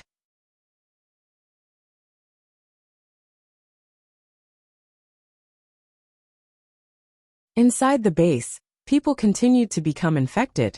Han Sen wanted to leave, taking Little Angel, Zero, and the others with him. But he was not sure if the strange contagion had already spread to his companions. If he left now, With an infection amongst them, things could turn pretty bleak. If they stayed there and did get infected, at least Deep Blue Viscount might be able to deduce a way in which it could be stopped. Deep Blue Viscount said that when he had originally been afflicted with the mark, he had eaten the root of a lotus that he found in the palace. He reckoned that was why the mark hadn't affected him. All the other nobles with him died, leaving him as the sole survivor. But now, the mark had returned, and it was getting darker and darker. That was why he wanted to return to the planet and revisit the hall in order to eat more of the lotus roots. But there was a group of xenogeneics outside the entrance to the palace, and some of them were Earl rank. So, Deep Blue Viscount had been unable to find a way in which he could access the place. Deep Blue Viscount was curious about how Wind Viscount had managed to penetrate the palace. He figured he would have to return there to find out how. Han Sun then thought of an important question to ask. When Deep Blue Viscount entered the palace the first time, he was just a Kate with Geno armor. Now he was a Viscount. Becoming a noble of that rank was not an easy task. Even a wealthy elite like Isha only had a dozen of the Geno fluids that could encourage a second evolution. So how could Deep Blue Viscount achieve such a rank? Han Sun asked this question, and Deep Blue said that he did not know how he had managed to evolve a second time, either. To his knowledge, he had not used any treasures. But it wasn't long before he left this planet that he evolved for a second time. Perhaps it had something to do with the lotus root. Matters were proceeding to get worse, though. It wasn't long before Gu Qingqing developed a mark on her forehead. Han Sun told her about the palace and the lotus root, and he told her not to worry. When the time came, they would head out and get one of the lotus roots. Black Steel was accurate, and 4.5 hours later, he did indeed land outside the front gate.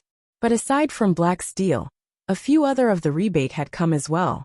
Judging from the strength of their auras, Han Sun could immediately tell they were not ordinary folk. Han Sun, what's going on now? Black Steel looked at Han Sun's forehead. It's bad. Half of my people have been infected with the mark of an egg. It was starting to depress Han Sr. You go and confirm it, one of the superior-looking rebate said. The other rebate went to check the foreheads of the women and children, while Black Steel went into Han Sen's office. With a serious look he said, You are in trouble. If I am not mistaken, Wind Viscount touched something which belonged to the Raven. Raven? Han Sun looked confused. Black Steel explained to him. Before the rebate took over Narrow Moon, it was the Raven who owned this place. They were a strong xenogeneic group that had a grip on the entirety of Narrow Moon. History says that they had the ability to mark other xenogeneics and control them. Black Steel went on to say, When we took down Narrow Moon, it came at a great cost. If it wasn't for our deified elder, it was highly unlikely that we'd have won the fight. We thought the Raven were entirely destroyed, following the battle. I did not expect a relic of theirs to remain, especially one that is still so deadly. Is there a way to erase the mark of the Raven? Han Sun thought that if the rebate took down Narrow Moon, there had to be a way.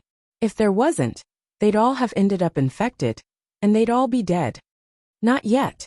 Black Steel shook his head. What do you mean by not yet? Han Sun was confused. Many of my race suffered this mark. We discovered that killing the Raven and drinking their blood was the only way to make the mark disappear. If you want to get rid of it, the only way to achieve that is to find the item Wind Viscount found. And then maybe you can. Black Steel looked straight at Han Sun and went on to say, I am not sure if you are infected. We need to make sure that the infection does not leave this place. And we must locate the source of the infection, wherever it may be. Han Sun relayed to him what Deep Blue Viscount had told him. Black Steel nodded and said, If someone has info like this, that is great. I brought one of my father's guards with us. Captain Wood is a duke. The rest are marquis. We are all prepared to go to the Raven Palace. Black Steel went to find Captain Wood and Deep Blue Viscount, letting Deep Blue Viscount explain the situation again to him. Captain Wood looked at Deep Blue Viscount and asked, Why didn't you say this sooner? Deep Blue Viscount gave a wry smile. They were all dead, and only I survived. I was worried I might get in trouble for telling people what happened, especially with the mark gone. Han Sun understood the man's reasoning. If he admitted what had happened, it was likely that the rebate would have grown suspicious. The only reason he was telling the story now was because he had to go back to the palace. If the mark hadn't returned, he would not have wanted to come back to such a wretched place. After Captain Wood had finished asking Deep Blue Viscount about various details, he decided to go to the Raven Palace as well. Last time, Chiron Earl had taken some Viscounts and Earls, and even some creatures with him.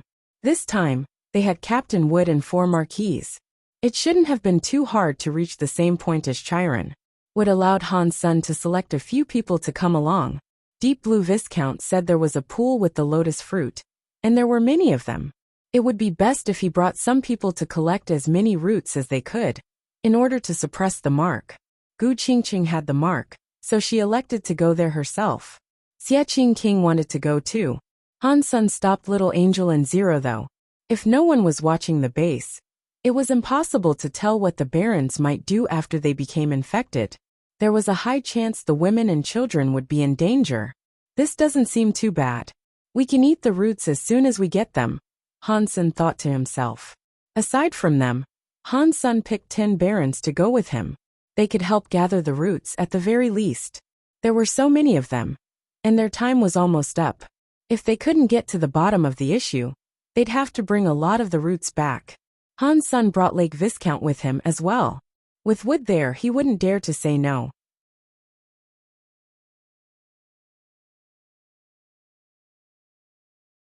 On their way to the palace, egg marks appeared on the foreheads of both Little Silver and Xie Qingqing. It was very worrying. Lake Viscount gained it as well. Xie Qingqing held up a mirror to examine himself. He kept looking at it, and with a dire expression he said, "So damn ugly. The mark could at least be a flower or something. Having an egg on my head makes me look stupid." Hansen couldn't believe that was precisely what Xie Qingqing was worrying about.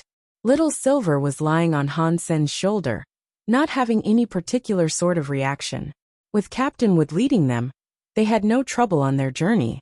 The power of 4 marquises had already scared off most of the Xenogeniacs nearby. They didn't bother killing any lower-class Xenogeniacs they saw along the way, as they were focused on reaching the Raven Palace as soon as they could.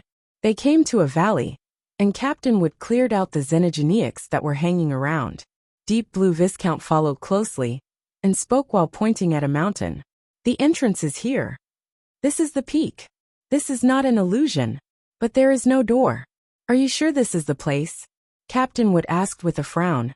"Yes, I am sure of it," Deep Blue Viscount said, as he trotted up to one of the mountain's cliff sides. He searched the wall for a while, and eventually pushed his hands firmly against a rock. After Deep Blue Viscount pressed it, he returned to Han's Senator, and then a boom noise sounded swiftly after.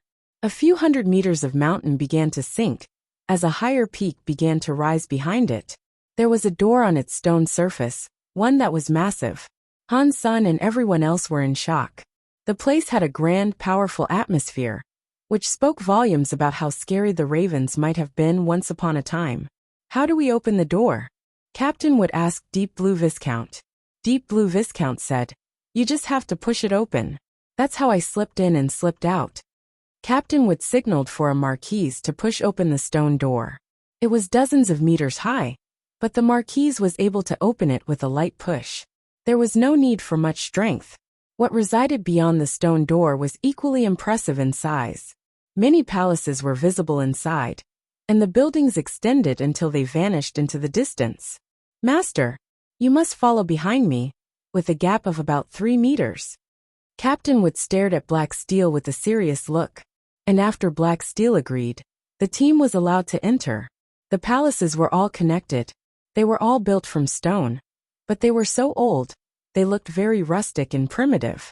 Even with the protection of the mountain, they looked poorly kept. Hansen saw a multitude of carvings on the walls, depicting bird-like creatures. Large bird statues stood on both sides of the plaza. "Deep Blue Viscount, will there be danger up ahead?" Captain Wood asked. Deep Blue Viscount gave a wry smile.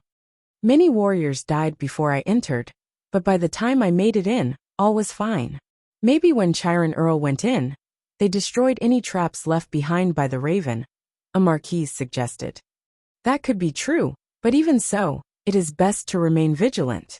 We cannot drop our guard for a single second. Captain Wood was speaking with a deep, authoritative voice. The group of them followed behind Deep Blue Viscount as they moved forward. It wasn't long before they stumbled across a pile of bony remains. They definitely belonged to Rebate. They must have been part of the previous group. Captain Wood checked out the bones and noticed the skulls each had a large hole in them. They were so big, you could squeeze a clenched fist clean through. The team kept traveling. Their path had proven to be surprisingly uneventful. Aside from seeing the odd pile of bones here and there was nothing that posed an actual threat. Hansen thought things over as he walked. Weird. It looks like this place has not been visited by anyone in quite a while. And there are some creatures outside that could most certainly not have been dealt with by a Viscount. How did Wynne Viscount get into this palace and get himself infected with the Raven's mark? Although there was no danger, Captain Wood was being careful nonetheless. He didn't speed up on his way. He remained at a slow and steady pace. After they walked a dozen miles, they went past a temple that had also been constructed from stone.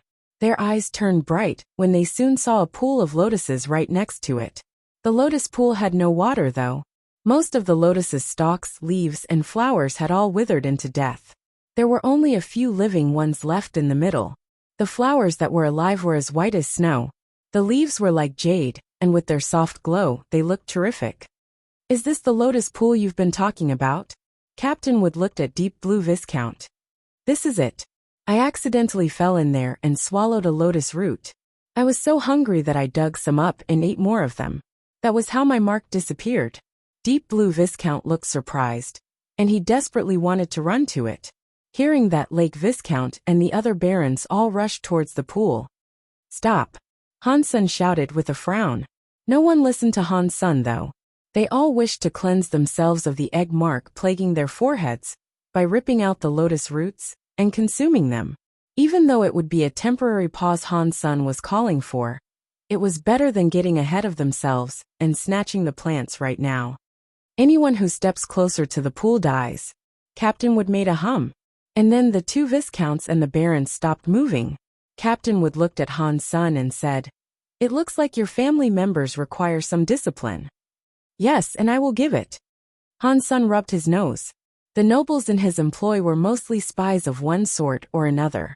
They didn't want to listen to his orders, particularly so if claiming the flowers meant the difference between life and death. They hadn't followed Hansen for very long either, so it was not as if Hansen could control them. "Mr. Wood, I beg of you to provide me some of this lotus root. I only need a little." Deep Blue Viscount quickly turned to begging. After Deep Blue Viscount said this, the other barons started to beg too. They all had a ticking time bomb planted on their heads after all. But Captain Wood ignored them. He walked over to the lotus pool and looked at the flowers. A while later he asked, "Do you know what species of flower these are?" Everyone shook their heads, not knowing what species of plant they were. "All right. Go ahead and dig up a lotus root." Captain Wood frowned while he spoke to the barons. "Thank you," the barons responded happily. "You can dig it up. But if you dare steal a bite, I will cut your heads off." Captain Wood continued coldly. "Dig them up and I won't mistreat you. I won't give you any less leaseways." The barons looked bitter as they went forward to dig up the lotus roots. Captain Wood and the four marquises kept their eyes peeled on them. No one dared to eat one of the roots against the captain's orders. "Why aren't you guys moving?" Captain Wood asked coldly, seeing Xie Qing King and Gu Qingcheng.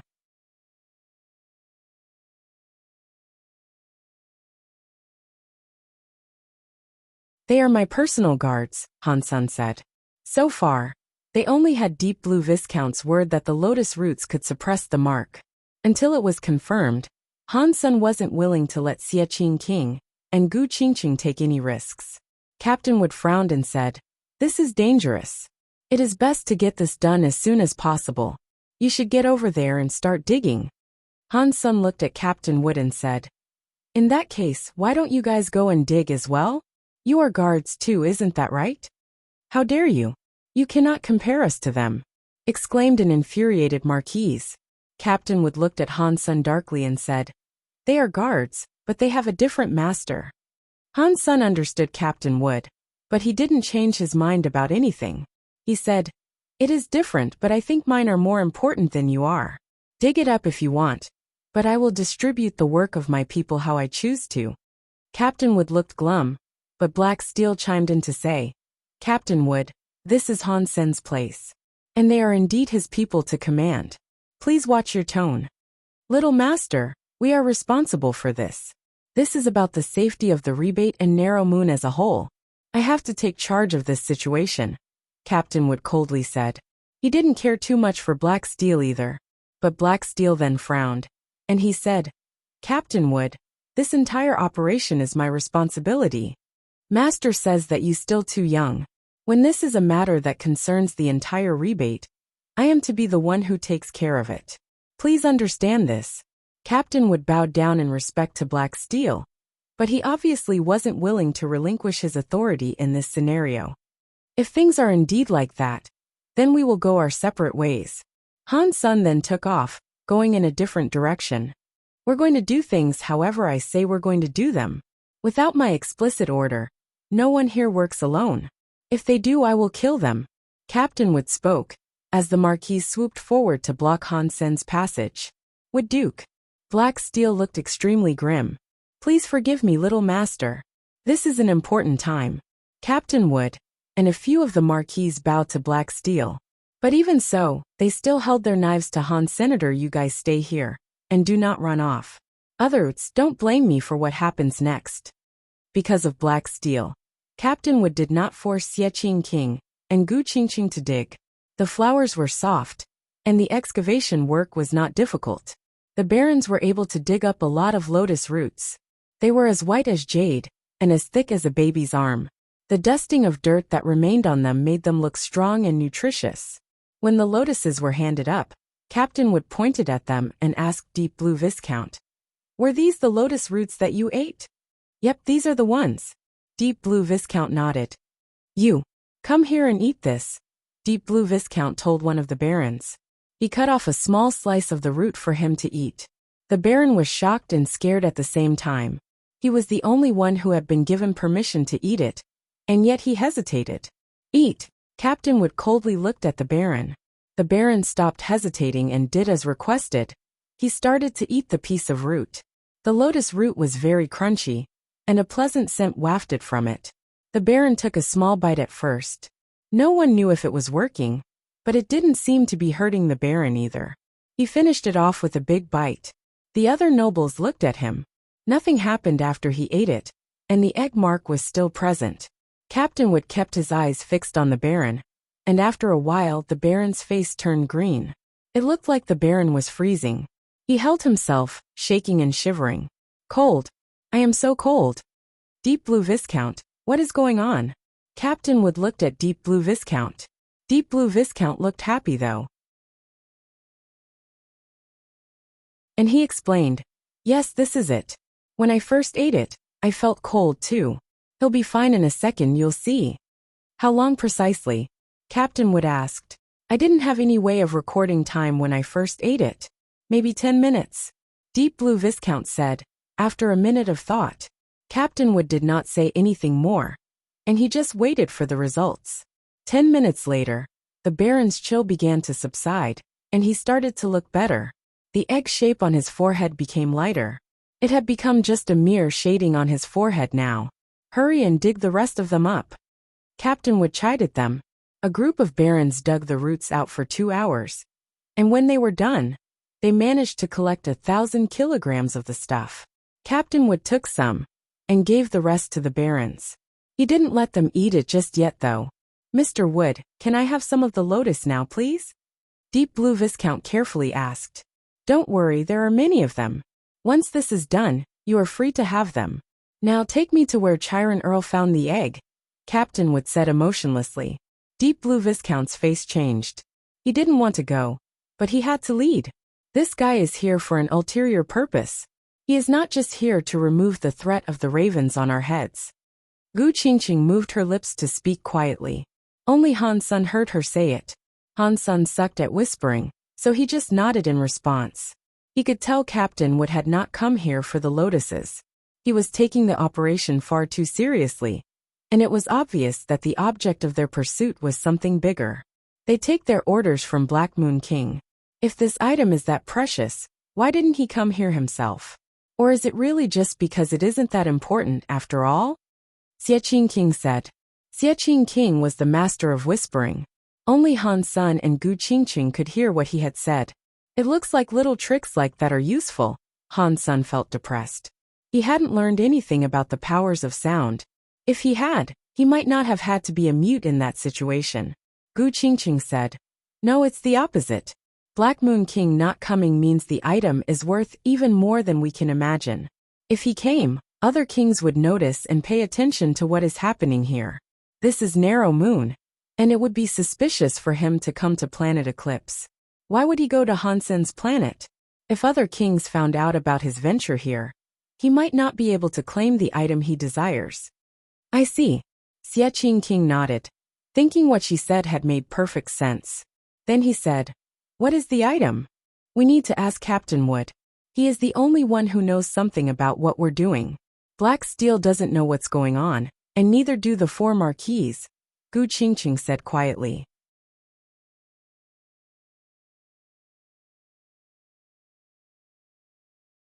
A group of people followed Deep Blue Viscount as he led the way to the palace. Suddenly, Han Sun felt as if something on his back was moving. Han Sun pretended to fetch some water, so he could reach around and feel his back. It was the box with the steel feather inside. It was moving. Han Sun hadn't told Captain Wood he had found a steel feather on Wind Viscount's body. He had put it in his backpack, worried that it might cause trouble back in the base if he left it unattended. Since it was now moving around for no reason, it appeared that his worry had been valid. The further they walked, the shakier the box became. Luckily, there was a bag covering it, so no one had noticed it yet. Walking through a number of stone halls, they soon arrived at a plaza.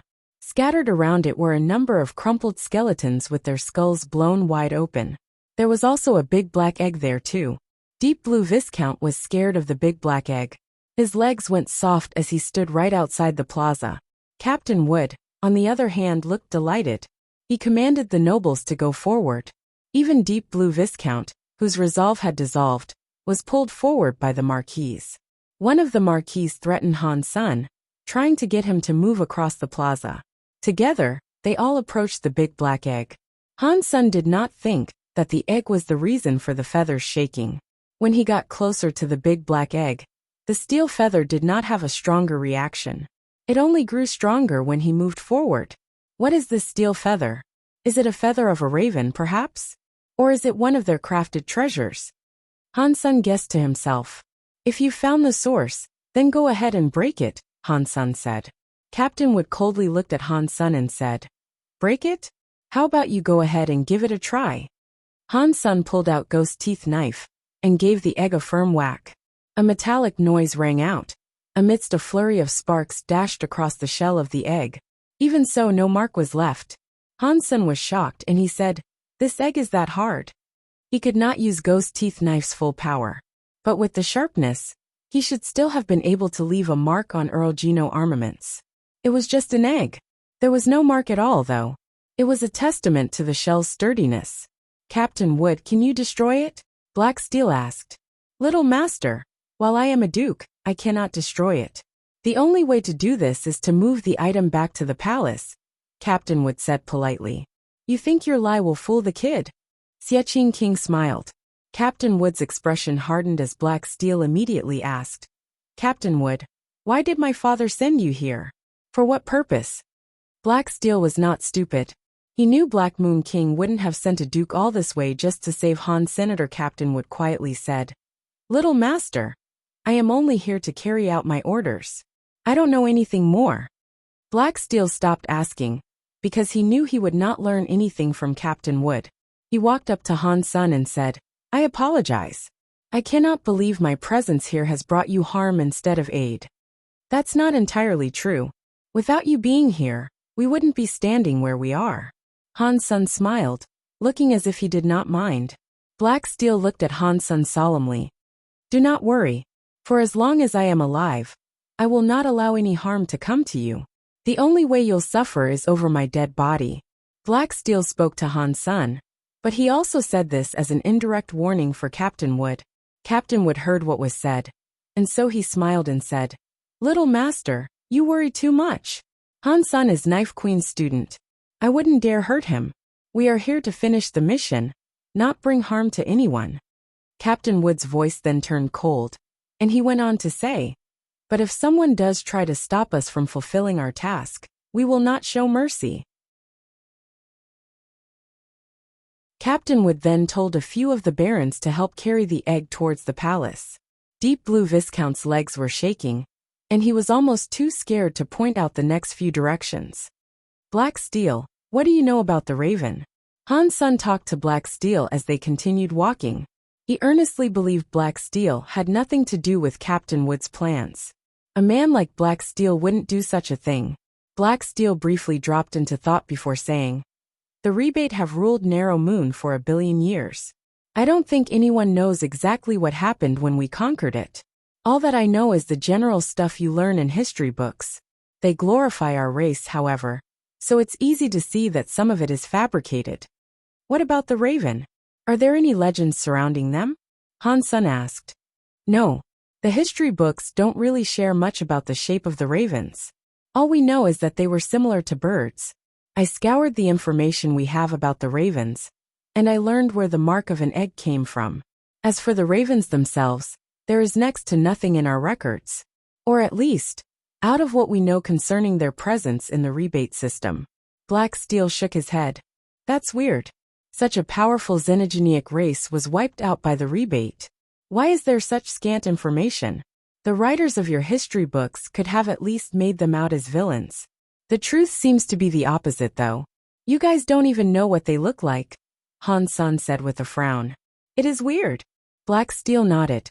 Captain Wood heard every word they said, but he didn't stop them from discussing the matter. He merely hastened everyone along. Perhaps it was because Chiron Earl had activated all the traps before their coming, but there was no danger inhibiting their way as they moved forward. It was a surprisingly smooth trip. The steel feather started to shake faster and faster, and Han Sun was unsure if that was a good thing. He also had a question. "We still haven't found any sign of Wind Viscount's passage. Where did he actually get infected?" After walking for half a day, they eventually found themselves standing before a palace. This palace looked different from the other palaces. The others were made of stone, but this one was built from purple copper. It looked very mysterious. Outside the palace, glazed across the walls, were paintings. They mostly depicted a number of creatures with human bodies and bunny ears. They were obviously the rebate. In those paintings, the rebate were not standing in positions of honor. Rather, they were pulling a strange cart that looked like a carriage. They were doing manual labor, like beasts of burden.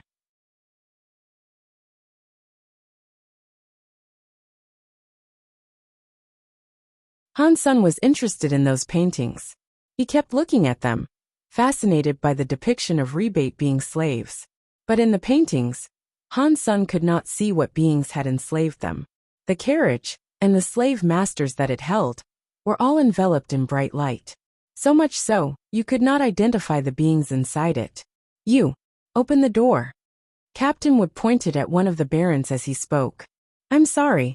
That baron suddenly kneeled, planted his face down to the ground, and started to kowtow. He did it so vigorously, his forehead began to bleed. "Catcha." Captain Wood cut the baron's head clean off, and emotionlessly spoke to another one of the barons. "You, now you go and open the door." The baron's legs were shaking. He didn't beg as the previous baron had. Instead, he slowly approached the door of the palace. His trembling legs brought him closer and closer to the door, and when he was near enough, he extended his shaky hands. With little to no strength, he pushed against it. The door did not budge. "Use strength," Captain Wood shouted. The baron shoved forcefully against the door, but still, there was no response. "Deep Blue Viscount, how did Chiron Earl enter?" Captain Wood asked Deep Blue Viscount. Deep Blue Viscount, ever since he had returned to this place, had looked quite pale. His lips shivered as he tried to speak, saying, "He merely pushed the door and it opened." He did nothing special. He didn't do anything. Come on, man. Think about it harder. Captain Wood quietly requested. Deep Blue Viscount's entire body was shaking like mad. His facial expression screamed out the fact he was hiding something. And inside, whenever he thought about it, he wanted to faint and drop down to the ground. I guess I do know what happened, Gu Qingqing said with a sigh. She used the voice only Han Sun and Xie Qingqing could pick up. Han Sun nodded. He knew what she was thinking too, but it was simply too cruel. What's going on? Xie Qingqing was too lazy to think about it, so he quietly asked them to spell it out. Gu Qingqing said, if I am not mistaken, Chiron Earl brought more than just Deep Blue Viscount. There might have been 6 ordinary rebate. Xie Qingqing did not want to realize what she was suggesting, but he was a smart man. He understood and said, are you saying Chiron Earl brought the ordinary rebate intentionally for some reason? Their only use could have been in opening this door. Does that mean Deep Blue Viscount is some sort of key or sacrifice? That must be the reason it, Gu Qingqing said coldly. Gu Qingqing knew this, but Captain Wood was not dumb, either. He stared at Deep Blue Viscount and said, if you tell me the truth, I will let you live. If you lie, you are going to be a sacrifice. Deep Blue Viscount's body shook even more now. With a trembling voice he said, we need the blood of 4 rebate to open this door. When Deep Blue Viscount said that, the rebate barons were shocked. They immediately tried to run. Aside from them, only Captain Wood and Black Steel were rebate. Everyone knew what would happen to them now. Captain Wood didn't look at the rebate barons that were escaping though. 4 of the marquis did so for him. They swiftly moved to grab the escaping barons. Then, all 4 of the captured rebate were thrown in front of the palace door. How do we do this? Captain Wood saw Deep Blue Viscount shaking like mad. Deep Blue Viscount, with his still shaky voice, said, make them kneel in front of the gate, and then cut off their heads. Their blood should be absorbed by the gate. Mr. Help. Fuck. I am going to fight you. The 4 rebate begged for their lives. Others were mad. Some of them wished to kill themselves. But no matter what they wished to do, they could not move. Captain Wood unleashed a power, before any of them could move their fingers. They were kneeling before the door now. Don't kill me. I am Night River King's man, a rebate baron shouted. When he shouted that out, the other 3 barons started shouting too. They were all well known at some level. Captain Wood ignored their pleas though. He grabbed the scared Deep Blue Viscount and brought him in front of the door. He made him kneel with the 4 barons. Captain Wood, what is this? I told you what you wanted to know. Deep Blue Viscount was terrified. There are 4 rebate barons, and you said you need 4. Isn't that quite a coincidence? Captain Wood said coldly. Mister, I did not lie. You really only need 4. Deep Blue Viscount shouted. Captain Wood looked up to the painting on the wall and said, kill. The 4 marquis moved to cut the heads of the rebate off. 5 in total, with Deep Blue Viscount included. Han Sun and Gu Qingqing frowned. This was just like the sanctuary. If you were weak, you would only end up getting bullied. Deep Blue Viscount and the others were all killed. Then Captain Wood withdrew his power. The 5 headless bodies were still in a kneeling position, as the next squirted out blood that spray painted the door. The blood began to float up and stain the markings across the door, before being wholly absorbed. The 5 headless corpses continued to squirt blood ceaselessly. It was a creepy thing to see. The barons had killed before, but seeing this, it made their legs grow soft. Catcha! The 5 bodies shriveled up as all their blood was drawn into the door. The bronze door turned red, and then it made a sound. It was just a sound though. The door did not open. The 5 bodies were all dried up now, lying on the ground. They were like husks, devoid of any fluid. You, go and open the door. Captain Wood pointed at one of the barons. The baron was so scared that he wet his pants. But even so, he still walked toward the door, shivering constantly. He pushed the red bronze door open. The bronze door opened, and light spilled out of the gap. When the group saw what lay inside there, they were quite surprised. Inside there was a small replica of narrow moon. Each moon had its own orbital ring, and in the center of them all, there was an orb. Like a sun, it gleamed brightly. That was at the center of the purple bronze palace.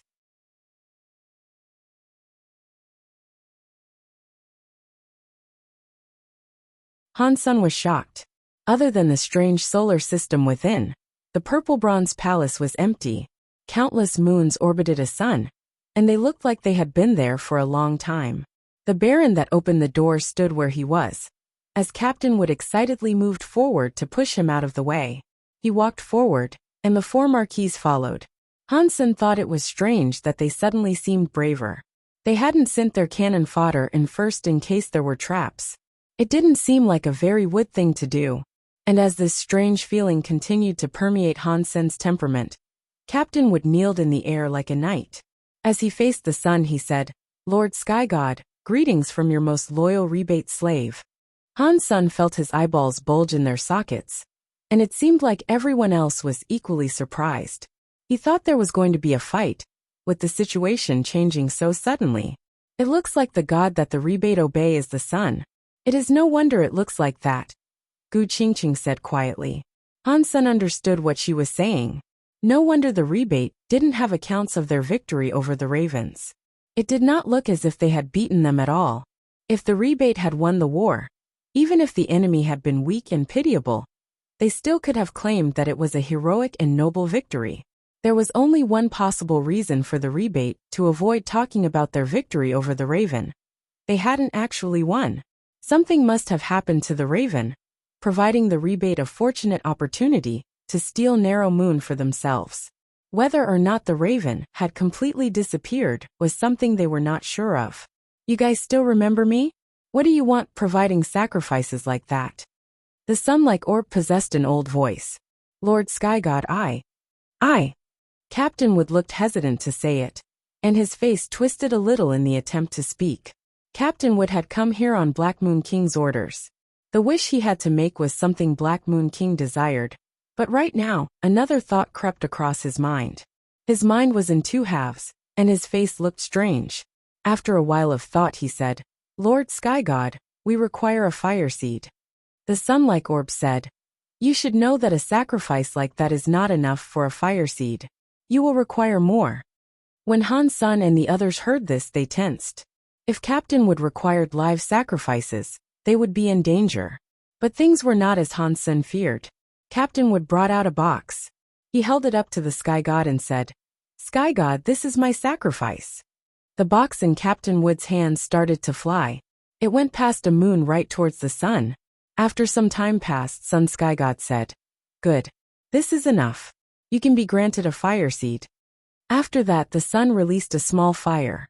It was like the light of a candle, and it flew directly back to Captain Wood. Captain Wood pulled out a black bottle to put the flame inside. He closed it, and then put it away. "Thank you, Sky God." Captain Wood bowed, and then went on to ask, "Sky God, is there still one more wish available to be made?" "No. The 3 wishes have been granted." Sun Sky God used his old voice. "Did Chiron Earl make 2 wishes? Where did he get that many sacrifices?" Captain Wood's face changed. Sun Sky God said, "Chiron Earl only made 1 wish. Not long ago, a viscount approached and made a wish. So the 3 wishes have now been made." Captain Wood's face looked ill, and he said, "A viscount made a wish? Who?" "You can return to whence you came now." Sun Sky God did not answer his question. Captain Wood did not dare disobey the command, so he simply bowed and left the purple bronze palace with his 4 marquis. He looked quite gloomy. Now Han-sun wondered if Wind Viscount was the one who made the wish. It didn't make sense if he had, though. If he had made a sacrifice and gone through all that effort, why would he have died not long after? After Captain Wood had left the hall, Sun Sky God's voice boomed across the hall. "If you have the raven feather, why do you not make a wish?" Everyone was shocked, and no one knew who his question was directed at. Han-sun was shocked, and he thought to himself, "The raven feather cannot be that steel feather, can it? If you have the raven feather, you can make 1 more wish." Sun Sky God's voice sounded again. Everyone looked at each other, wondering who amongst them might have had such a feather. Han-sun stayed quiet, but when he stepped forward, he noticed Captain Wood and the others' faces change. "Mr. Sky God, what are these raven markings?" Han-sun did not make a wish. He simply asked a question before all else. Sun Sky God answered, Chiron Earl made a wish to grow a raven. You need a sacrifice to grow the raven, and the people with the marks on them are the sacrifices. Then, might I ask how it is possible to erase those raven marks? Han-sun asked. Sun Sky God seemed to show bias towards Han-sun, and he answered him again. You do not need to erase them.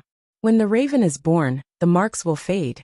The marks will not bring harm to the people possessing them. In fact, those who have it will be granted raven blood. It will make them stronger. Now, Han-sun was able to understand why Sky God was so nice and so willing to answer the questions. But Han-sun had to keep on asking. Then, how do I make the raven be born in a way that the sacrifices don't die? You find more sacrifices. Find more than you need, and you will live, Sun Sky God said with certainty. Is there anything else? Is there a method that won't require any sacrifices? Han-sun asked with a frown. You can use your wish to erase those marks, of course. You ask too many questions. Now, sacrifice the raven feather and make your wish, Sun Sky God said.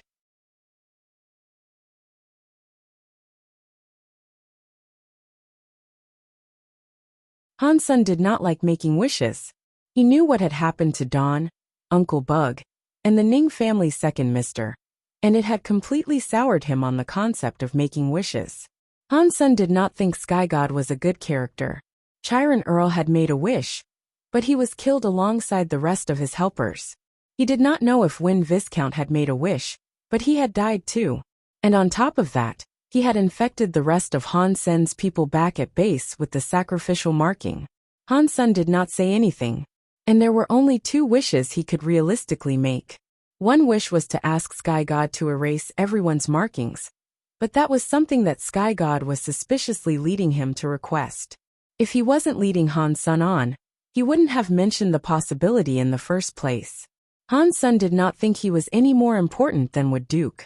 But Sky God had spoken a lot more to Han-sun, and so it was fairly obvious that Sky God wanted something from him. Han-sun couldn't make this wish. Even if everyone did get their markings removed, the egg was still around. The infection in some way would go on. And on top of that, Han-sun only had 1 raven feather. He could also wish for the raven to be born without the need for a sacrifice. According to what Sky God had told him, if the raven was born, the markings would be useless. The people with them would not be hurt, and if anything, those who had been marked would only benefit.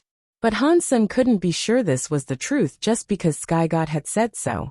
It might just be another way that Sky God was trying to deceive him. If this was the truth, there was the whole matter of pondering what to do once the raven was born. It required a grand sacrifice for its birth, so only the gods knew how much it would later require.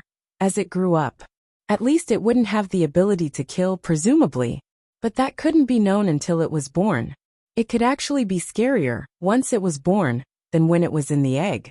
Wishes like that seemed too dangerous to Han Senator, but the Silver Fox, Xie Qing King, and Gu Qingqing possessed the mark. If he didn't sort this out soon, everyone here could die. Make your wish. Sun Sky God's voice boomed again, echoing across the hall. Han-sun did not bring out the steel feather yet though. He just asked, Lord Sky God, is there anyone else like you that can grant a wish through sacrifices? This has nothing to do with your wish, Sun Sky God said. It has nothing to do with my wish, but I had a few friends who made a wish to a so-called god. Their dreams might have come true, but ultimately, their lives all turned to misery. I am afraid of ending up like them. I don't want to make a wish and find myself unable to enjoy it, Han-sun said slowly. I am not that kind of god, Sun Sky God said. So, you are saying there are other gods like you? Han-sun's eyes turned bright. He had been looking for that god for a long time, but he had never been able to pick up on a single lead. He hadn't expected to find one here. You cannot compare those fake gods to someone like me, Sun Sky God said in irritation. Now Han-sun knew that other gods did exist. And now Han-sun wanted to know information concerning the gods Sky God knew, and whether one of them was the god that the 7th team had encountered. Han-sun wished to ask something more, but Sun Sky God said, I am going to rest. Give me your feather, and make the wish now, or wait another 1,000 years. I appreciate the offer. I'll think about it, and maybe I'll make this wish in 1,000 years, Hansen said. Then tried to exit the purple bronze palace. When he had entered the palace, he stayed near the door. He didn't enter too far, so he thought he could bolt outside quickly enough if something bad happened. But now Hansen noticed he had underestimated Sky God. As he tried to reach the door suddenly looked so far away. He wouldn't be able to reach it.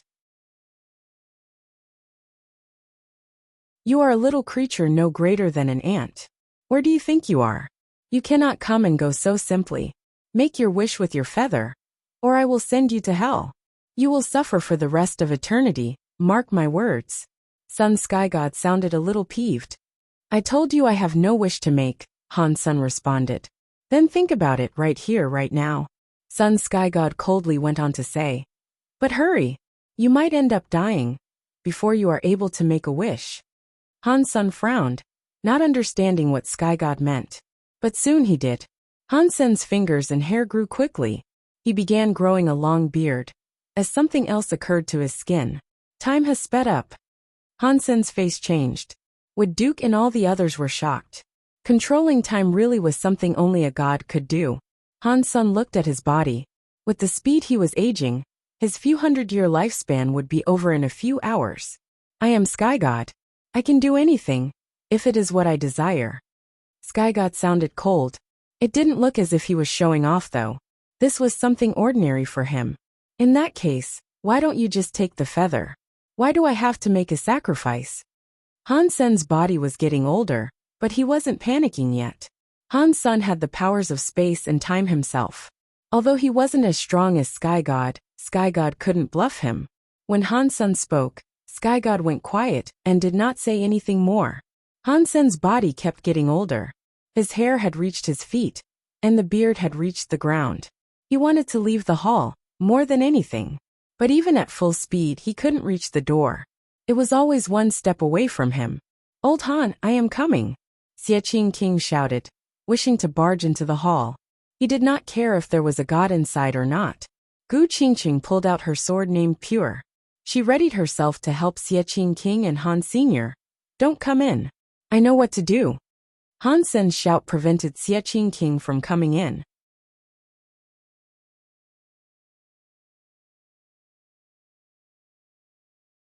Xiaqing King stopped just short of the entrance and spoke aloud to Han Sr. Do you really have a way? If you don't, I'll pull you out of there. Don't worry. I have a way, Hansen said calmly. Hansen, give him your sacrifice and make the wish. Do you want to die? Captain Wood said with a frown.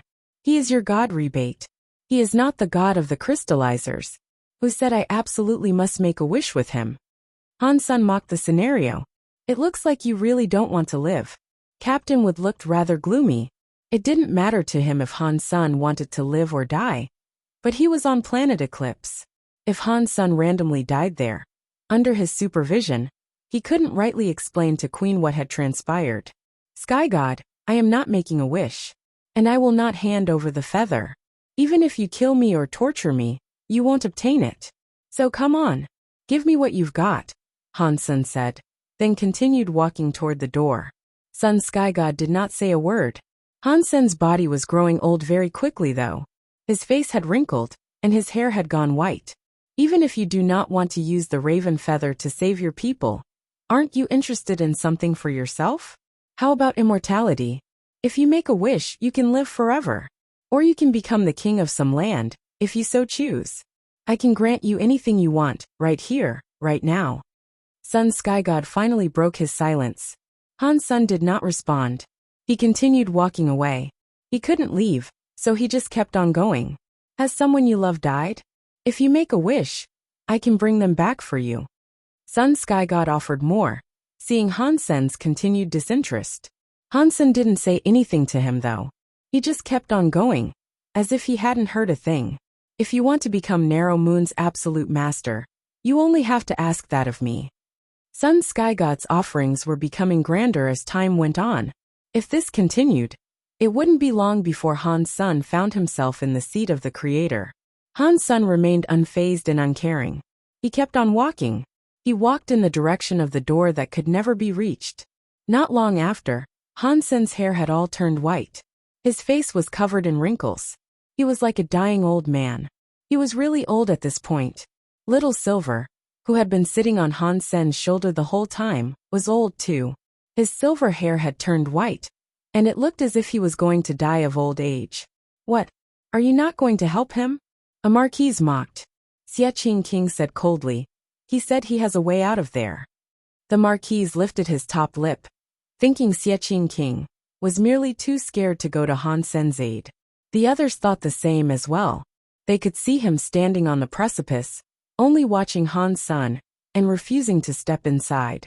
Suddenly the purple bronze door shut, and then you could not see what was beyond there. This also meant Han Sen was now hidden from sight. It looks like Sky God is angry. Han Sen is most likely dead now. We should go, Master. Captain Wood was speaking to Black Steel. Black Steel frowned and looked at the solemn door that had closed. He said, "Okay, let's leave." "What are you two doing there? Why are you not leaving?" a marquise asked Xie King and Gu Qingcheng. "We are waiting for Han Sen," Xie King coldly said. "Earlier, you two were afraid to step inside. Stop pretending about this nonsense." The marquise lifted his lip.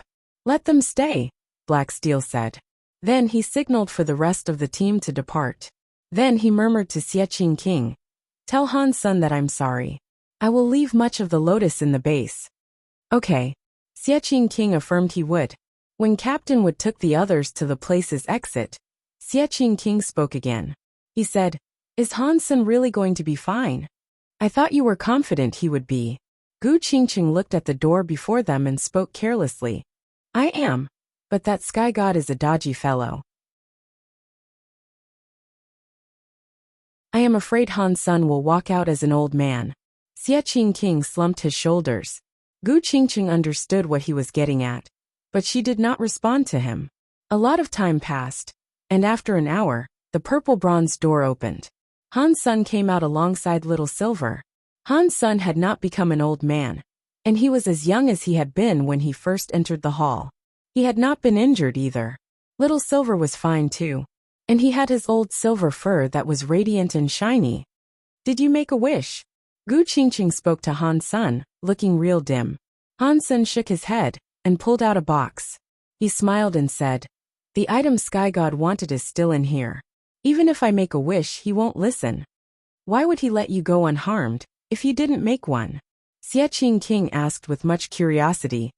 "I was fine the whole time. Him speeding up time was merely an illusion." Han Sen smiled. "It was an illusion? That means he wasn't real, and all his power was merely for show?" Xie King said.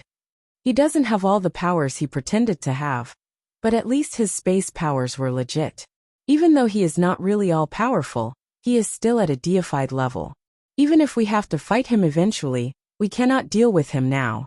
Han Sen shook his head. "Why did he not kill you and just take the feather?" Xie King could not believe that things had worked out this way. Han Sen did not answer Xie King though. He just looked at Gu Qingcheng and asked, "That Sun Sky God, was he the same god as the one you met?" Gu Qingcheng shook her head. "I don't think so. This one gave me a completely different feeling to the one I previously met. That being said, there appears to be a thread connecting them somehow. Maybe. I can't quite put my finger on it. Maybe they are both of the same kind. They must both have a limitation of some sort. They cannot just kill people." Han Sen did not continue with that train of questions though. He just looked around and asked, "Captain Wood and the others have left?" As soon as the door shut, they took their leave. "Black Steel told us he would leave some of the lotus roots for us at the base," Xie King answered. "I am afraid they might not even be able to leave the palace. As far as I know, those who make wishes don't meet a fond fate. Let's go. I hope we can catch up with them." Han Sen took off power walking. "I don't understand. How did you know all that was an illusion?" Gu Qingcheng asked, matching Han Sen's speed. She had no idea it was all a trick. Han Sen did not answer. He patted his shoulder, and little invisible revealed itself. Han Sen smiled. If that power was real, he should have aged too.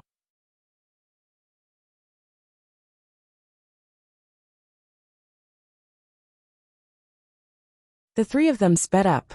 They chased after Captain Wood's group for a dozen miles, before coming across a body crumpled on the floor.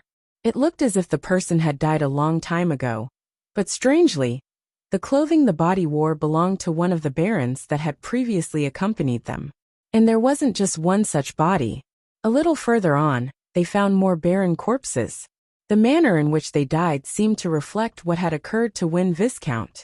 Their heads had been blown open, leaving a gaping hole. Weird. Didn't they have the lotus roots? Didn't they erase the markings? That should have at least lasted them a good while. Gu Qingqing frowned. It looks like the lotus root might be useless after all. Han Sun pointed to the ground. There were some remains of the lotus on the ground. And near the shreds of lotus, there was another barren corpse. The man was holding half of a lotus root, indicating he had been eating it when he died. Halfway through his consumption of the plant, part of his head had exploded. You are telling me that those lotus roots are actually useless? Xie Qingqing's face changed. Maybe they're useless, but we don't know for sure yet. These guys are dead, but you guys are alive. It doesn't look like this matter is all that simple. We need to catch up with them. I hope I am wrong, of course. If I'm not, things will have taken a swift turn for the worse. Han Sun sped up on his travel, and every now and again, they would catch sight of a baron that was dead and clutching a lotus. Little Silver suddenly came to a stop. The egg mark on his forehead turned into a black bird. Little Silver seemed upset by the change, and he kept on scratching the point.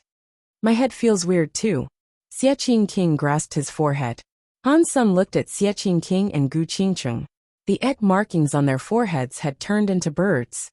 You guys should eat some of the lotus and stay back here. Don't follow me any further. Han Sun grabbed a lotus and passed one to Little Silver.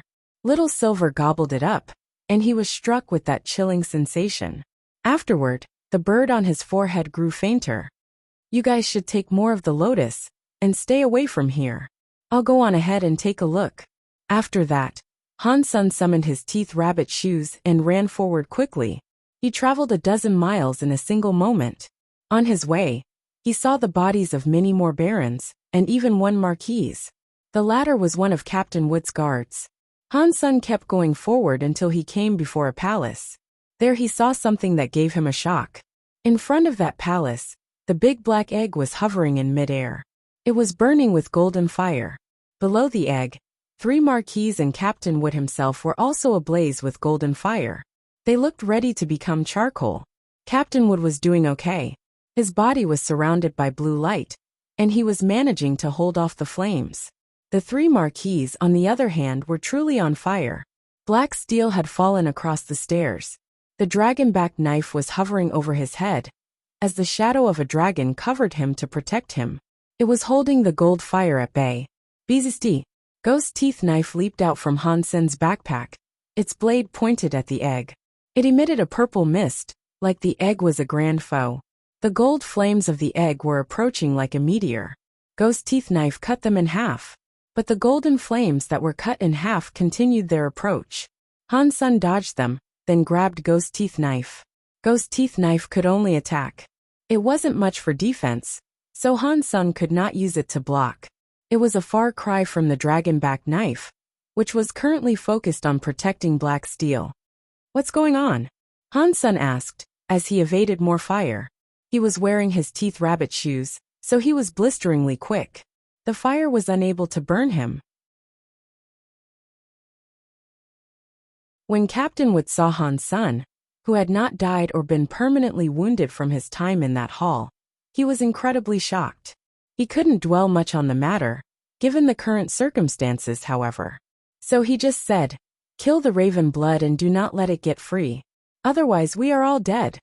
Black Steel then yelled to Han Sun. The egg absorbed Sky God's fire seed. The power of its fire is cruel and strong. You should run. Wood Duke was screaming. Eventually, he proved unable to hold back the fire, and his skin began to sear and sizzle. Han Sun wasn't keen on the prospect of saving Captain Wood, but Little Silver and the others had the mark. If he didn't destroy the egg right here, they'd all end up like Captain Wood. Han Sun's teeth rabbit shoes were incredibly fast, and with a swift move, he was able to dodge 2 flames. Holding Ghost Teeth knife, he swept forward to strike the giant egg wreathed in golden fire.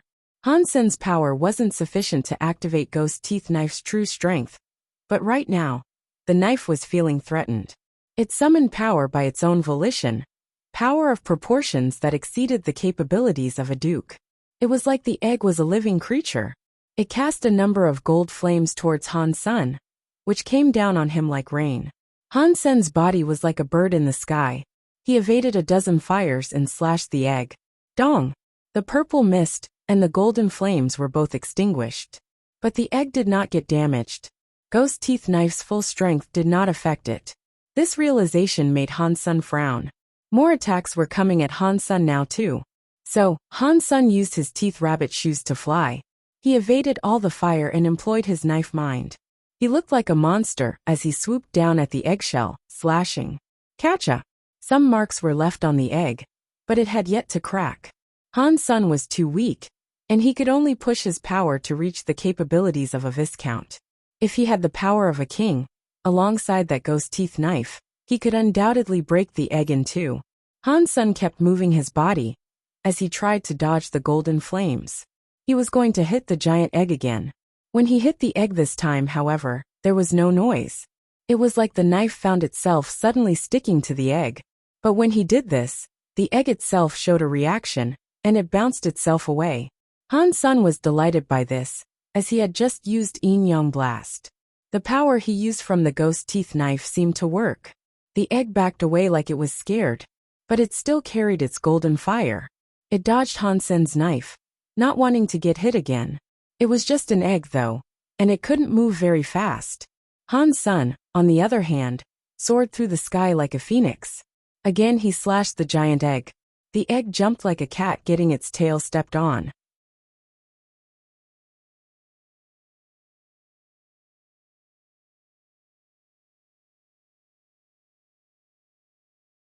Hansen was acting as if he was completely oblivious to everything except his enemy.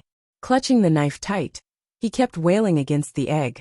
Eventually, the black egg could not withstand the might, and it cracked deeply.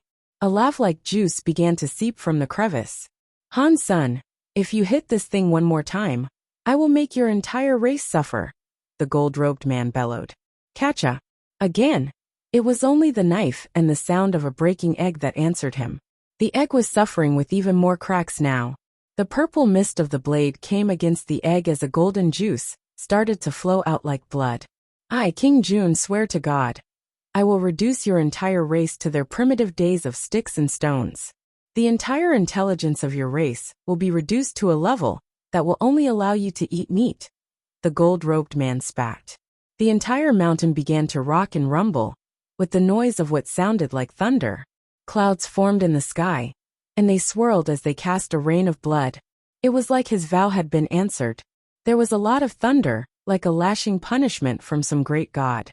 The rivers of blood that were forming, alongside the gold fires, made the mountain look like the result of an ensuing apocalypse.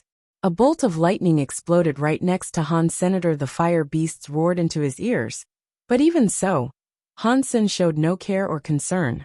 Without a single moment of hesitation, his grip on his knife remained firm. Slash after slash, ghost teeth knife struck the egg like mad. The egg was covered in marks, and the flow of the lava-like blood increased. It was all over the place, along with the purple mist. It was pretty creepy. Xieqing King, Gu Qingcheng, and Little Silver had the mark on their heads. Little Angel back at base might have had it too.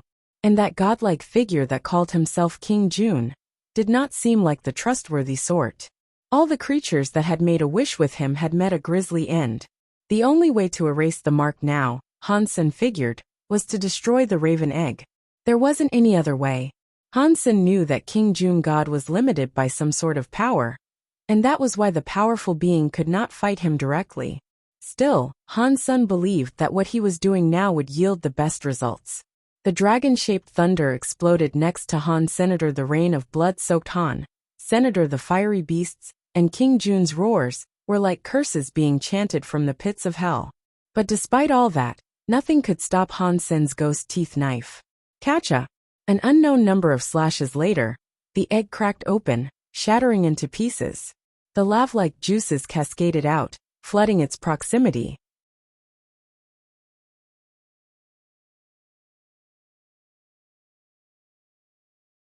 Inside the broken egg, there was a featherless raven. A deep wound crossed its body, oozing purple smoke. The raven's eyes were partly open, but little more than slits. It looked furious, but it appeared to be suffering inside the lava-like juice. And while it seemed to be unable to stand, it lurched forward with the speed of lightning. Quickly, it came toward Han Sen, seeking to bite him with a mouth wreathed in fire. Ghost Teeth Knife looked so angry in return, with its purple mist. Han Sen did not have to activate it himself, as the blade moved for him. It was like a hungry demon, and it wanted nothing more than to kill. The raven had not fully developed yet. There were no feathers on its body, and it was grievously injured. There was blood caking most of its skin. The knife came at the raven and cut it, leaving a lesion across its flesh. The full power of a king-class ghost teeth knife only left a scratch across it though. Han Sen kept moving, swinging his blade at the raven as he went. It was still small, and its eyes were only partially open. Its body was still naked, and its skin wasn't as firm and developed as it could be. But even so, the raven was not afraid of the assault. After the attack, it looked at Han Sen with even anger. King Jun had not said anything. He coldly looked at Han Sen, with an expression of pure hatred and murder. It was scary to witness. Eventually the blood rain, thunder, and fire began to fade. The palace had been reduced to little more than a ruin. Han Sen slashed the bird again, delivering more and more wounds upon it. Gold blood spilled out of it, and it was clear Han Sen would soon end up killing the raven. Han Sen, if you kill it, you will never be rid of me. King Jun sounded calm when he spoke, so calm it was chilling. Catcha!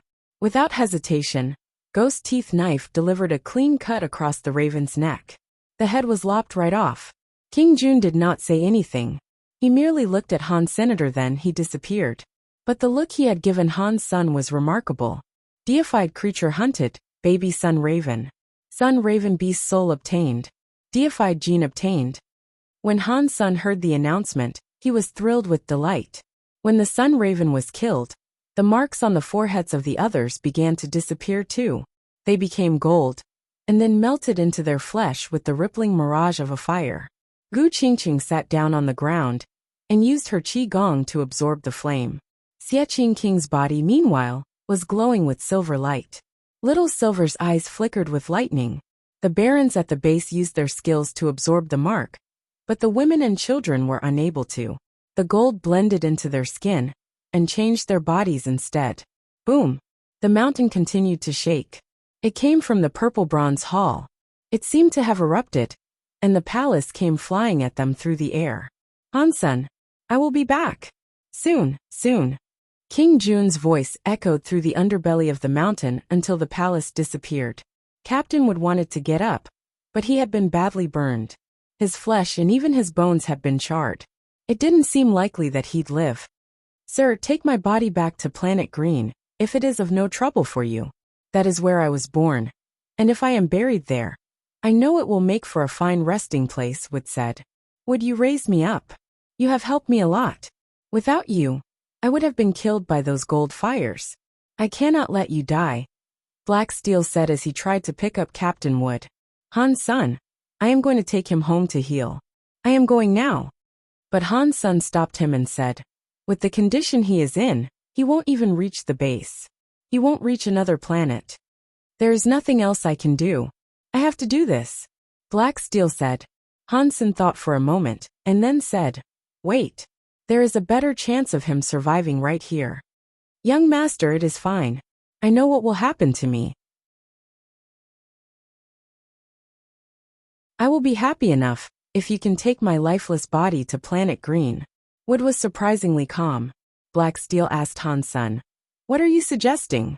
His body was burned by fire, and his body is suffering from fire poisoning. That is bad. He can't make it to camp. But these lotuses have a cold element within them. If they can suppress the raven mark, it will help the fire and perhaps eliminate the fire poisoning, Han Sen said. The lotuses might be able to clear the fire poisoning, but the wounds. Black Steel shook his head. That's why we'll need him, Han Sen said, then whistled to the sky. Not long after, something silver emerged from the ruins. Little Silver swiftly came before Han Senator. Little Silver, Bite the lotus, and put it on his wounds. Han Sun gave Little Silver the lotus. Little Silver took the plant and chewed it up. Then, he moved over and spat it out over Wood's wounds. The burned skin began to smoke, and it made Wood scream in agony. Little Silver chewed up a lot of the lotuses, and placed them atop all the wounds. And whenever the wounds came into contact with the lotuses, it was like a ladle of water being poured over smoldering charcoal. The white lotuses turned black. Black Steel, feed him some lotus, Han Sun told Black Steel.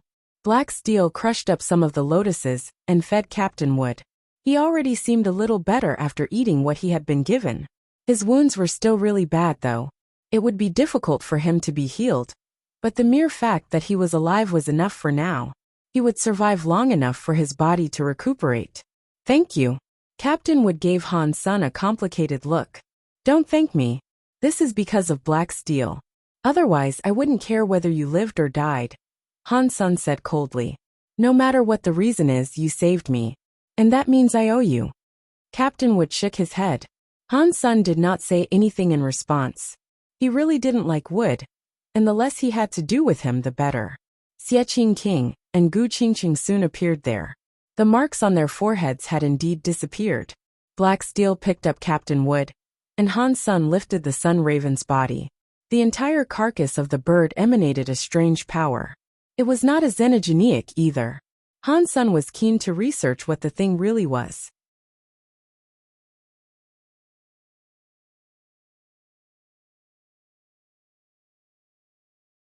When they emerged from the mountain, it didn't seem as if anything had been affected by the events that occurred inside.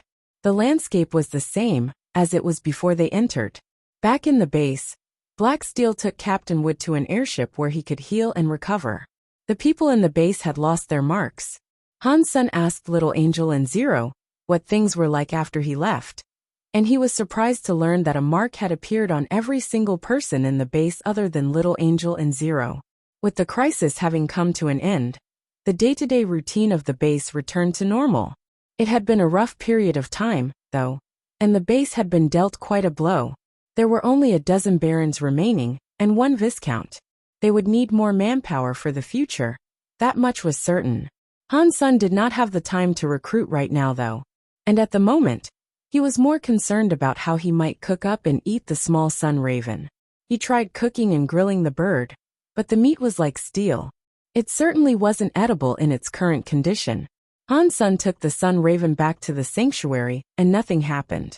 It was still not edible, so he decided to put it into storage for the moment. This is Bauer's first day in kindergarten. We have to go and accompany her. Ji Yanran said to Han Sr. Sure. My cutie pie is going to kindergarten. Han Sun picked up Bauer.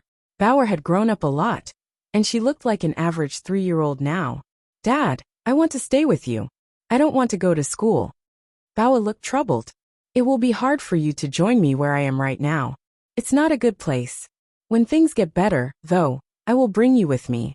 But for now, you should go to school, Han Sun said, encouraging Bauer. They moved to be closer to the school. Little Flower had been kidnapped by Old Cat, so Ji Yanran was focusing her maternal efforts on Bauer instead. After the formalities were conducted, Bauer was left to her own devices in the kindergarten. Han Sun and Ji Yanran did not go straight home, and instead, they walked around for a while. Han Sun, I miss Little Flower. Ji Yanran's voice was quiet. Me too. All of this is because of that blasted Old Cat. But don't worry, Little Flower is fine there. Old Cat sent me some videos, remember? Han Sun tried comforting her. Once in a while, they'd receive a new video of Little Flower. It must have been Old Cat who was sending them, but he never showed up himself. Knowing Little Flower is fine is okay and all, but I miss having him right next to me. It's like there's something missing in me when he's not here. Ji Yanran was still sad. I will bring Little Flower home and skin that Old Cat as soon as I am able to. Han Sun gritted his teeth as he spoke. Han Sun changed his tone and said, how about we make a Little Flower? When Little Flower comes back, he'll have a sibling. How about we make a few, so this place is more crowded? I don't want that many. I am not a breeding pig. Ji Yanran looked very angry. Where did I find such a beautiful pig? Han Sun laughed and picked her up. What are you doing? We're out in public. Ji Yanran growled. You are my wife. I can hug you, can't I? I don't care what others think of us. In the kindergarten, Bao was sitting on a small chair. She held her jaw, looking miserable and bored. Bao, why aren't you playing with your classmates? Are you sick? A woman teacher crouched down next to her and stroked her head as she spoke. I don't like those games. They are boring. Bao blinked. How about I teach you how to sing? The teacher asked. What song?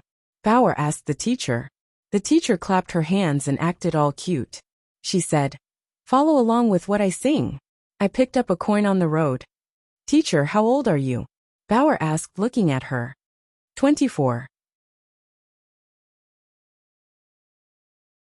What about it?